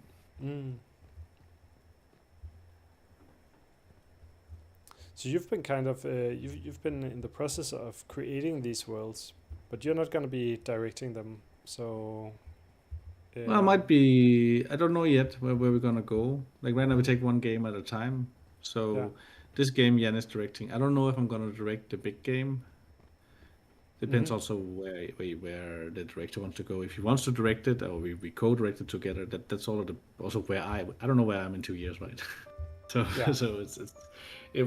time will tell. But it is now. You can't see it, but maybe you can see the picture of me. So this is also the same universe. It's a book called The Forgetful Wizard. Let me see. Here. There's a book here with a wizard and then a boy. The Forgetful Wizard. Glemsom Trollman.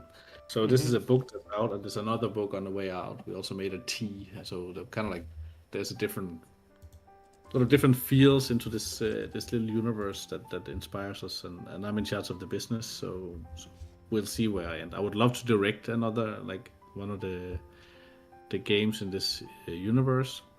The lore behind it all is kind of like it used to be a huge floating planet or island. There would be some big islands around, but there was a war. So this world we're in now is like a post-apocalyptic time. So there used to be high-end diesel punk universe.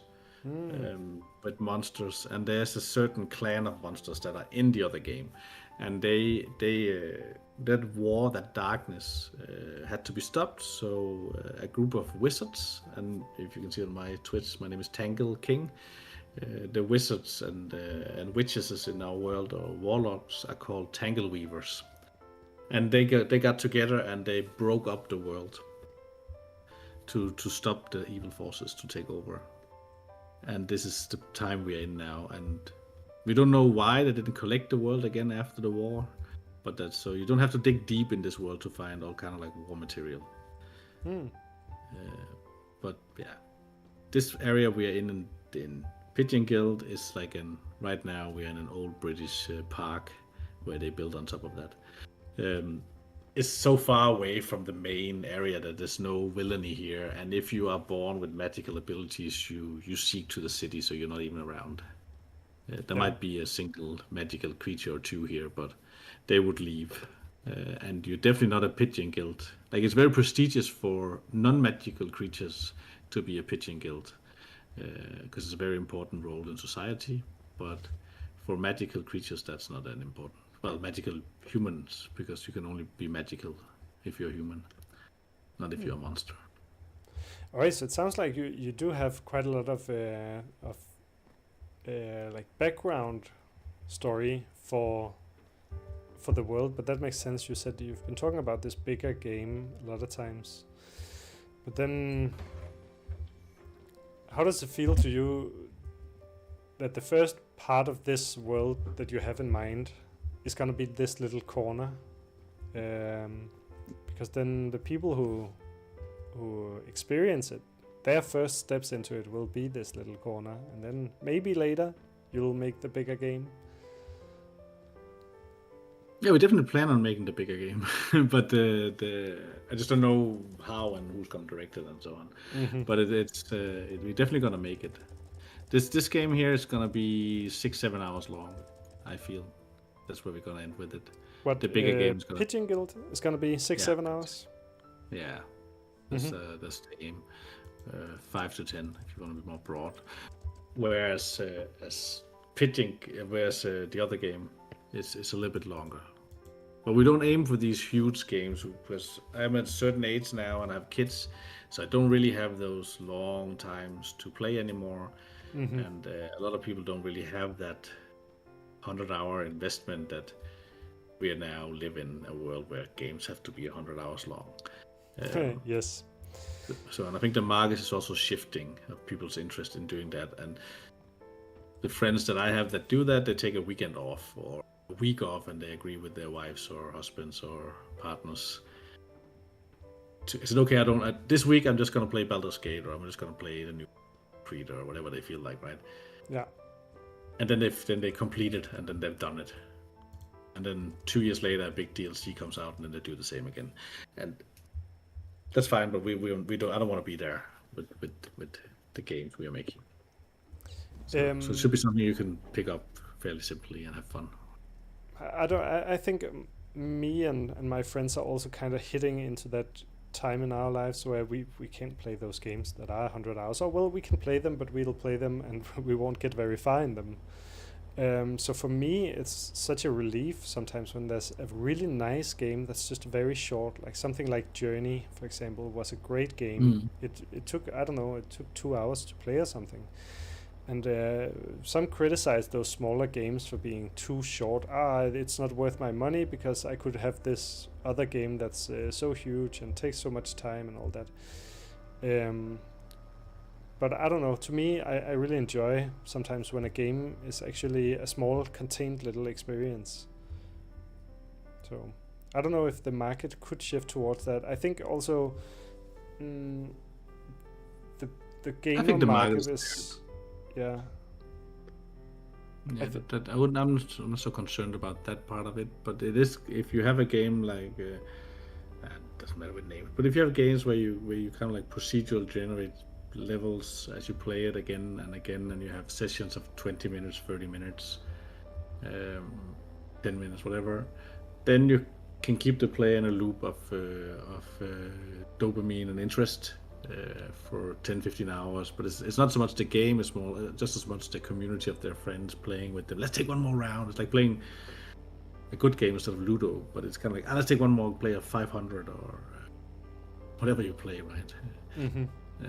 And that is a different kind of genre. But I think for single player games, sitting and playing it for like 50 hours and then tell your friends about it, I don't know.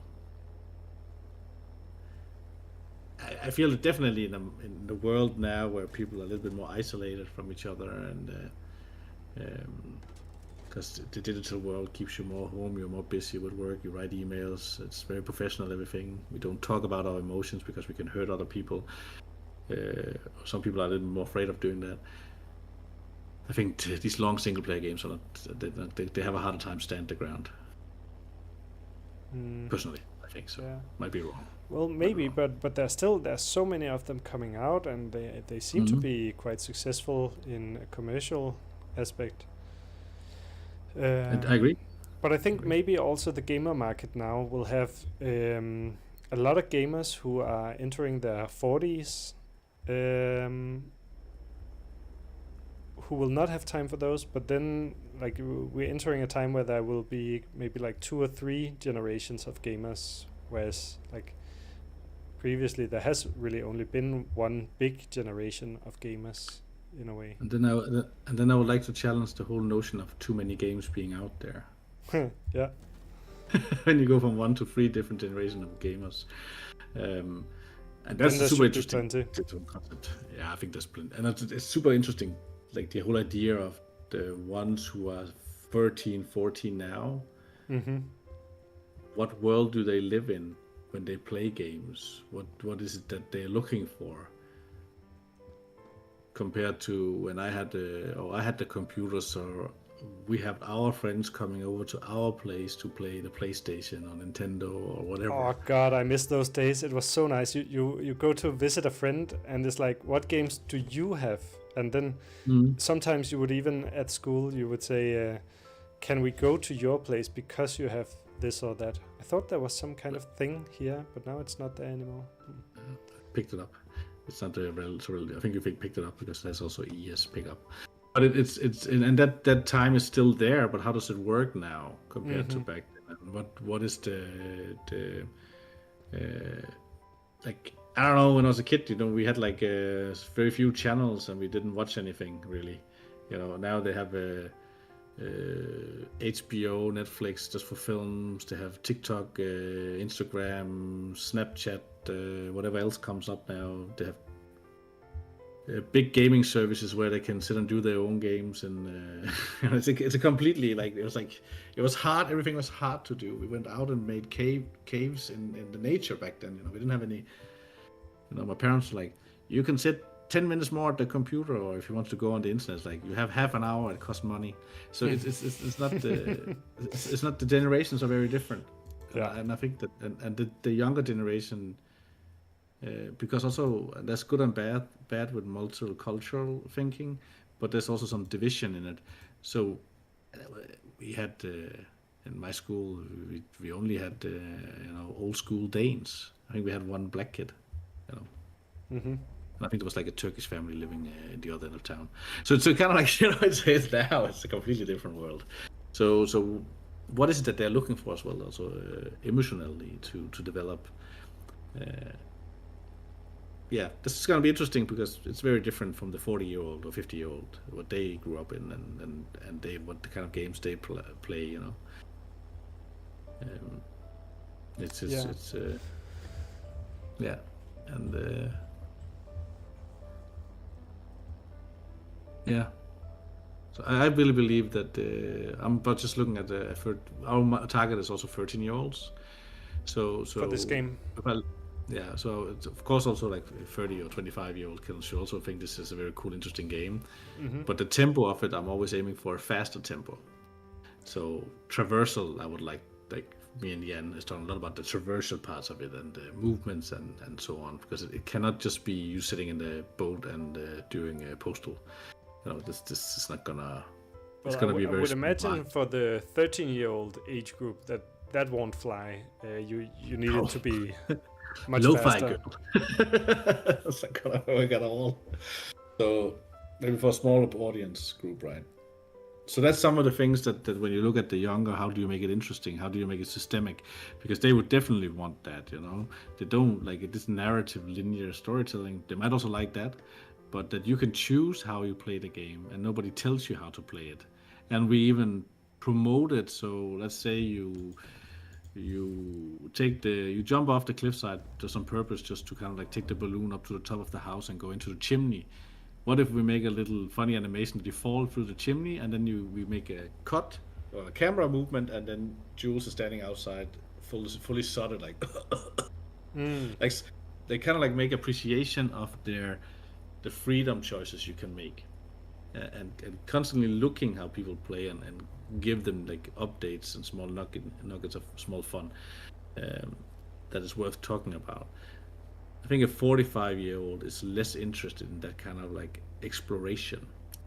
And fun experience.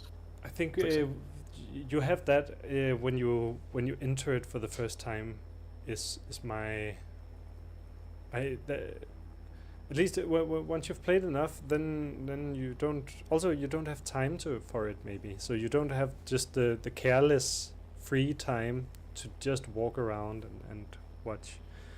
I mean, I'm doing it now, but that's also just because we're just sitting here and talking, and then I'm just grabbing all these packages from everywhere and getting them back home.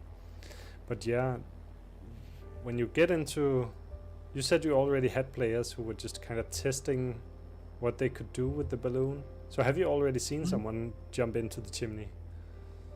Yeah, that's why I mentioned it as a specific purpose. Yes. Actually, one of our new programmers from Germany, he did that and he thought it was hilarious. There's also another one doing it. They also kind of, it's like, as soon as you just get out there sailing and nothing happens, what does it do to you, you know? What can we, like, should we always make sure that you don't have like 3 or 4 minutes before something visually is there for you to engage into? You don't have to, but for a younger audience, maybe that would be nice to stop up and talk to somebody, because my brain is moving forward, it's growing. Yeah, then you get into an age where you start on modern Cork movies are great, you know. Oh, Terminator 2 is a great movie. I start watching all these, you know, Die Hard and so on. But if you're like 10 years old or 15 years old, Die Hard is like a grandparents movie, you know. And we forgot about it when we developed this game as well. We had to talk about, like, because all the characters look so old. Like, you can't have white hair. Like, if you have a younger audience, you can have one, but that's a very wise person. Okay, otherwise what happens if they all have it? What happens if all the characters too old? No, it's just like pensioner game, right? You know, it's like these young players, they will think, what is all these old people doing here? I don't want to play that game. Then I can visit my grandparents at the nursing home. So it's kind of like, where are they in their mind? Where are we? You know. And that's super interesting. I think a challenge for us to do with this game as well, to kind of like that. I'm trying to push that to the team that we are, because I'm looking at as a publisher, even though I'm not publishing it maybe myself. I'm still looking at like, okay, we can't just make a game we can make it for 35 plus. But then we have to make the story kind of like reviving all these good old days, you know, like all this that makes us all like mushy inside about the good old days.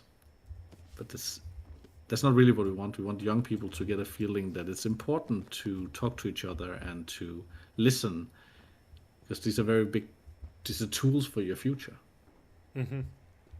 That I think is very interesting. That's what the postal worker has to do. Have to understand the world to be able to succeed in the world. That's Jules. I mean, I think I hear so many things that I think is going to be absolutely great. Like also that whole way to kind of add a little bit of depth to it. What's this? Take some glowy thing. Yeah, it's just it's a reminiscence of the very early version where we just put some gold nuggets in there so people can pick them up, so they have something to sail towards. So we just had them all around to see how people play. But yeah, this is Pigeon Guild. Bring out the Pope with a heartbeat. So yes, I think we are kind of naturally reaching the end now. I think because. Now I'm completing the story for a second time, and maybe there's not more to show yet. But you say there will be more quite soon, and you're hoping to release this game. Did you say August or September? Yeah. It all come down to, if I directed, I believe I could do that, but it has to be done in the pace and the emotional development, I would call it, I don't know what to call it, of the director, because the director might have different ways of wanting to do it, so what to pace and what not to pace is different from me. So we aim for this, and I believe we're going to be third quarter of so August, September, definitely this is the goal.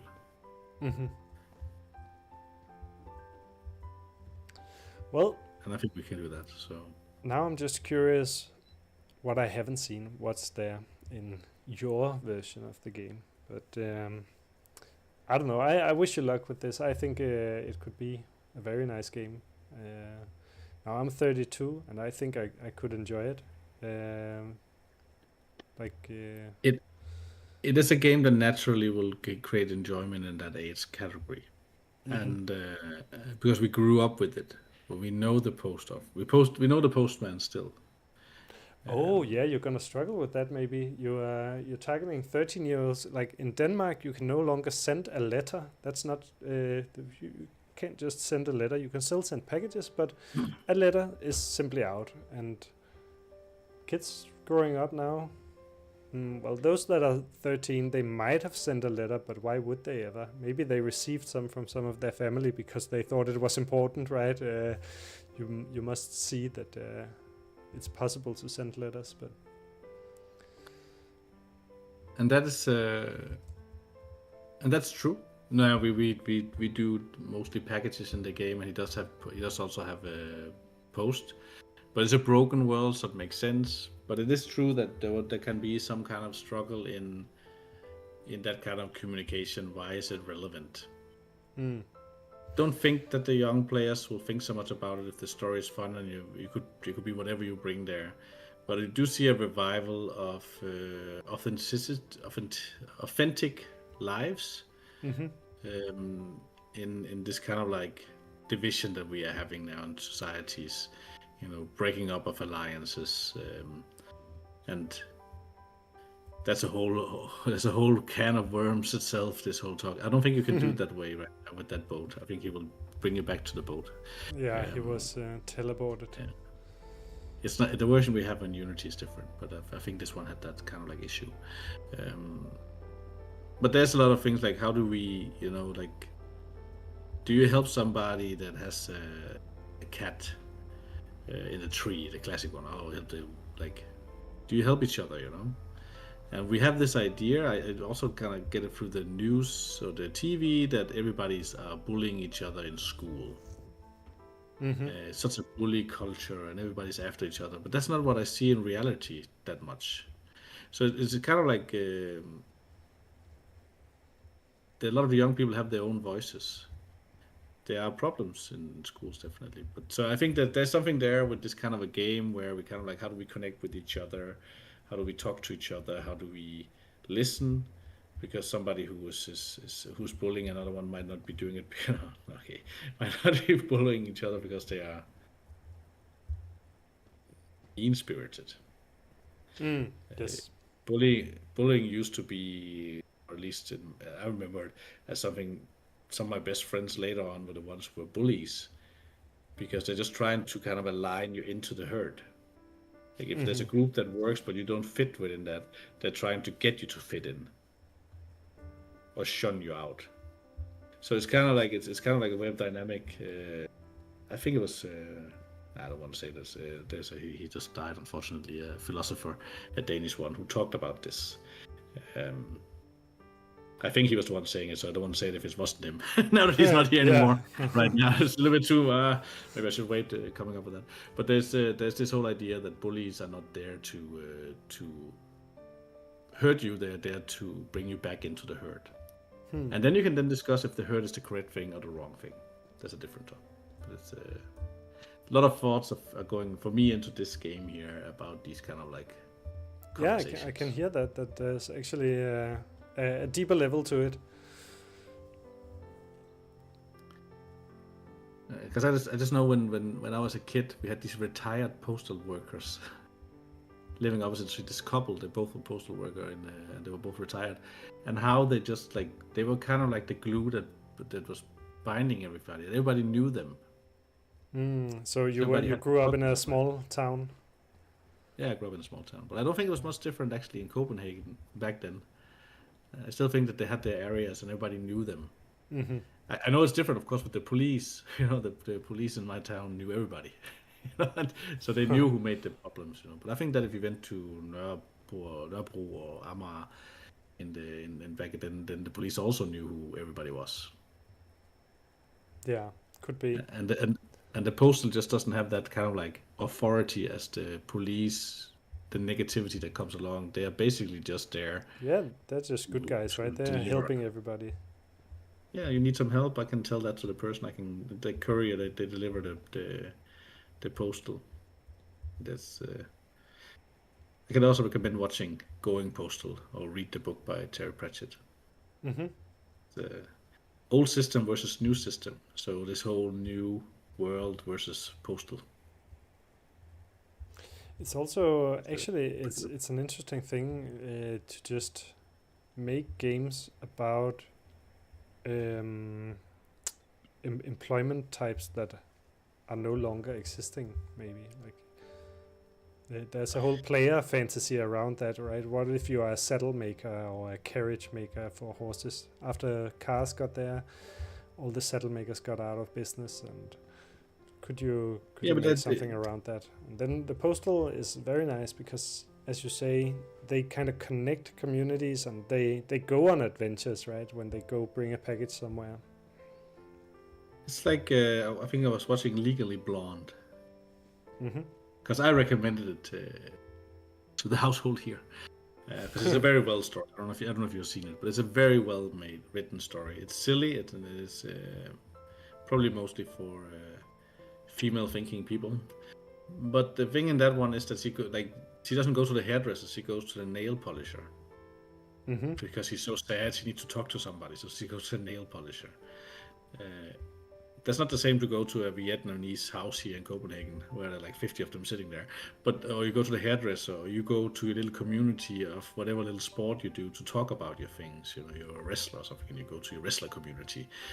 So this kind of like, and the postal is just like in between all that. And I kind of like that. That they're the combiner of it.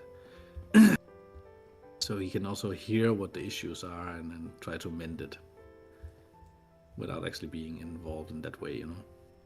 Mm-hmm. There's a lot of thinking there. So I'm very excited about this project and yeah, me too. I think there's as you say, there are a lot of really nice thoughts going into it, and I can see the idea behind it, and I can see the appeal. So we just need to get a little bit of Sly Raccoon into it, humor-wise. You need to get what? A little bit of Sly Raccoon and kind of like these kind of like little bit goofy, but not too goofy kind of like concepts into it as well. That kind of like makes it this kind of like we can all relate to the situation. Mm-hmm. Yeah, be a little bit of humor. Yeah. Cool. I think. Should we end this now? We've been here for 5 hours. Oh my! Yeah. This is the longest stream I've done on this channel, and I think that's because you've been here to just talk so much, and that's been really nice. And you've been doing it even though there's been around 4 viewers throughout the whole stream. So it's not like you're reaching a lot of people, but hopefully some people will also see the video afterwards on YouTube or something. And it's not all about cloud. No, even though we are in the clouds, but it's not all about in that. The clouds. Yes, and I think that's enough. Mm-hmm. One-on-one is sometimes just as important as 300,000. Of course, that will give us a lot of wish list, and I can get a publisher really easily. But yes. That's not what this is about right now. Oh, I have one last thing. Yeah. I saw here, if I click play, there's gonna be a loading screen, and there's gonna be some little critters or monsters running. So I'm gonna click play. You see this image? Is that gonna be in the game? Those little monsters kind of chasing you? Maybe. A lot of this is to make sure we don't lose our paths in a way. So we don't go in and make a very cozy game or a way too calm game. Or if I didn't say no combat, or I used to call it cozy, just to make sure that we didn't start bringing in some combat, because action RPG right away you want combat, and then so this is also like, yes, we won't mind having them, but let's see how they fit in there. Yes, you are also at a nice point, I suppose, where you can play around with a lot of things right now. And then later you'll reach a point where you'll have to cut off things and you'll have to finish up things. But I suppose right now is a time where you get to play around with a lot of stories and characters and all that. Yeah, and I actually like that more. I like the not the sorry. I like when we closing it off because then you have something to talk about. Before that's like, yeah, we could have them, we couldn't. This is fun to just come up with some crazy characters doing some crazy storylines with some funny puzzles. But I really like when you start actually getting to feel good. Yes. Like the little text you got in Helldive, it's not it's not accidental. I write hi stranger, and I might have removed now the ones who saw the start of the stream of those 4 people. Didn't even see the bottom part, but originally I had a little logo there, and that logo is very important in what I feel there might be in Helldive. That kind of is a hint for the new ending of the game, but it might never get. But this idea that we now are at a place where okay, maybe we have that logo or not, or it's called High Stranger because where did he get that letter from? Why is that letter there? It wasn't there in the submarine before you had the turbulence. Like we don't call it turbulence in the game, but Yeah. if you Yeah, know a little something bit of, happened and something's changed in the submarine, and it was like, how did that happen? yes. And if you had used the password that you got in the beginning on the safe in the submarine that you pressed 5555 on before, then then you would also know what happened on the first 2 facilities. And if you know what happened on the first 2 facilities, then that is a very weak link to why is there 9 facilities? Why is it called Colony what it's called? Because that 1265. number, yeah, that number is the birth of a certain author to a certain book that this is related to. So it's kind of like it all kind of like in real life. So there's something that is deeper in that, and all these like small things is fun to put in when everything is like kind of laid out. But all that takes time. How loud is the sound? Has a huge impact on the game. This I think is much. This is super interesting when you get all the like. It's fun to create features, but you know it really feels heavy. Every time a new feature comes, it feels so heavy. It's like when you made games, I don't think it's fun at all anymore. Like it's fun in the beginning, then it's like, oh my god, because then you have failed. You failed your development. If you need to add new features in to plaster it, then your gameplay is not correct, and that's fine. But then you have to break it all up. Maybe that's what I learned in the first game. Oh, this little thing over here, we just added, and then nothing worked. Yeah. You had to start all over, and it was like, oh, another half a year to kind of like integrate this little thing. And is it then even fun anymore? Because the other thing was fun, but it can't last 10 hours. It's games are amazing, and it's so difficult to make. They really But I don't are. think it's art, but I think it's fun. It's such a. It doesn't always have to be. I see people earn 100 millions of kronas on games that didn't spend time on it, but there's something about human behavior. It's so much fun to develop and see happening, and see players experience that.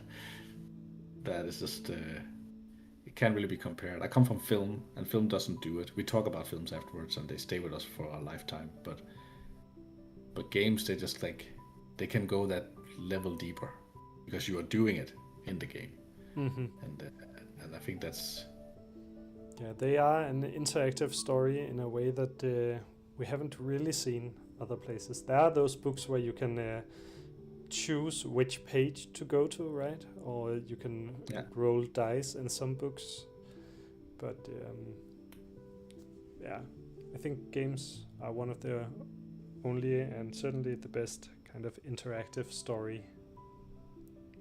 Except for going out your door and going on your own little adventure. That's by far the best, but that's everything. Like when it's the same thing for a movie. It's well, it depends on how dark the movie is, but it's a lot more interesting to see life and talk to people and feel life than sitting and watching it on TV or playing it at home. But it's not easy to do, like depending on so many things in life. It's pretty cool. Games are cool. Games are cool. Yeah, I love making them. I enjoyed sitting in the late night. But are you also a game developer? At least I try to be. I'm a part-time game developer now, programmer, working on a small game project. So Is it a itch.io or Steam game or mobile? I think it's gonna be a Steam game. Nice. So we've been working on it 1 or 2 months now, and it's a game that was funded by NIMBY, the Danish Game Institute. So you are applying again now, here in a moment. No, not this round. So we're gonna develop on it a couple of months, and then there's gonna be an opportunity to apply for more money in April. Yeah. So that's interesting. I'm curious what the game is. Have to share at some point. Yeah, well, I can say just briefly. It's gonna be a 2D platform where it's a story-driven walk and talk kind of story. You're in a young woman's dreams, and she has to face problems in her relationships with her parents and with her friends through those dreams. So you have to kind of go through the dreams, and if you you can wake up from dreams, and she will wake up from her dreams when she faces something that is too uncomfortable for her, and then you kind of get to know the characters through that, and as you then go into the dream once more, you'll kind of know her and her relationships better. So it's going to be a story-driven game around that. I think it's a really cool idea. It sounds fun. It's a nice concept. You can definitely grow something fun out of it. In the sense of fun being deep enough for you to want to actually engage in this kind of like... as I understand a little bit, you move into, you kind of get to an uncomfortable situation, and then you now have that knowledge when you play again a little bit Outer Wilds. You have knowledge you bring in every time. Mm-hmm. Yes, exactly. Outer Wilds is an inspiration for it, for sure. Yeah, but, that's nice. Gonna be a smaller game than that, I think. Well, Helldive originally had the same kind of like way of sailing around when it was on the paper. So, and I decided to make it linear. It's like, then they're not gonna do this. As soon as you go into that kind of, it's like, this is gonna be like a 2-year long development. I'm not gonna do that. Cool. This was really nice. I think it was really nice. Thank you so much for being here, and thank you for spending so much time on talking about it and just telling like all the stories behind it. I think I have a meeting probably with Shred Plays Shred. I think that's a guy I know, and I'm pretty sure. So maybe he has time for a meeting now. Waiting for me he'll for 5 hours. Yes, he'll be writing here in a bit that you need to get back. Come on, we get it. Yeah, it's 2:00. Wow. Yeah. A lot of sitting. I have to get up a little bit. Yeah. So play Shred. We will have a meeting in 10 minutes. I need coffee if you have time. And then, then that's it. Thank you so much. I hope your channel is gonna grow exponentially, and that you maybe once in a while you take an international in to kind of like break up to introduce them to the Danish scene. That could be fun. I have been thinking about that, and you know what? I met a developer who's working on a game here in Denmark, but she also used to work on Baldur's Gate. So I'm kind of thinking to reach out to her again and just throw in a Baldur's Gate little episode. That could bring in some viewers, I think. Just every once in a while take some of the big games. I'm also hoping to get like something like Limbo and Hitman. Next week it's also going to be Void Crew, which is a bigger fan base. I'm sure you can get some of the bigger ones. They will happily talk to a Danish based streamer who talks about games. I'm sure of it. That's why not? Support the little local Danish community. Yeah, maybe. So we can be strong. I hope so. I really like it. I like the idea of it, and I also like doing it. And right now I have the opportunity because I'm working part-time on that project. I don't know what's gonna happen after that project. Maybe I'll do the stream in the afternoon, evening, or we'll see. Yeah. Suddenly, that's your main income because you are so interesting. I will not take more of your time, and I promised the guy to be there in 10 minutes. So now I will Yes. also. Now you need to go get your coffee. Thank you so much Yes, for being here, Thomas, and thank you for having good me. luck with all projects. And see Yes, you. and remember, get a hold of Victor from Minddiver. He will definitely want to fill up the 2nd of February. I can already feel it. Okay, So great. I will reach and out to him for and sure. they can talk about Japanese publisher deal because that's what they got. So Okay, yes, cool. amazing. Well, I'll see you next time at a spilbar or Yes, I'll other find you event. and introduce myself with my face. Yeah, I expect you to have your wizard hat on. Okay, I Good. might bring it. We'll see. We'll see. We'll see. All right. Talk to you out there. Yes. Goodbye. All right. Bye. All right. So I'm just gonna finish off with just introducing the schedule for what's coming, because I have already lined up a few other developers who are willing to come on the stream and talk about their games. So next week it's gonna be Void Crew, which is a online multiplayer game where you're a crew on a spaceship, and there are always more tasks to complete than there are members aboard the ship. So you kind of have to figure out how to deal with all the problems that arise. And I'm gonna have the art lead of Void Crew and Hoodly Hood Games to be on that stream. I think they're joining at 10 o'clock. I will start the stream at 9 o'clock, and then I think they're joining at 10. On January 26th, so that's in 2 weeks, I'll be doing Sea of Rifts, which is a game in development. So Void Crew is already out and has been out for a couple of years now. Sea of Rifts is another game in development, also from a smaller team. I think they've been around 5 developers, sometimes more, sometimes less. And I'm going to be joined by 2 of the developers for Sea of Rifts. It's going to be the narrative designer and writer, and then it's going to be the art developer, art director.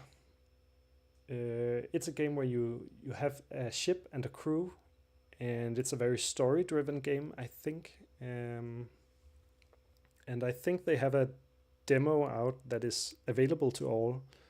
So I'll be playing through that demo. I've only played 20 minutes of it myself, so it'll be my first steps into Sea of Rifts. Whereas Void Crew, I've played that before.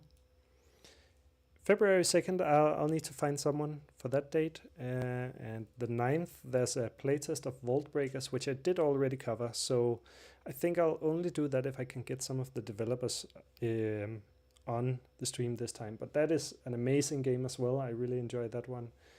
If you haven't checked out Vault Breakers, do that if you're somewhat interested in Dota, League of Legends, Warcraft, RPGs, Diablo, or what's it called? There's V Rising. If any of those games are something for you, you should check out Vault Breakers, because it has elements from all of them. It's a new kind of extraction game.